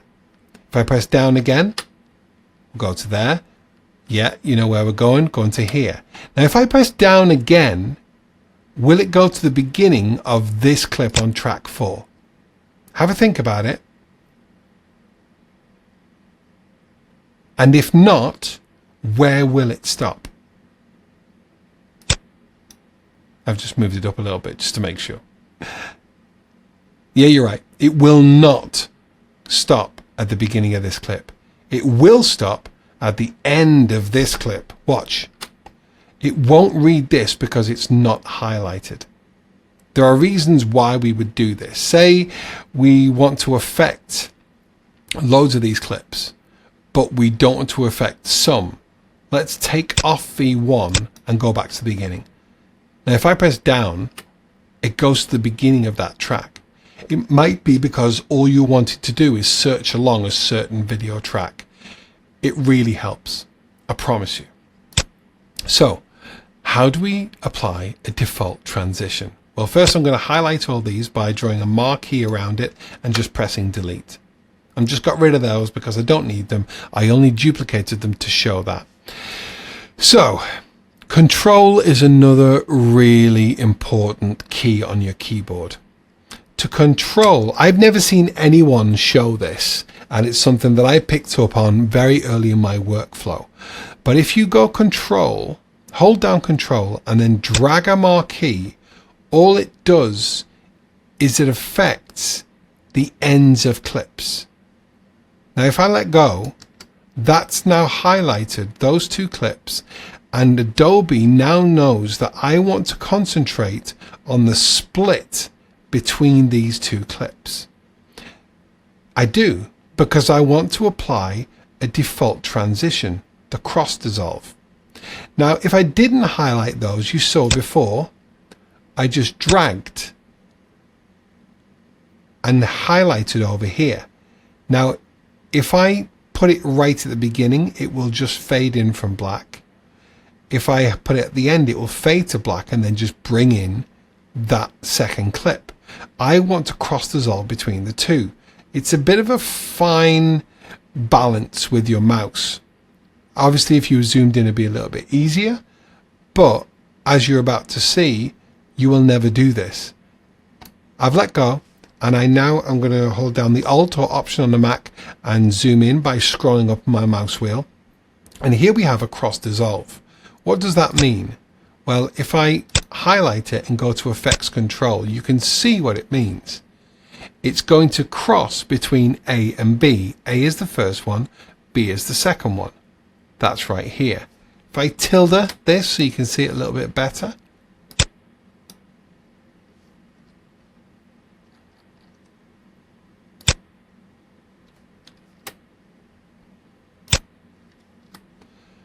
this is actually showing the cross point between clip 1 and clip 2.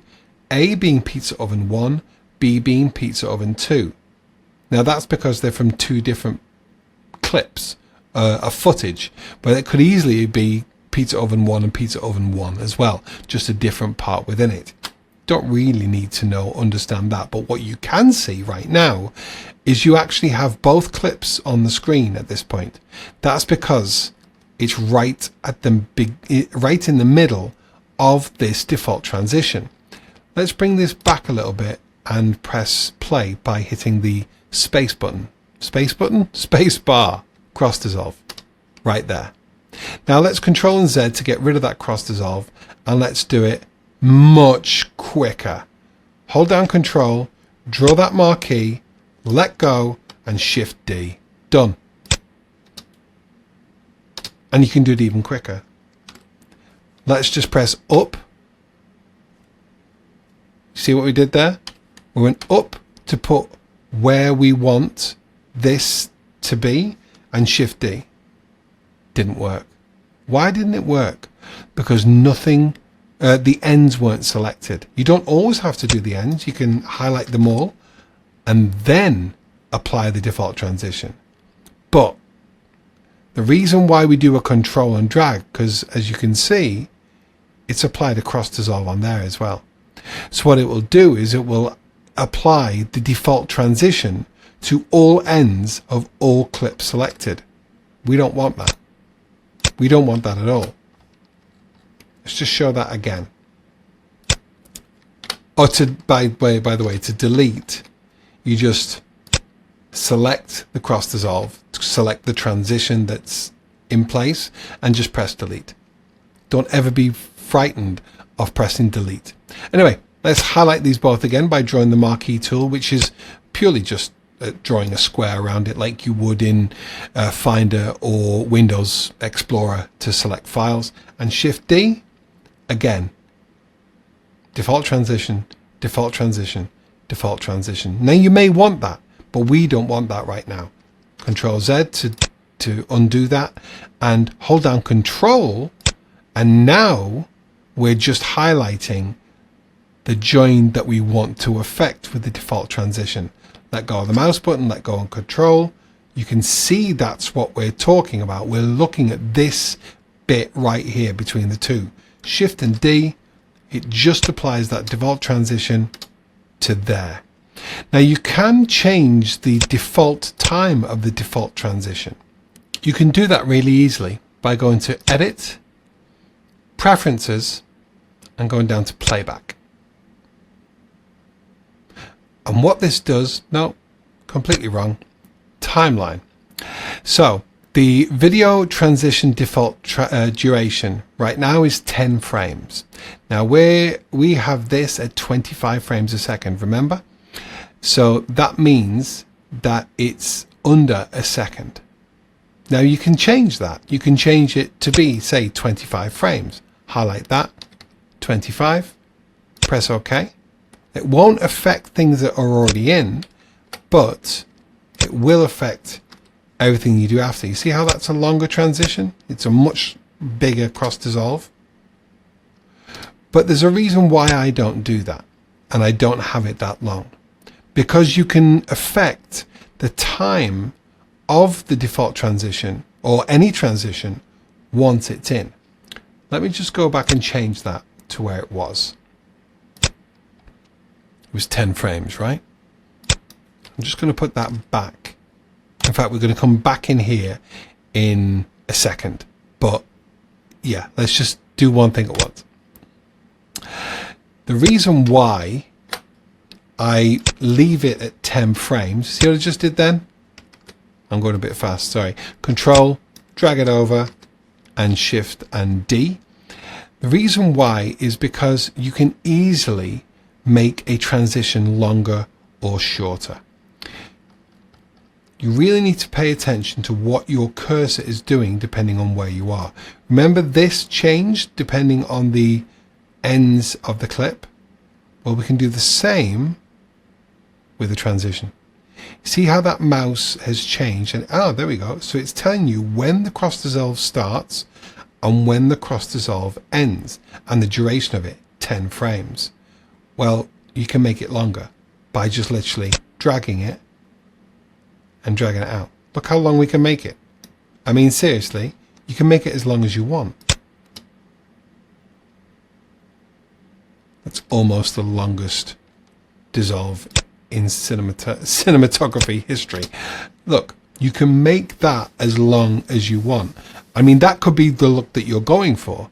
In fact, I've seen a number of documentaries that have things like that. So leaving it at 10 frames is perfect for me, because I think just a nice quick cross dissolve if you ever need it. Boom, done. In fact, that's too long. Yeah, that's 10 frames. That's why. Just nice, boom, you're straight in. I do a lot of beauty. A number of our clients are beauty industry companies, and a nice quick 10 frame cross dissolve is more than enough. Now, obviously, that's not the only transition you have. I mean, just in dissolves alone, there are loads. You can do dip to white. Dip to white is a good one. Again, because it's not the default, you have to grab it and drop it in. But you can change. Say you want dip to white as your default. You could right click and set selected to default transition. I don't know why I can't read. As default transition. And just like that, it changes it, the blue box around it, to that default transition. I don't want to do that. I'm going to change that before I forget. But dip to white is exactly what it says on the tin.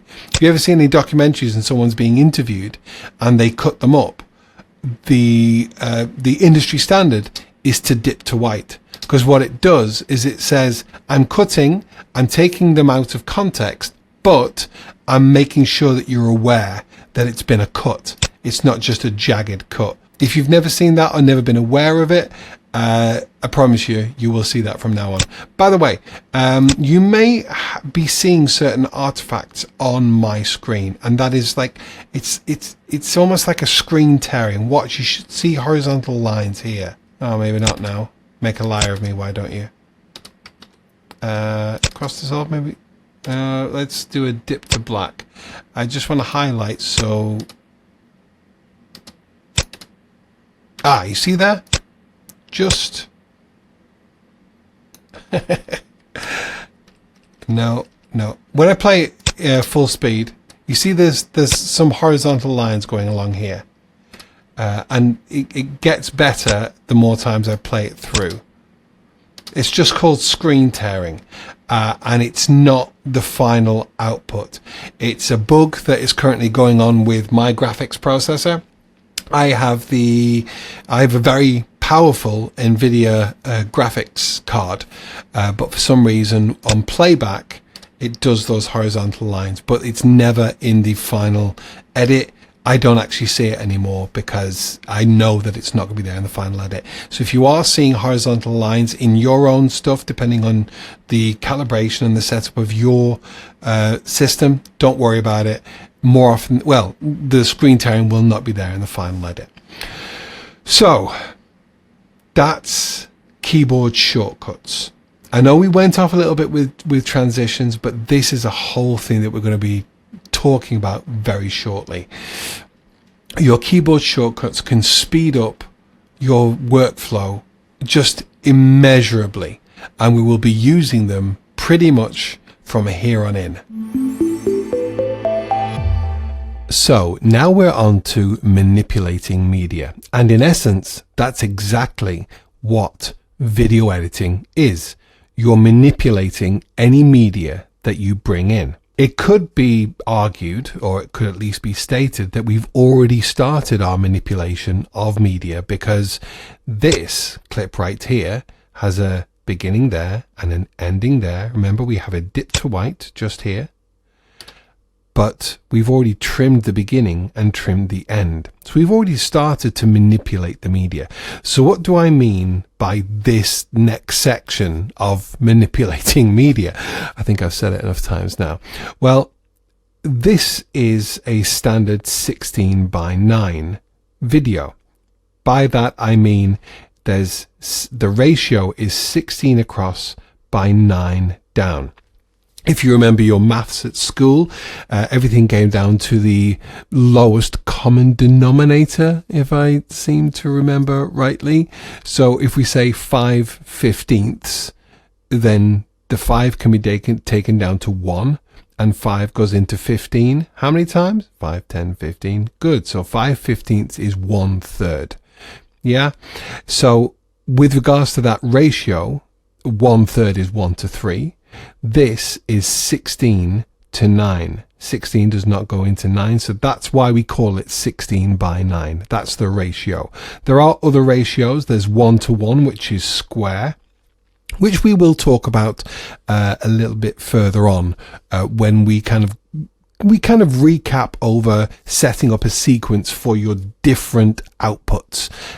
But for now, we're working in 16:9. And this 16:9 is set by the size of the video, which was 16:9, 1920 by 1080. That 1920 resolution, 1920, it's always width first by the height. So it's the x-axis by the y-axis. But this is 1920 by 1080, which when you divide down is 16:9. And we're working within that kind of realm, that template of a size, but we can still manipulate this further. So how we do that is, if I just hold down Alt and scroll down to zoom out a little bit, we still have our 2 clips here, and what we can do is we can manipulate this media further. So let's say I want to, you may think of it as a zoom or a crop if you want to get closer to here. Well, the easy way to do that, say we want to, maybe this little bit of rubbish that's over here, it's not actually rubbish, it's out of focus. I think it was maybe some wood or something, but we don't necessarily want that in. So we want to zoom in a little bit. So let's just, if we scrub through, we see that that kind of stays where it is. So that's not going to be a problem. We just need to get it out of any frame really, and it will stay out for the entirety of this clip. So what we do is we make sure that the clip on the timeline is highlighted and go up to effects controls. If you can't see this, don't forget we have our workspaces. It has been a minute since I recorded the previous section of the course, and for those eagle-eyed among you, you'll see that I've streamlined my workspaces even further, and this has also changed. This is a further update of Premiere Pro. So if you were seeing this in your version and you weren't seeing it in mine, that's why. So the color of the labels, remember we could change the label color here to different colors depending on what our footage is. Well, that now represents here as well on the outside of a bin, and on here again the color is here. So obviously we've got the blue color, what is that color? It's iris, of course it is. So that's what shows here. It's just another update with regards to how Premiere Pro is working. And if you do have a fully updated version of Premiere Pro, you will always have the latest. But err on the side of caution. As I said, if you're in the middle of a project, try not to update the program. I've lost hours of work in the past purely because of an update. Anyway, we're not talking about that. We're talking about manipulating of media. So because we've got effects controls here, and if you haven't got it, window and effects controls will bring it up. And there's a number of things in here already. But as you do more things will be added below. But let's just deal with what's here right now. We won't be dealing with absolutely everything, but we'll be dealing with a number of the things. First and foremost, if you're going to make any change to the size of this, uniform scale is always important to leave checked. I'll show you why.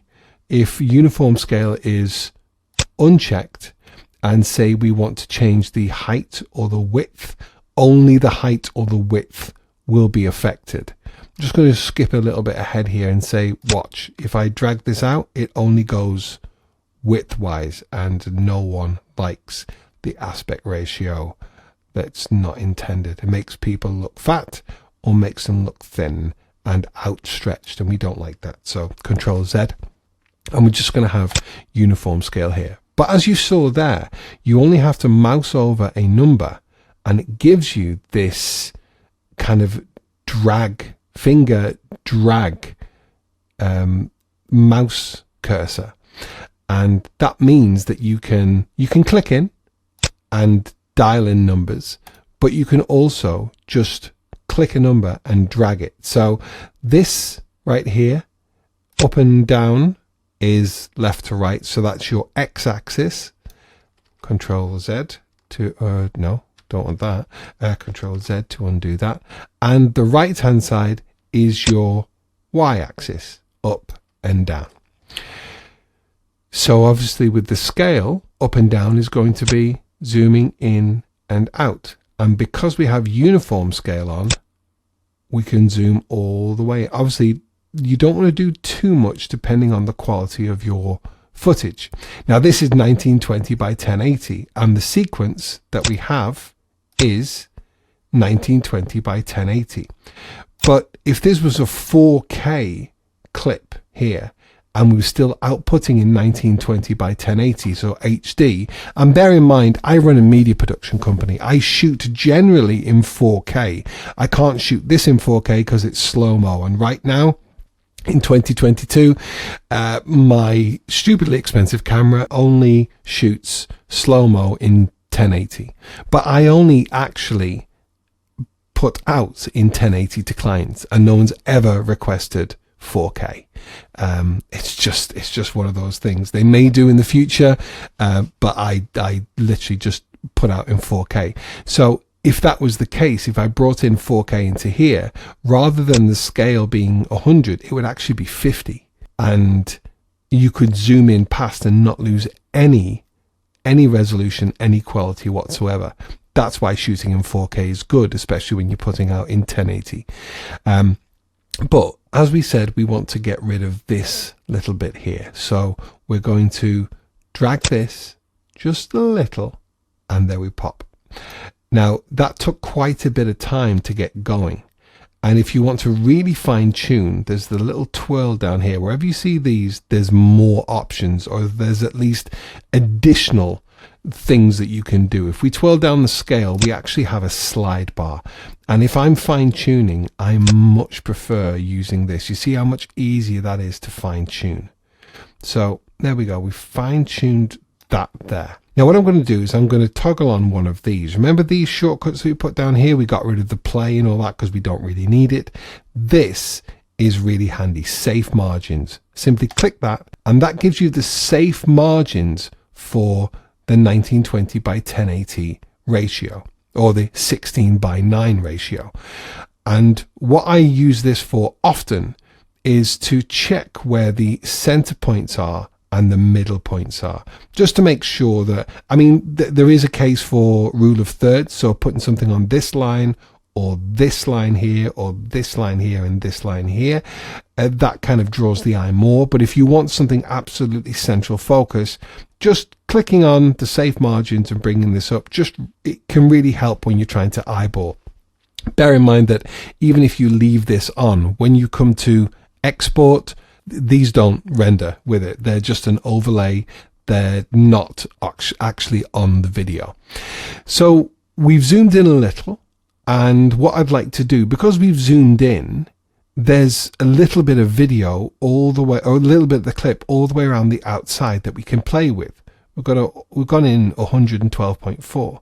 So what I want to do is I want to bring this down a little, because there's quite a bit of space down here that we'd like to fill. There's not going to be loads, but I'd like just a little. So remember we had the scale and we were scrolling up and down to zoom in and out. Well, this is the left to right. You see how that's giving us just a little bit more? There's more there. There's actually more than I thought there was going to be. So Control Z, I want to bring this down. So if we grab the y-axis and pull this down a little bit, you see where the black is there? So I'm just going to bring that up just to meet. So now we've come down just a little bit. If I reset this resets parameters back to default as it was put in. It actually has gone quite a bit. Control Z to undo the reset, and I'm much happy with that now. We don't have that. We have a tiny little bit of it there, and if we want to fine tune that, how do we do that? Yeah, we make sure that this is all the way down, and just there we go, done and dusted. Now, what a lovely little hint that I have found in my time to do with this, and this kind of goes across the whole thing now. Pay attention, because there will be little shortcuts, little added little bonuses throughout the whole and rest of this tutorial, this whole course, that you may pick up on. I've been doing this now for 6-7 years professionally, maybe 8. I don't like to show my age, professionally, and I still watch tutorials. I still get courses, just because you never know the tiniest little thing that someone may pick up. I did a tutorial on my own YouTube channel a while back, and someone mentioned it was for compositing images, and someone commented quite recently and said, "Oh, I love that shortcut of Alt and click and drag to change the brush size in Photoshop." And I thought that was hilarious, because that was just something that I was doing to be able to show what I was doing. But it was that little shortcut that was picked up on, and it makes all the difference. When you have enough of these little shortcuts in your arsenal, your workflow can be great. It can be so much quicker, and also the program gets less in your way of your creative flow. I know that sounds very twee, but it's true. Let's just get off these safe margins, and this is what I'm leading up to. If you're trying to get something moved around here, you're going here and then you're going here and all this. Control Z, Control Z. The beauty is that you're fine tuning here. But if you literally just want to eyeball and grab this and move it somewhere, you can't. But you can, because we just have to select motion. And watch on here when I click motion, not effects, because that toggles on and off the effects that are being applied in this part of the effects controls. But if I click motion, all of a sudden we've got the wireframe all the way around, and we have this little X in the middle. Let me just tilde this X in the middle. Now what this is the anchor point, and we'll touch on that very soon. But just to point out that that's what this looks like when we've got motion selected. And what that is doing is that's engaging global motion movement with the clip. What does that mean?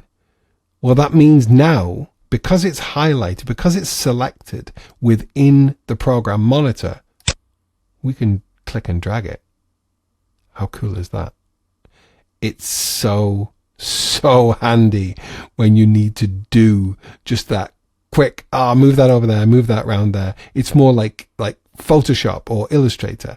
And the beauty is, if you, let me just Control Z that, if you want to stay on a certain axis, when you're clicking and dragging, I'm all the way up here now, right?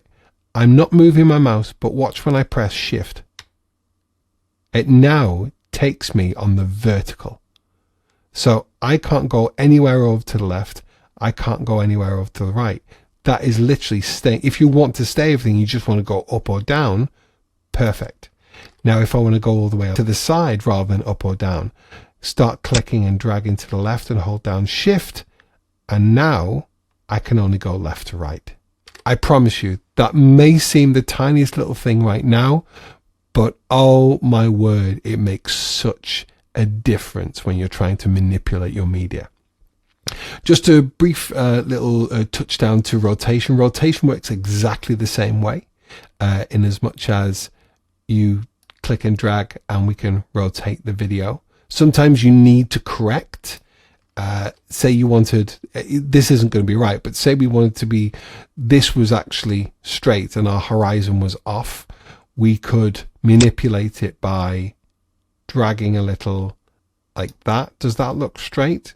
Well, this is where we need to save margins, because, yeah, okay, that works. But what if save margins isn't close enough? Well, yeah, we could click and drag it up and eyeball it and then bring it back down. But we could also show guides. Now, these are very powerful, and these have only just been added to Premiere Pro in the last 12-18 months.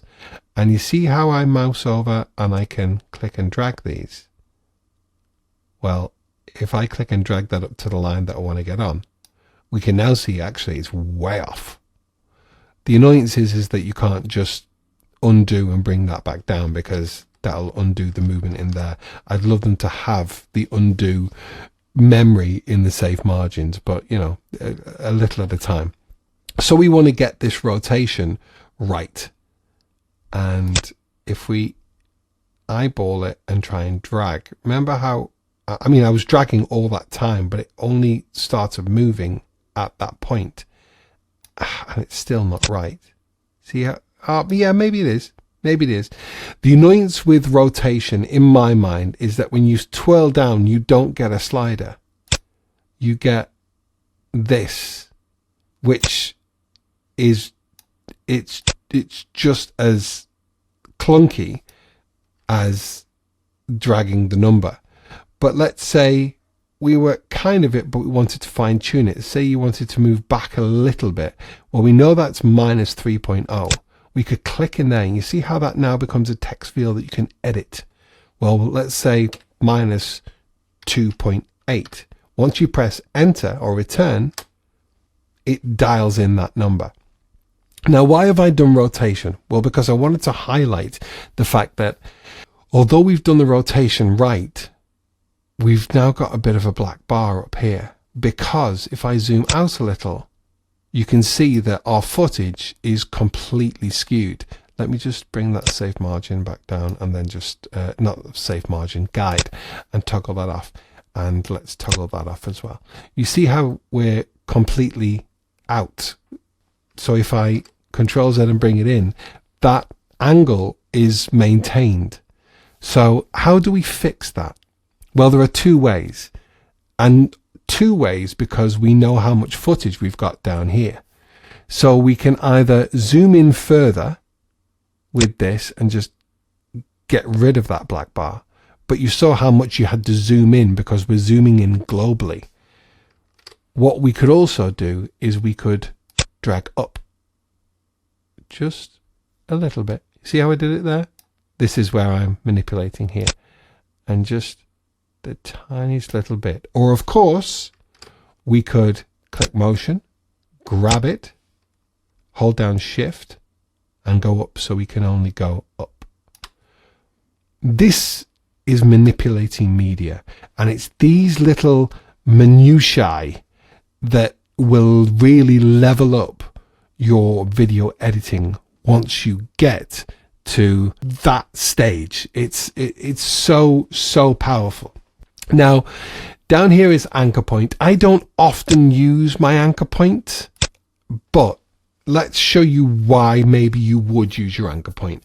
Maybe you've got a piece of footage and you don't want to be moving it up. You want to be growing it out, but growing it out or scaling up brings up everything, and you're zooming in all the way. Well, it's zooming in, it's scaling up. Need to use the actual proper term. It's scaling up and scaling down from the center because that's where the anchor point is. Now, if I go to say, no, 50%, let's go to 25%, so we can see all of this. If I move my anchor point down to say the bottom corner, and you can hold shift and it will snap, alt maybe, no, you can hold shift. It used to be shift. Control. It's shift in After Effects. Hold down control and you can snap it. So now the anchor point is down here at the bottom corner. Well, what does that mean? Well, it means that we used to grow and scale up from the center. Now we're going to be scaling up from the bottom right. So this should take a lot less. Wow. I didn't even have to slide that. It was just where I'd clicked. You see where we're growing from? We're growing from right down here. That's where we were. And now, wow. Well, hold on. Let's dial it in and see where we're at. We're at 114. If we say 115, so 115, that's almost covered it. I think we could probably get with 115 point maybe 7. And we're covered. We're completely covered. Are we? Are we now? Let's have a look. Let's tilde. No, there's the tiniest bit. Can you see? So again, maybe 116. Enter. Let's fit. And not quite. You see it? But the good thing is that because we're growing from the bottom right down here, you see how much you need to manipulate your screens to be able to see things? Right from here, we're growing. So we know that we're actually only scaling up the minimum we need to because we're growing up and scaling up towards the part that we need to cover. I know this sounds a lot. Maybe I'm making a big deal about this, but it's errors in this part, in the manipulation of the media that editors go wrong with, and it can really, it's those little things that can change the whole feel of an edit. It really can. So that's why I'm focusing on this. It may seem like the tiniest little bit, but I promise you it isn't. I'm just going to reset that because that's really ruining my life right now, and I'm going to bring that back down to about here, and I'm more than happy with that. So next, we're going to look at this bit with regards to picture in picture and how we can use what we've learned here in effects controls and then maybe bringing in some form of crop to then have a picture in picture or side by side, and really deep diving into manipulating media to work exactly how you want it to. So on we go and on we build with our knowledge of effects controls. And just as I mentioned in the previous section, this is where we're going to be learning not only about picture-in-picture, but we're going to be picking up other things along the way. And one of those things that we're going to be touching on is color matte. What is a color matte? Well, what it is, quite simply, is a blank piece of color in your video. We will get to that in a section, but I just want you to have that in mind. A color matte, M-A-T-T-E. So what we want to do here is I want to use what we've built on, or what we've learned in the previous section, and build on that. So that's the effects controls within here for any particular clip. Now, just to make it clear, I've got this selected, this clip selected, so these are the effects controls for this clip. Now if I select this, even if I don't bring the playhead over, if I select this, watch up here, all those values have changed, because what we were changing around here is not affecting this. It's a different clip. So let's bear that in mind. What we're also going to be talking about in here is nesting, and the reason for nesting, and well, firstly what it is, but also why you would need to. So you're probably fully aware of the term picture-in-picture. It's a picture within a picture, and sometimes you may want to do that to be able to show more than one thing on screen at the same time. A number of YouTube channels do it where they have the person who's talking down here and they're reacting to a video which takes up all of this. Their picture is within the picture. What we're going to use it for in this sequence is to show two stages of these wood pellets going into the pizza oven and lighting it at the same time. Often it's used to speed up the message that's being brought across. Maybe you're limited to a 30-second or a minute long video on social media. That's where picture-in-picture can come in really handily. So I don't want to affect these at the moment, and you may be getting bored of viewing these two clips, but what I'm trying to do is I'm trying to change as little as possible with regards to the footage that we're using right now, so then you can focus on what we're actually doing to the footage rather than the footage. That makes sense? I hope it does. So I'm going to make a duplicate of this. So anywhere here, just with the main pointer tool, the selection tool, which is shortcut V, and we select by just clicking and dragging what's called a marquee, an M-A-R-Q-U-E,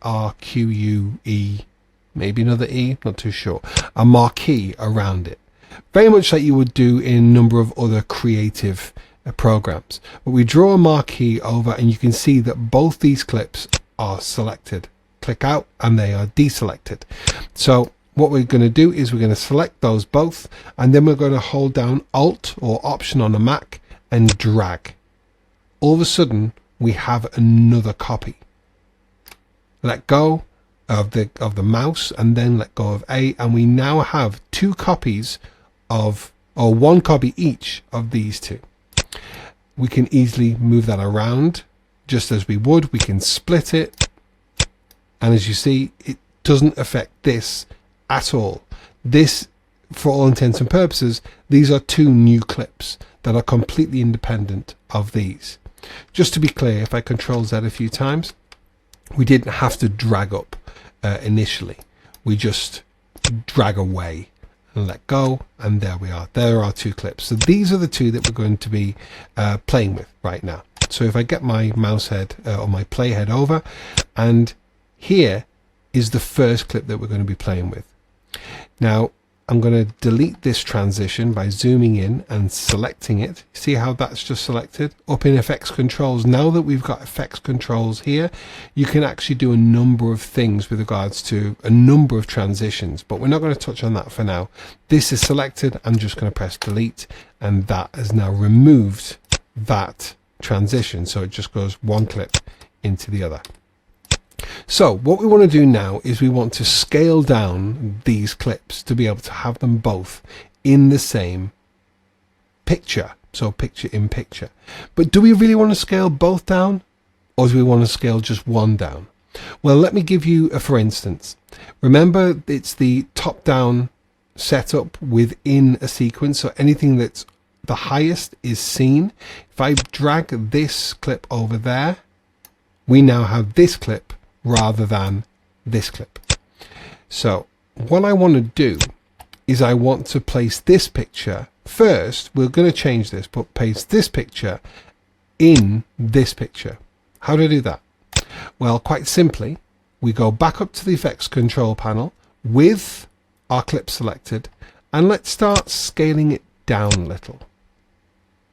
You see how they're now both on screen in our program monitor.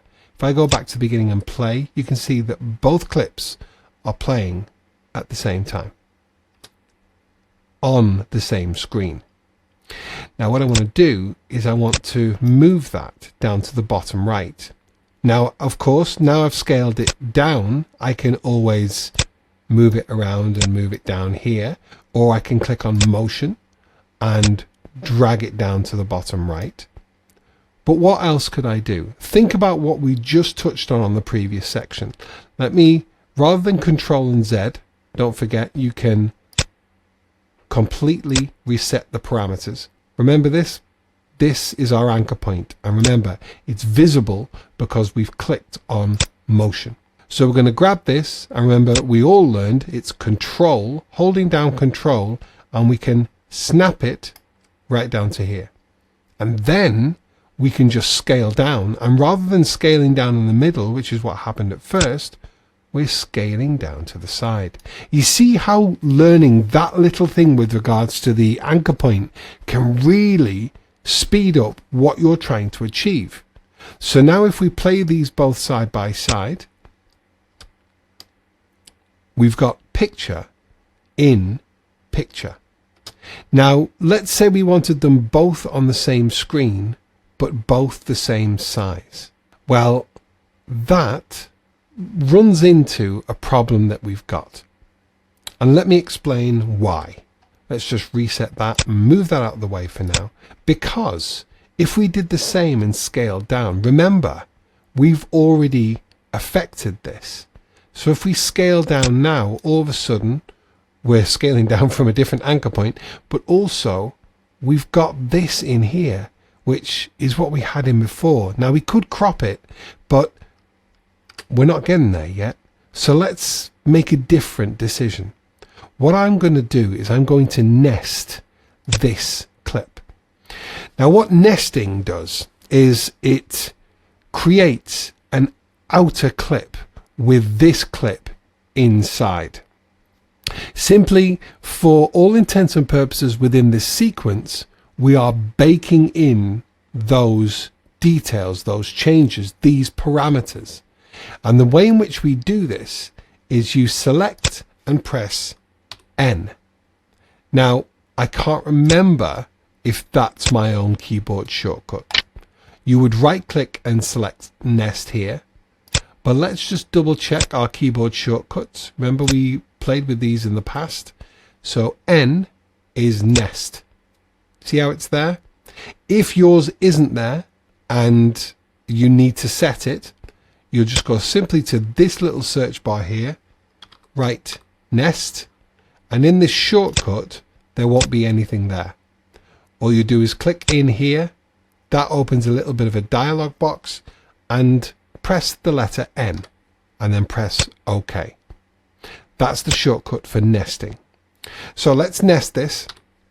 Now it always comes up with a default. If you've got more than one sequence that's already nested, it will continue to number. Sometimes it just comes up with any number. Obviously I went to nest before, so the actual program thinks that was number 1, so it's now trying to tell me this is number 2.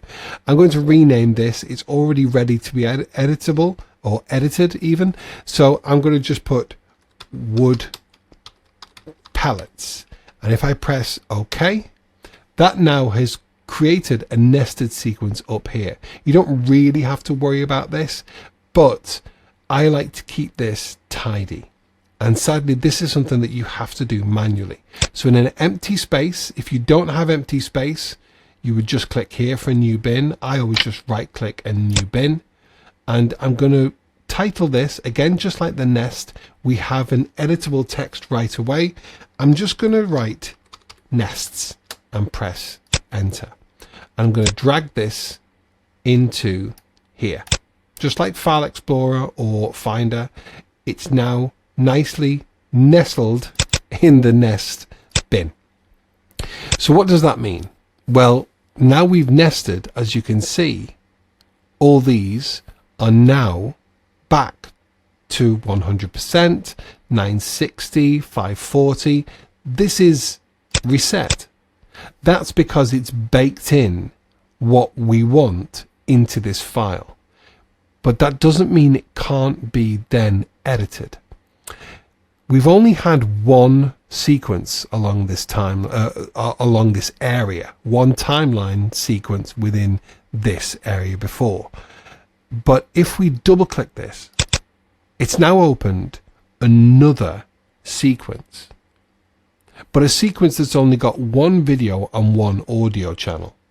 It has to have an audio channel. It just default, there's an audio channel in there. But in this nest, which is effectively its own timeline, we have all the details within the effects control for this clip. Does that make sense?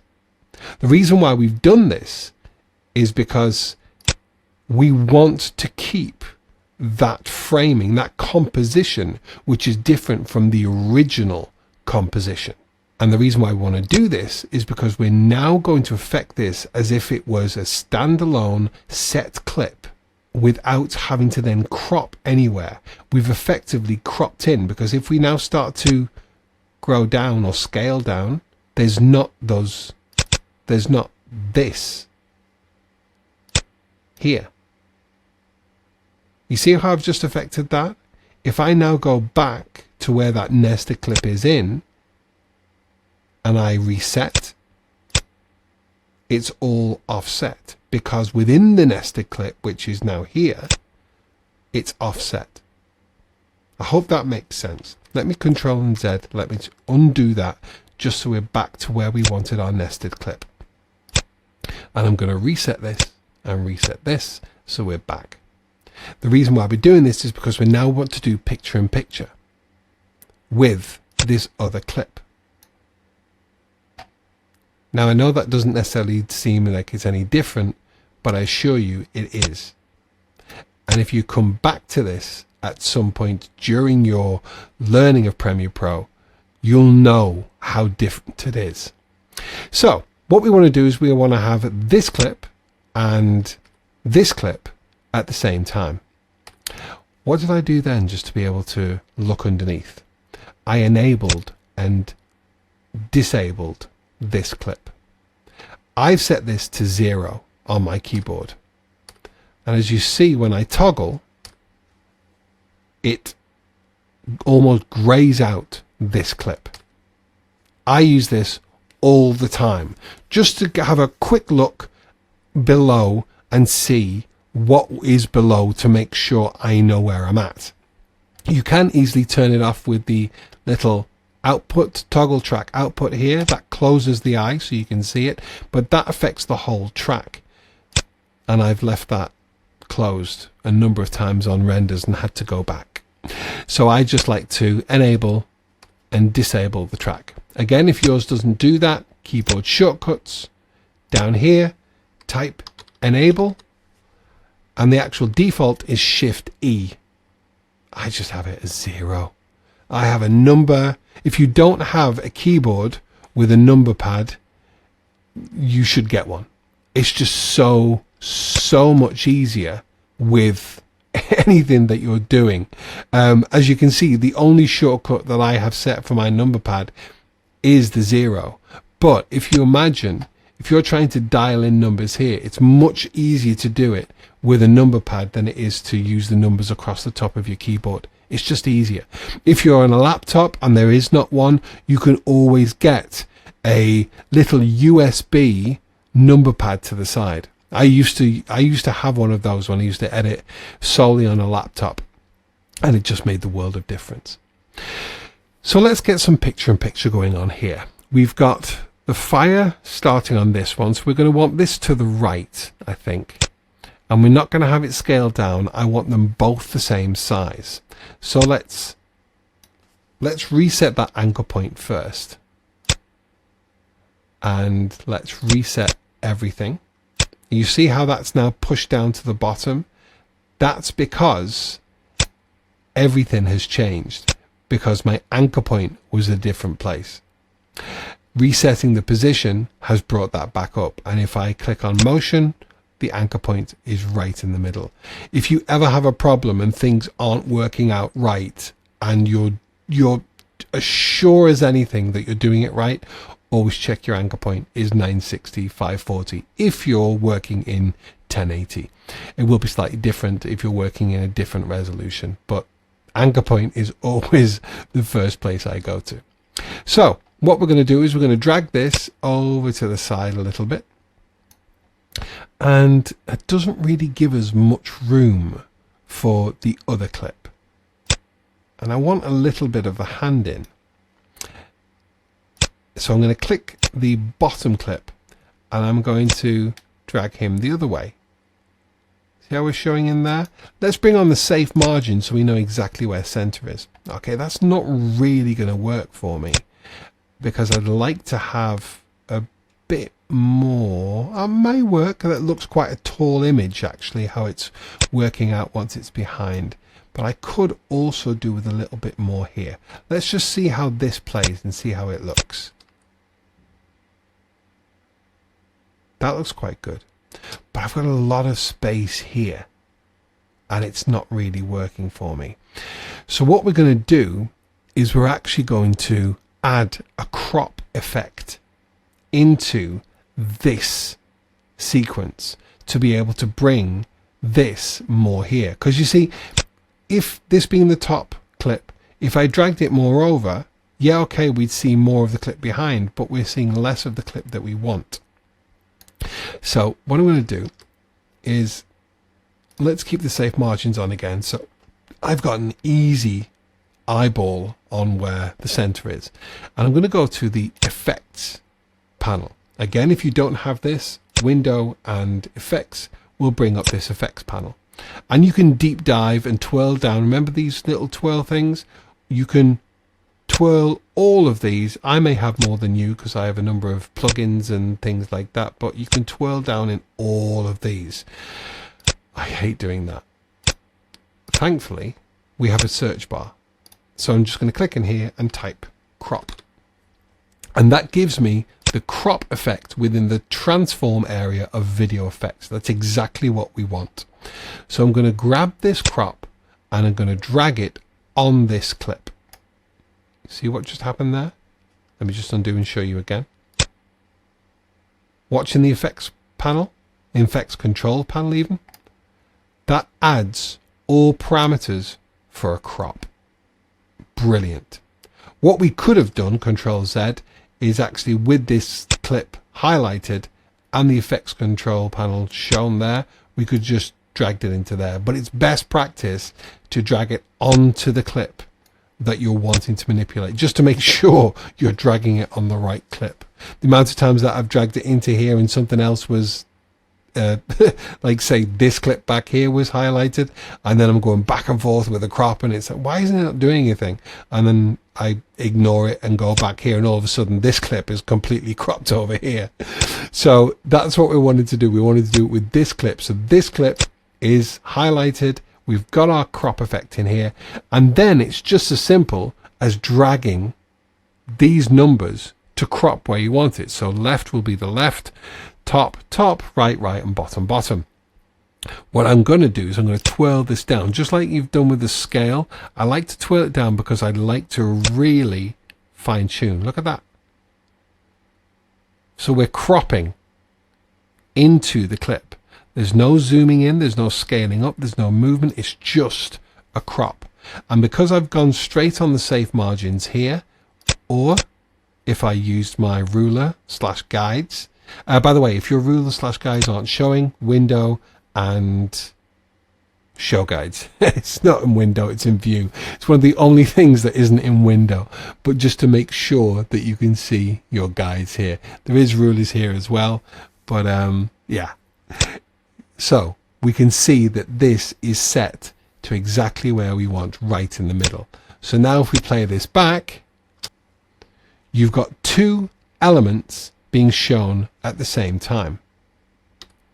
That is picture in picture, and it works so very well. We're going to build on this at some point, and that is to be able to manipulate the crop and manipulate the motion and actually be able to move these things around while they're playing.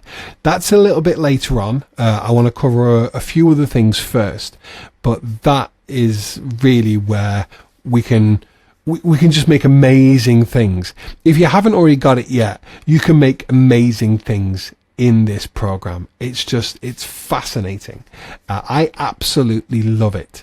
But before we finish off with the picture in picture, what I want to do is I want to give you another version of what we could do with the picture in picture, building on what we first did. So let me just undo everything. And remember how we set the anchor point to the bottom here and scaled down? Well, what I want to do first is I want to crop it.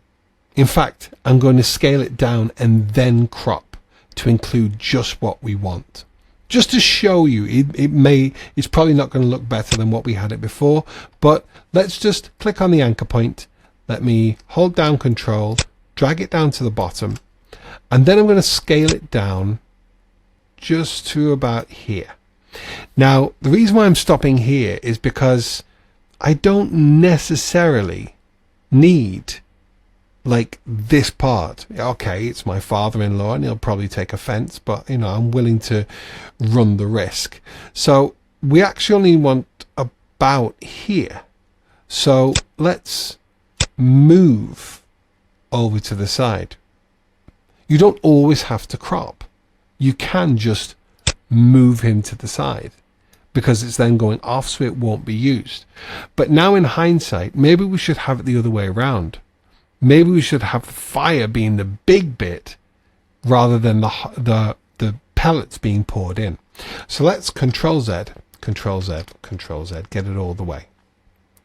And what I'm going to do is I'm going to bring the wood pellets onto the top.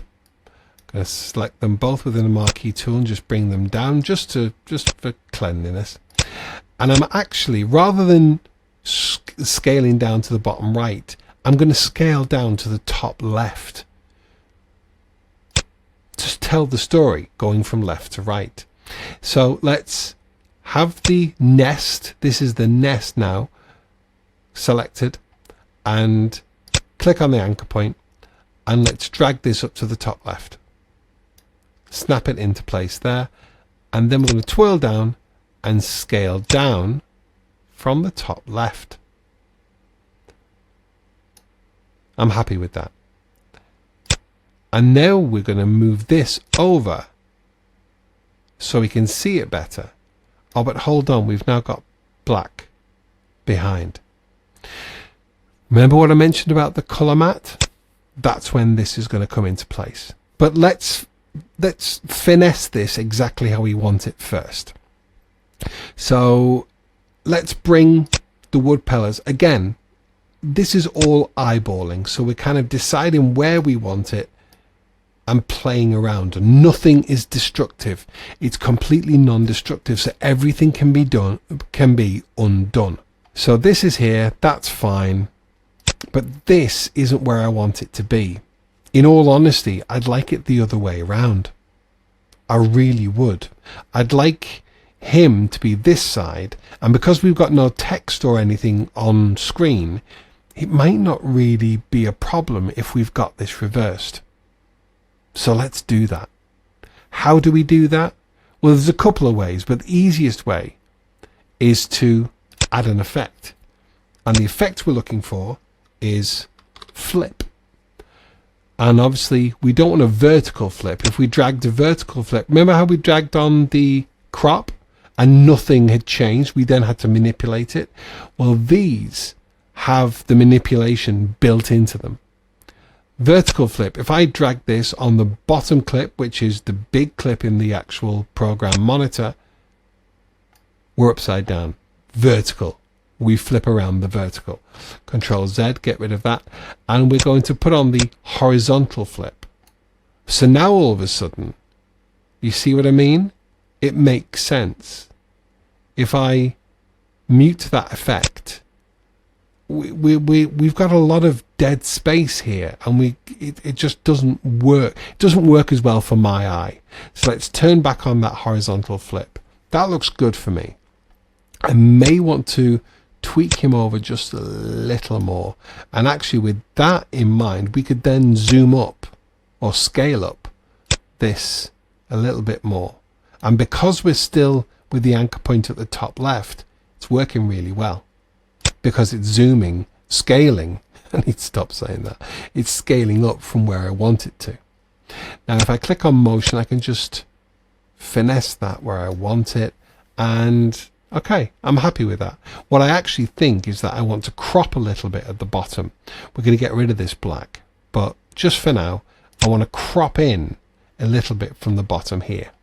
So let's go back to our effects list and type in crop once more. And we're going to drag this onto the bottom clip. So right here, and then we're going to twirl down the bottom, crop, percentage, and just bring it up just a little bit.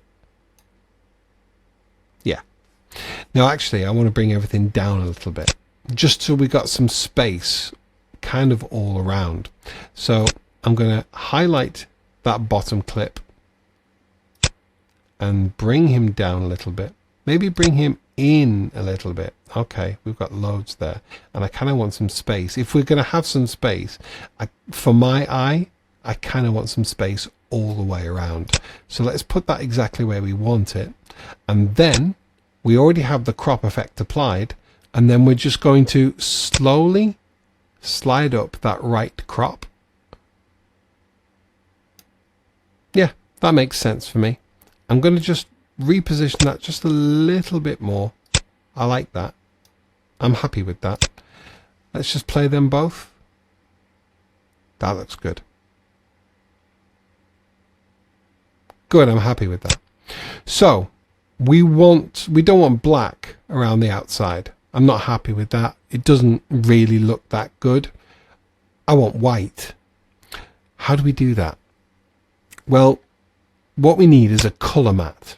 So again, not in the effects, because you can't create anything in the effects. You can only add bins in here. And because it's kind of footage, it needs to be within the project area. So if we right click, remember we hit new bin before and we were down here and you could create a new bin here.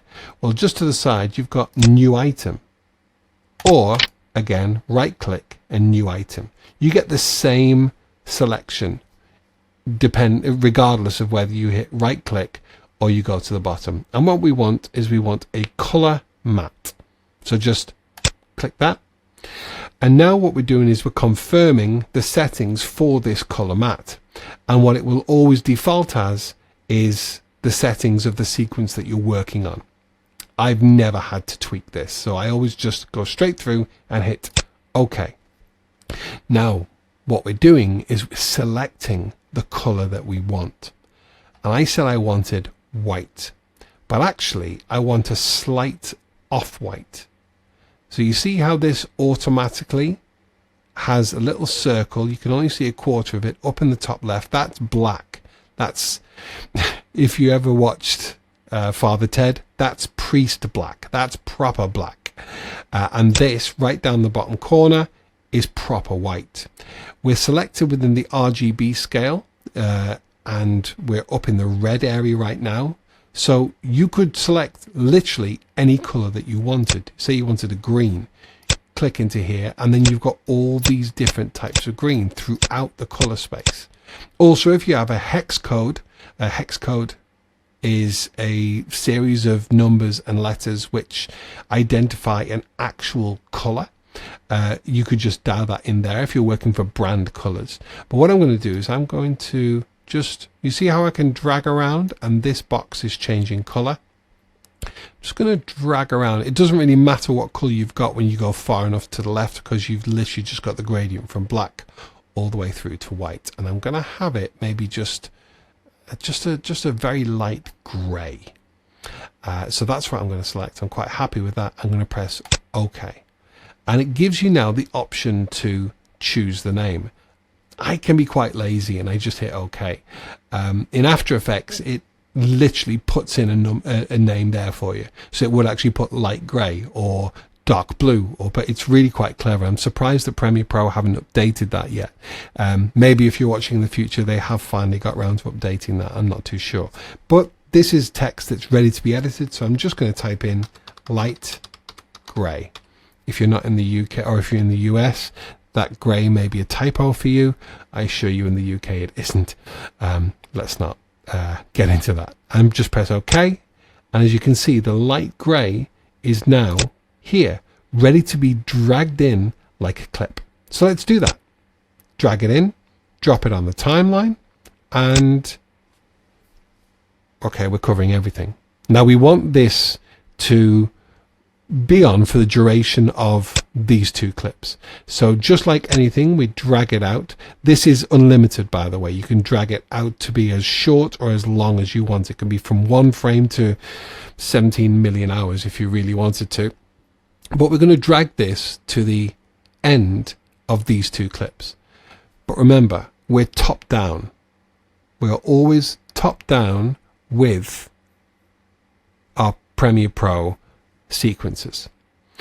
So what's at the top is being seen above anything else.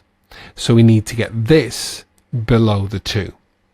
And to do this, you just simply marquee and select these two, and then just drag them up and above. If you want to make sure you don't deviate up and down the sequence, you can hold down Shift, and then I can't drag it anywhere other than vertically within this sequence. So I'm going to drag them above the light gray and let go of my mouse button, and all of a sudden we now have gray behind, which I'm sure you'll agree is much prettier than just black. We can go one step further, and we will, and I'll show you this now. I'm just going to bring these down. So I've selected them all now. I'm going to drag down, and I'm going to hold down Shift just to make sure it doesn't deviate from where we're at. Now, to give this just that little bit next level, we've got a picture on a picture. It is picture in picture, but it's more picture on a picture, and it's cutting within. And we've kind of created a space with the light grey colour matte behind. So what I want to do is I want to give some kind of depth of feel, not depth of field, which is a term in photography and videography, but a depth of feel. So a feeling of not necessarily 3D, but just more than just a flat design like this. And the way in which we do that is we go to Effects, and we're going to search for a drop shadow. There's our drop shadow, and we're going to grab this drop shadow, and let's just drag it on the first one for now. And as you may or may not be able to see, let's tilde that. You've got a slight shadow on the edge here. Now, this has also added drop shadow within the effects controls of this clip, which is actually a nest. And what I always do, and you don't have to, but you can select a different color of shadow if you wish.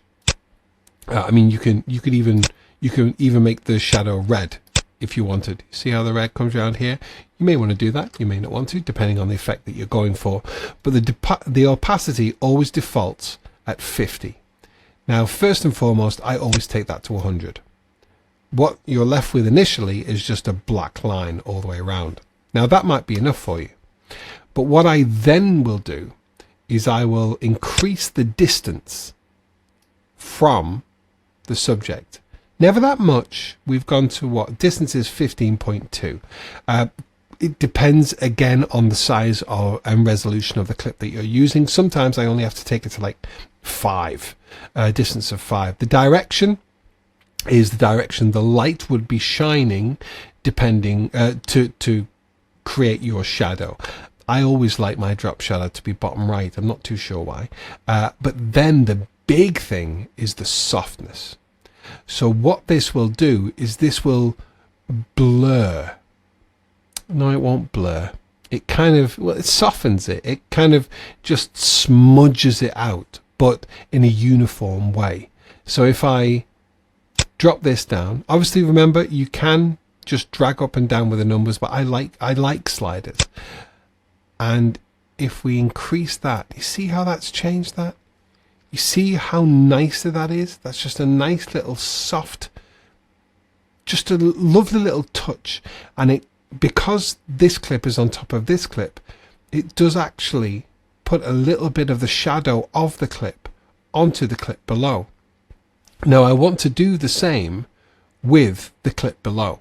Now I could easily do that by dragging on and making a note of everything that I've done and then doing it to this clip. But the easier way, not the easiest, but the easier way is to select the drop shadow, Control and C to copy, and then click the pizza oven, which is the next one down, scroll down to an empty space, click in and Control and V. That then places that right here. So we now have that exact same drop shadow on both clips. There is, however, an easier way. Let me Control Z. So we've taken that drop shadow off. And we're going to make use of a keyboard shortcut that I told you to do very early on. And that is paste attributes. Let me just double check in case you hadn't done it. But if we search in keyboard shortcuts for paste, we have paste attributes here. The default shortcut is Control Alt V. That's literally three keys. I just have it as P. I set it as P, and this is why. Because this is such a powerful tool, I use it all the time.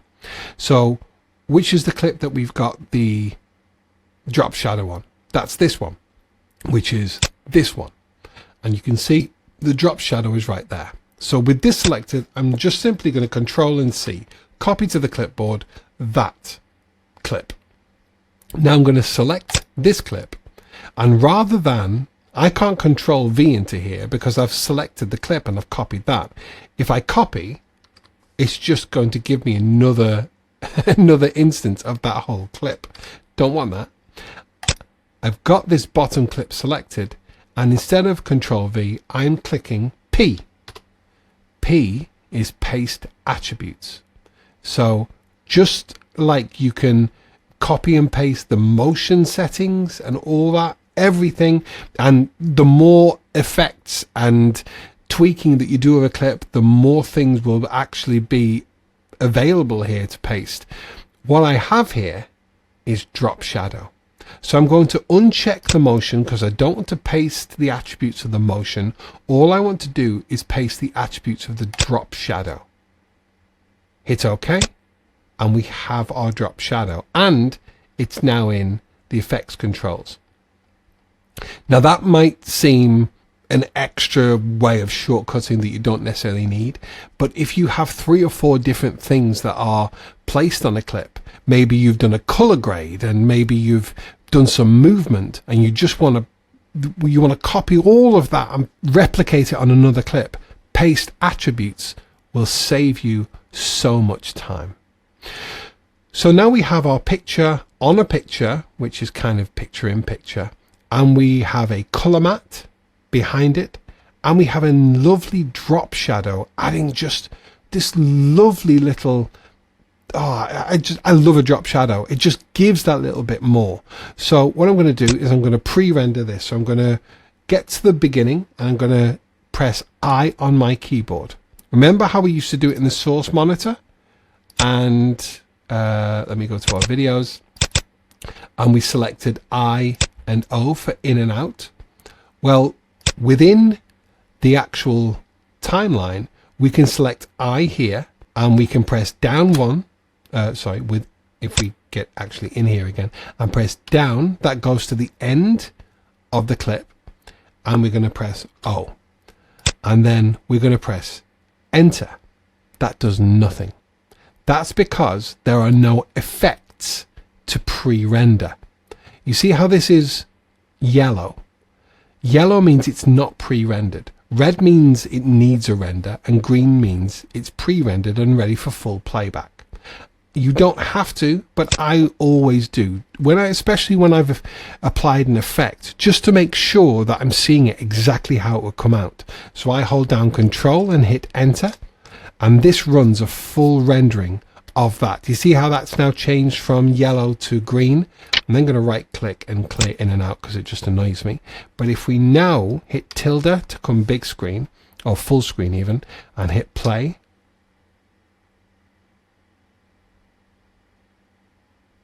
perfect. So we've been able to see it in the full resolution how we want it. And as I said before, quite often you need to do this because you're held for time and you need to tell the story and more steps than you have time for.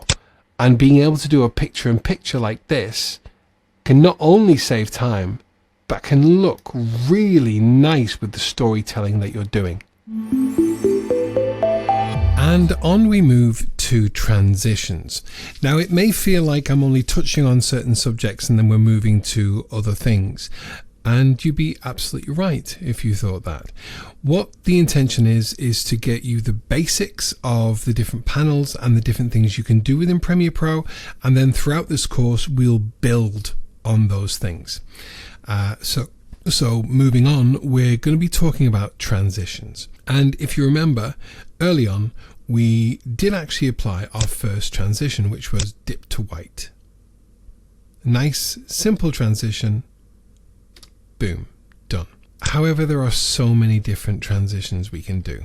We've come back to these two clips here, just so you know we're working with these again, so we're not adding anything new other than the different techniques.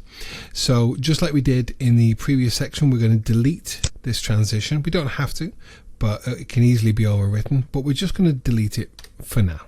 So if we go to our effects, I remember where we were searching in for crop and drop shadow. Well, there are a list of video transitions, and quite handily, they're right at the bottom here under video transition. So if we twirl this down, there's going to be a number of transitions in here that you don't have. Film Impact is a great plugin that I use, and towards the end of this course I will be including overviews and some maybe deep dives into a number of plugins that I use on a daily basis. Some completely free, some are additional purchases, but all are worthwhile. I'm not pushing these things just to help people sell things. Premiere Pro, depending on where you are financially and where you are within your journey, is expensive enough.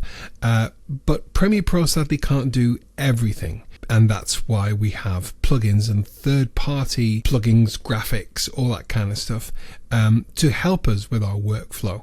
As I said, a number of these are free and will always be free, but then you can buy more packs on them. So we're not going to be touching on Film Impact for now, although I may be looking at them a little bit later on in this course. But what you can see here, anything that's here that's not written Film Impact are stock included with Premiere Pro. There's 3D motion. If you twirl down, you can see all these. A number of them are quite dated. A number of them are quite, I was going to say basic, but a basic transition is quite good. Some of them, they look to almost be coming out of the 80s and 90s. Let's take Cube Spin for example. To apply a transition that isn't your default, you just grab it and drag it between at the beginning, at the end, or between two clips. And this is Cube Spin. And if I play it back to you, yeah, it's it's not great.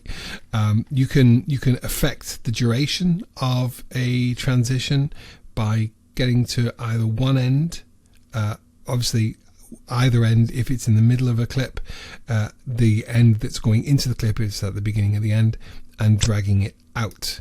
So we can make the cube spin, as beautiful as it is, please note the sarcasm, last even longer. You get what I mean. Hopefully you'll get what I mean by like 90s effects. I mean 90s if they're lucky. Control Z to get rid of that, or to that change, and then Control Z again just to get rid of it forever. Flip over, exactly, very similar. Oh wow, I mean seriously, that would be a home movie in 1992. But in all honesty, if it's used at the right time, in the right place, and in the right context, it could be useful. What I mainly use are the dissolves, just purely because they're lovely. Crossfade is my default. How do I know that? Well, I can see it here because it's got a blue little box around it. And what that means is that the shortcut Shift D or Control D, depending on what you're applying to. Shift D works with everything. Control D works sometimes on some clips, so I just use Shift D. But if I have these two clips and I select them, if I hit Shift D, it applies that transition, the cross dissolve, to all points where a cross dissolve could be applied. So cross dissolve out of nothing is a fade in. It's effectively a fade in. Then we go to between the two clips and we cross dissolve. It's a crossfade.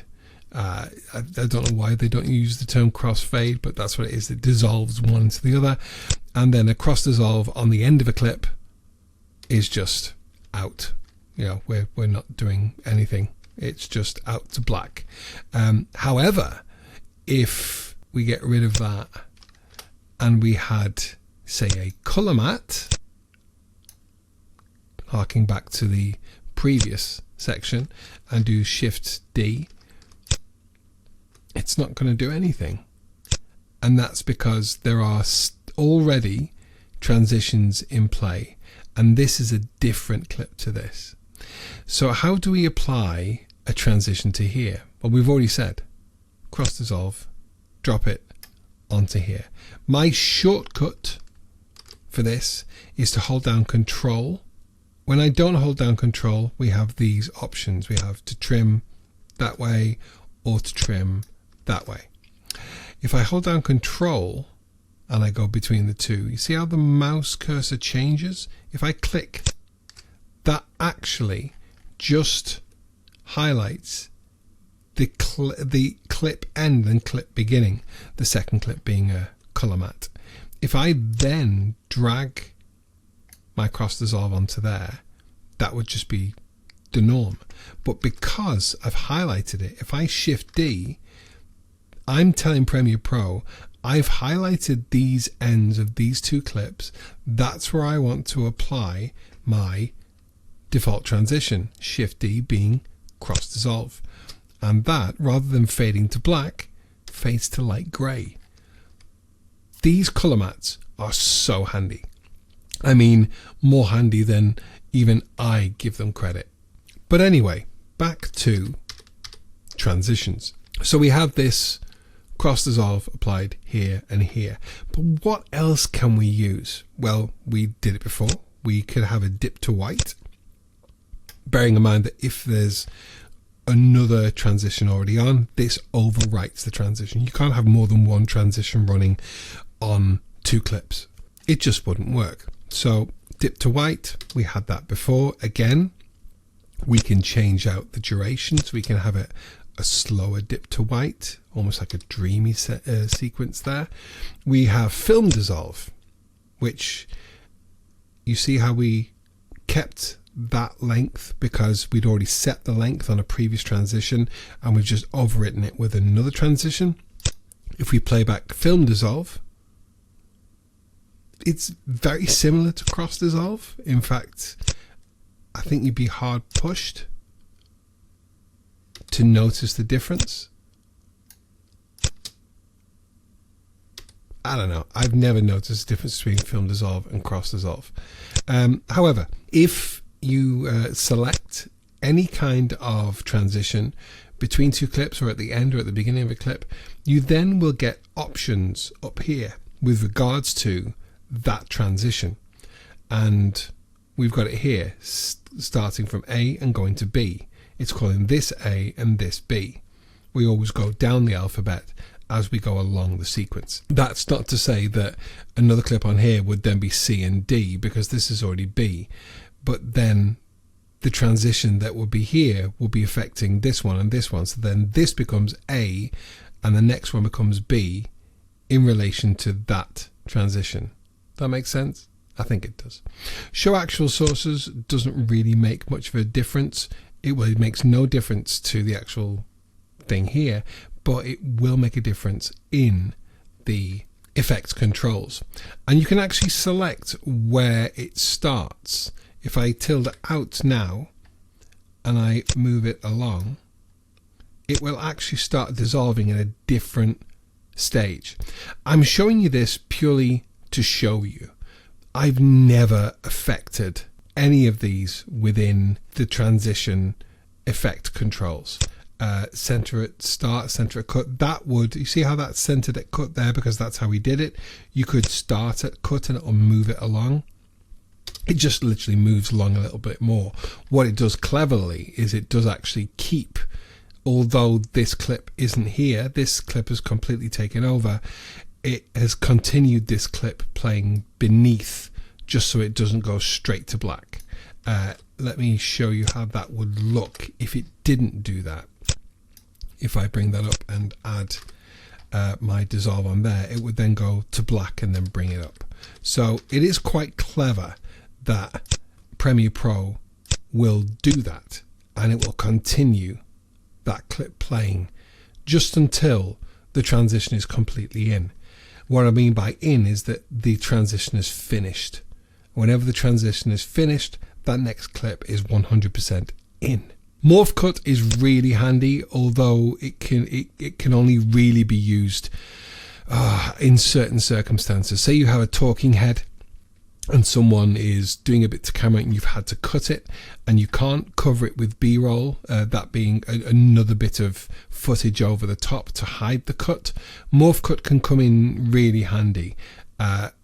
It's a really good transition when you're doing product videos and you're trying to bring in different things on a static shot.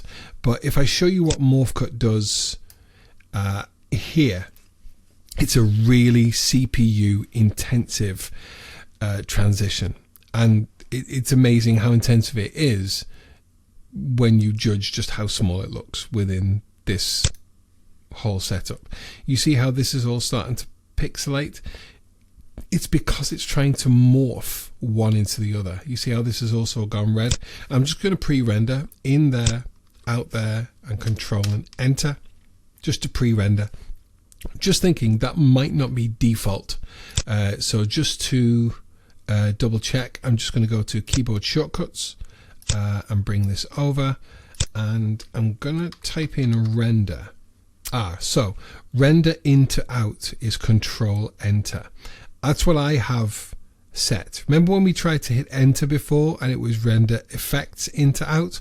If there are no effects, it won't render. It won't pre-render. So I have this set to control enter. I have a feeling that this wasn't the default, so you might need to set that, but I have it control enter and it works perfectly for me. So that's what I've done there. I've just rendered into out, right click in the gray space and clear in and out. You don't have to do that, but it's just nicer for my eye. And if I play back this morph cut, I mean, you've seen what they're trying to do, and you've probably seen different music videos that maybe have that effect. It's quite nice. And if we deep dive and think about it, what it does is at the beginning of the start of the transition, it pauses that video, so it can then morph into the next video. It's paused, and as we get to the end of the transition, we continue. Now this footage it hasn't really worked too well with. It's really quite pixelated, and the two scenes are very different, so it doesn't really show off the morph cut, but it really can be quite a powerful tool. To be honest, I don't use it half as much as what I should, especially if you're on YouTube and you're doing product tutorials or product reviews. It can be really quite nice, and it can be really visually attractive. And the one thing you want to be is visually attractive when you're trying to show a product or a service, and having the morph cut is really quite nice. Non-additive dissolve is kind of, yeah, I've never really liked it. If I do a pre-render, because it has gone red, so it needs some form of rendering to show it properly. I've never liked it. It kind of just, it doesn't really do anything for me. It doesn't that. But again, it depends what your project is. It depends. I don't know. Maybe you're doing an absolute wacky music video, and that would be exactly what you need. So yeah. We then have immersive video, which is kind of. Let me just show you. I'm going to get the gradient wipe there, and VR gradient wipe, and it's gone before it starts, so you've always got to give a bit more, and yeah, it does exactly what I've shown there. You can add other things because it's a gradient wipe. A gradient, any kind of gradient you can do, like a simple gradient would be, say, white at the top, black at the bottom in a color matte maybe, and it's the gradient as it gradually moves from white to black. This is producing some form of gradient, and you can actually select an image to replace the gradient. It's never a transition I've ever used before, and as a result, I don't really rate it. These are light leaks, and they're not the best light leaks in the business. It kind of it does what you want it to, kind of, but I've never liked the light leak built in to Premiere Pro. We have light rays, which is very similar to light leaks. Again, these kind of things you need to drag out a little bit more. I mean, that's very 1996. It's really quite dated. I'm not too sure why Adobe haven't updated their transitions in a long time. These are the same ones that were around when I first started playing with Premiere Pro. But I mean, VR random blocks, yeah, okay, maybe, if you like. Again, you can deep dive and maybe change it up a bit. The block width, brilliant. Doesn't really do anything for me. Random seed, I mean, it's a non-transition for me, really. We have iris. Iris is quite good if you like that sort of thing. Just a nice boom. You see how it's cut. So let's just take a second and work out what this is doing, because you could do this. You couldn't quite yet because we haven't got into keyframing, but you can see that what this has done is it's placed this clip already playing in here, like we had before with the dissolve that was continuing in, even though we only started at the cut. But what this is doing is it's added a crop, and then it's moving the crop out. See, there's no actual growth here. It's just the crop is opening up to reveal the next clip. So that's an iris box.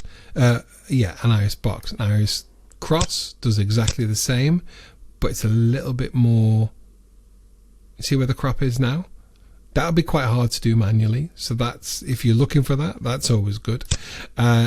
Diamond is the diamond shape, but you can change the border width in stuff like this. So if you upped it a little bit, you see how we've now got a kind of stroke, and you can then change the color. if that's the kind of thing you wanted to do. So we have that. I mean, it's not necessarily my taste or my style, but that's quite a powerful thing to have in Premiere Pro. That's quite nice. Still, it's been around since it kind of began. And then we have Iris Round, which is more like an iris, which I think was the genesis of the iris effect. And then they just changed the shape. You see how halfway through we are at pretty much a complete circle, and then we go past and out the boundaries to reveal at the end. These can all be used in the right circumstance. Page peel and page turn are kind of what you'd expect them to be. I don't know, I think it could be done better. Page turn is the same, but it's more like a fold and coming down. I mean, it is clever because you're seeing the reflection of this here, where you can see our pergola or pergola, and you can see that coming down. And it is, if you look at the actual video, it has flipped it round to show it in reverse on the other side of the page, but I don't know, it just doesn't really impress me. The ones that a lot of people use are push. So you can push it to one side if you want to drive on the story. You can also change the direction. So say that's pushing to the left. If we highlight it and click here, we want it to push to the right. But this is a very linear movement. And by linear, I mean it starts and it stops. There's no... It's what we call easing in graphic design and motion design, and it's where you you start slow, you ramp up speed, and then you slowly slow down again. It's those little things that you don't necessarily notice and your audience don't notice, but when you have something other than a linear movement, it just shows it that little bit better. And if you have that, it's these little attentions to detail, and when you have them and you have a number of them in one project, it just levels up the quality. Slide is very similar to push in as much as you see how rather than push where everything moves, you see how A is moving off and B is moving in. If you have slide, one just slides over the top. Again, that's going to the right. You can have it going to the left if you want. So these are manipulatable, is that a word? Within the effects controls as well. If you haven't noticed already, the effects controls panel is a really, really important part of Premiere Pro. Just a couple more. Split is exactly that, split from the center. And you can have it going top to bottom as well, just by making sure you've highlighted this and selecting the different arrows which denote the direction of this particular transition. And whip, finally, within the slide section. It's kind of like it's a movement, it's kind of like a push, but it also has kind of a motion blur in there as well. Yeah, it doesn't really do anything for me. Wipe are, I mean, as you can see, there are so many here.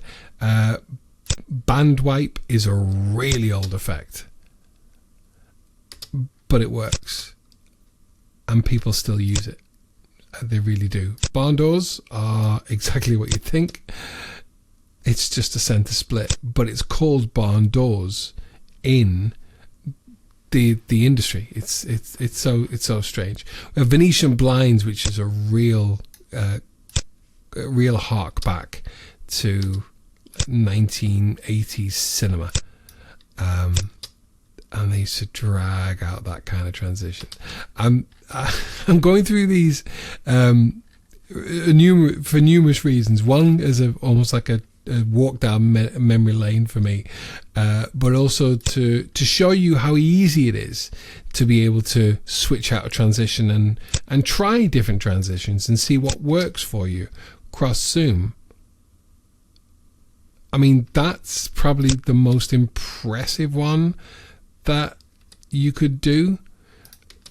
I mean, it's not always to be used. Do you know what? Let's use that as my way of going to the next bit. Because, as I said, I was going to talk about some plugins, and this one is free. And the transitions that I show you are within the free starter pack, so you'll never have to pay for it, and you can use it whenever you want. But let's take that cross zoom. Now, you may think that that's impressive. That effectively zooms in and then zooms out. Okay? Let's get rid of that. And without explaining anything, I'm just going to show you this, and then we'll get to the point where I'll show you what I'm talking about. A quick restart there, and this is Premiere Composer. So we did in to out, yeah? Camera zoom, in to out. So not only do we have a transition, we also have a sound. Let's just leave the sound out for now. Play ahead where it needs to be, right between the two clips, and add. Now, let me just disable that for now, and let's just show you that cross zoom again. And now let's compare that to this. Now that may not look like much, but that's got easing in there. It's got everything. And if we drag that out a little bit, just like we did the other transitions, that for me is just, I love it. Also, we can add a sound. I will explain this very, very shortly. But now we've got the sound in. A little bit of sound design goes a long way. How cool does that look? Now let's get rid of that. And rather than an in to out, let's just do a simple zoom in. And this is when a zoom transition can really come into its own. Oh, how good does that look? Love it. Absolutely love it. But say you don't want to zoom, you want to pan. So like move to the side. Okay, let's just turn off those sounds for now. I'm going to pan, and I'm going to go pan left. I'm going to include sound, and I'm going to add. I don't think you'll realize just how lucky you are to be in a time when these things are available. That literally was one click to select it and one click to add it. Another click to say, yeah, add sound. And that effect right there, that single effect, which could not be duplicated and just made into a single click effect, that used to take between 10 and 15 minutes when you got fast to be able to do that. It's just, I love it. I'm going to spend some time on Premiere Composer later on in the course. It's by a company called Mr. Horse. And you've probably already noticed, but there are a series of links at the bottom of the worksheet. And those are external links that I have collated to include the things that we're talking about. And they're things that I really value as a professional videographer, professional editor in the industry for well over 7 years. I think it's actually 8, but I don't really want to admit that because it kind of gives away my age, at least maybe slightly. But yeah, and I use them on a day-to-day basis, and I use at least one element, if not more, in all of my projects. So any plugins that I include with you will be so useful to you. Transitions can make or break a project. It can elevate what you're doing to a whole new level. But I can't stress it enough. You don't always need a transition, a simple clip going into another clip is timeless. It's classic. You only use a transition when you need to. And again, I can't stress this enough.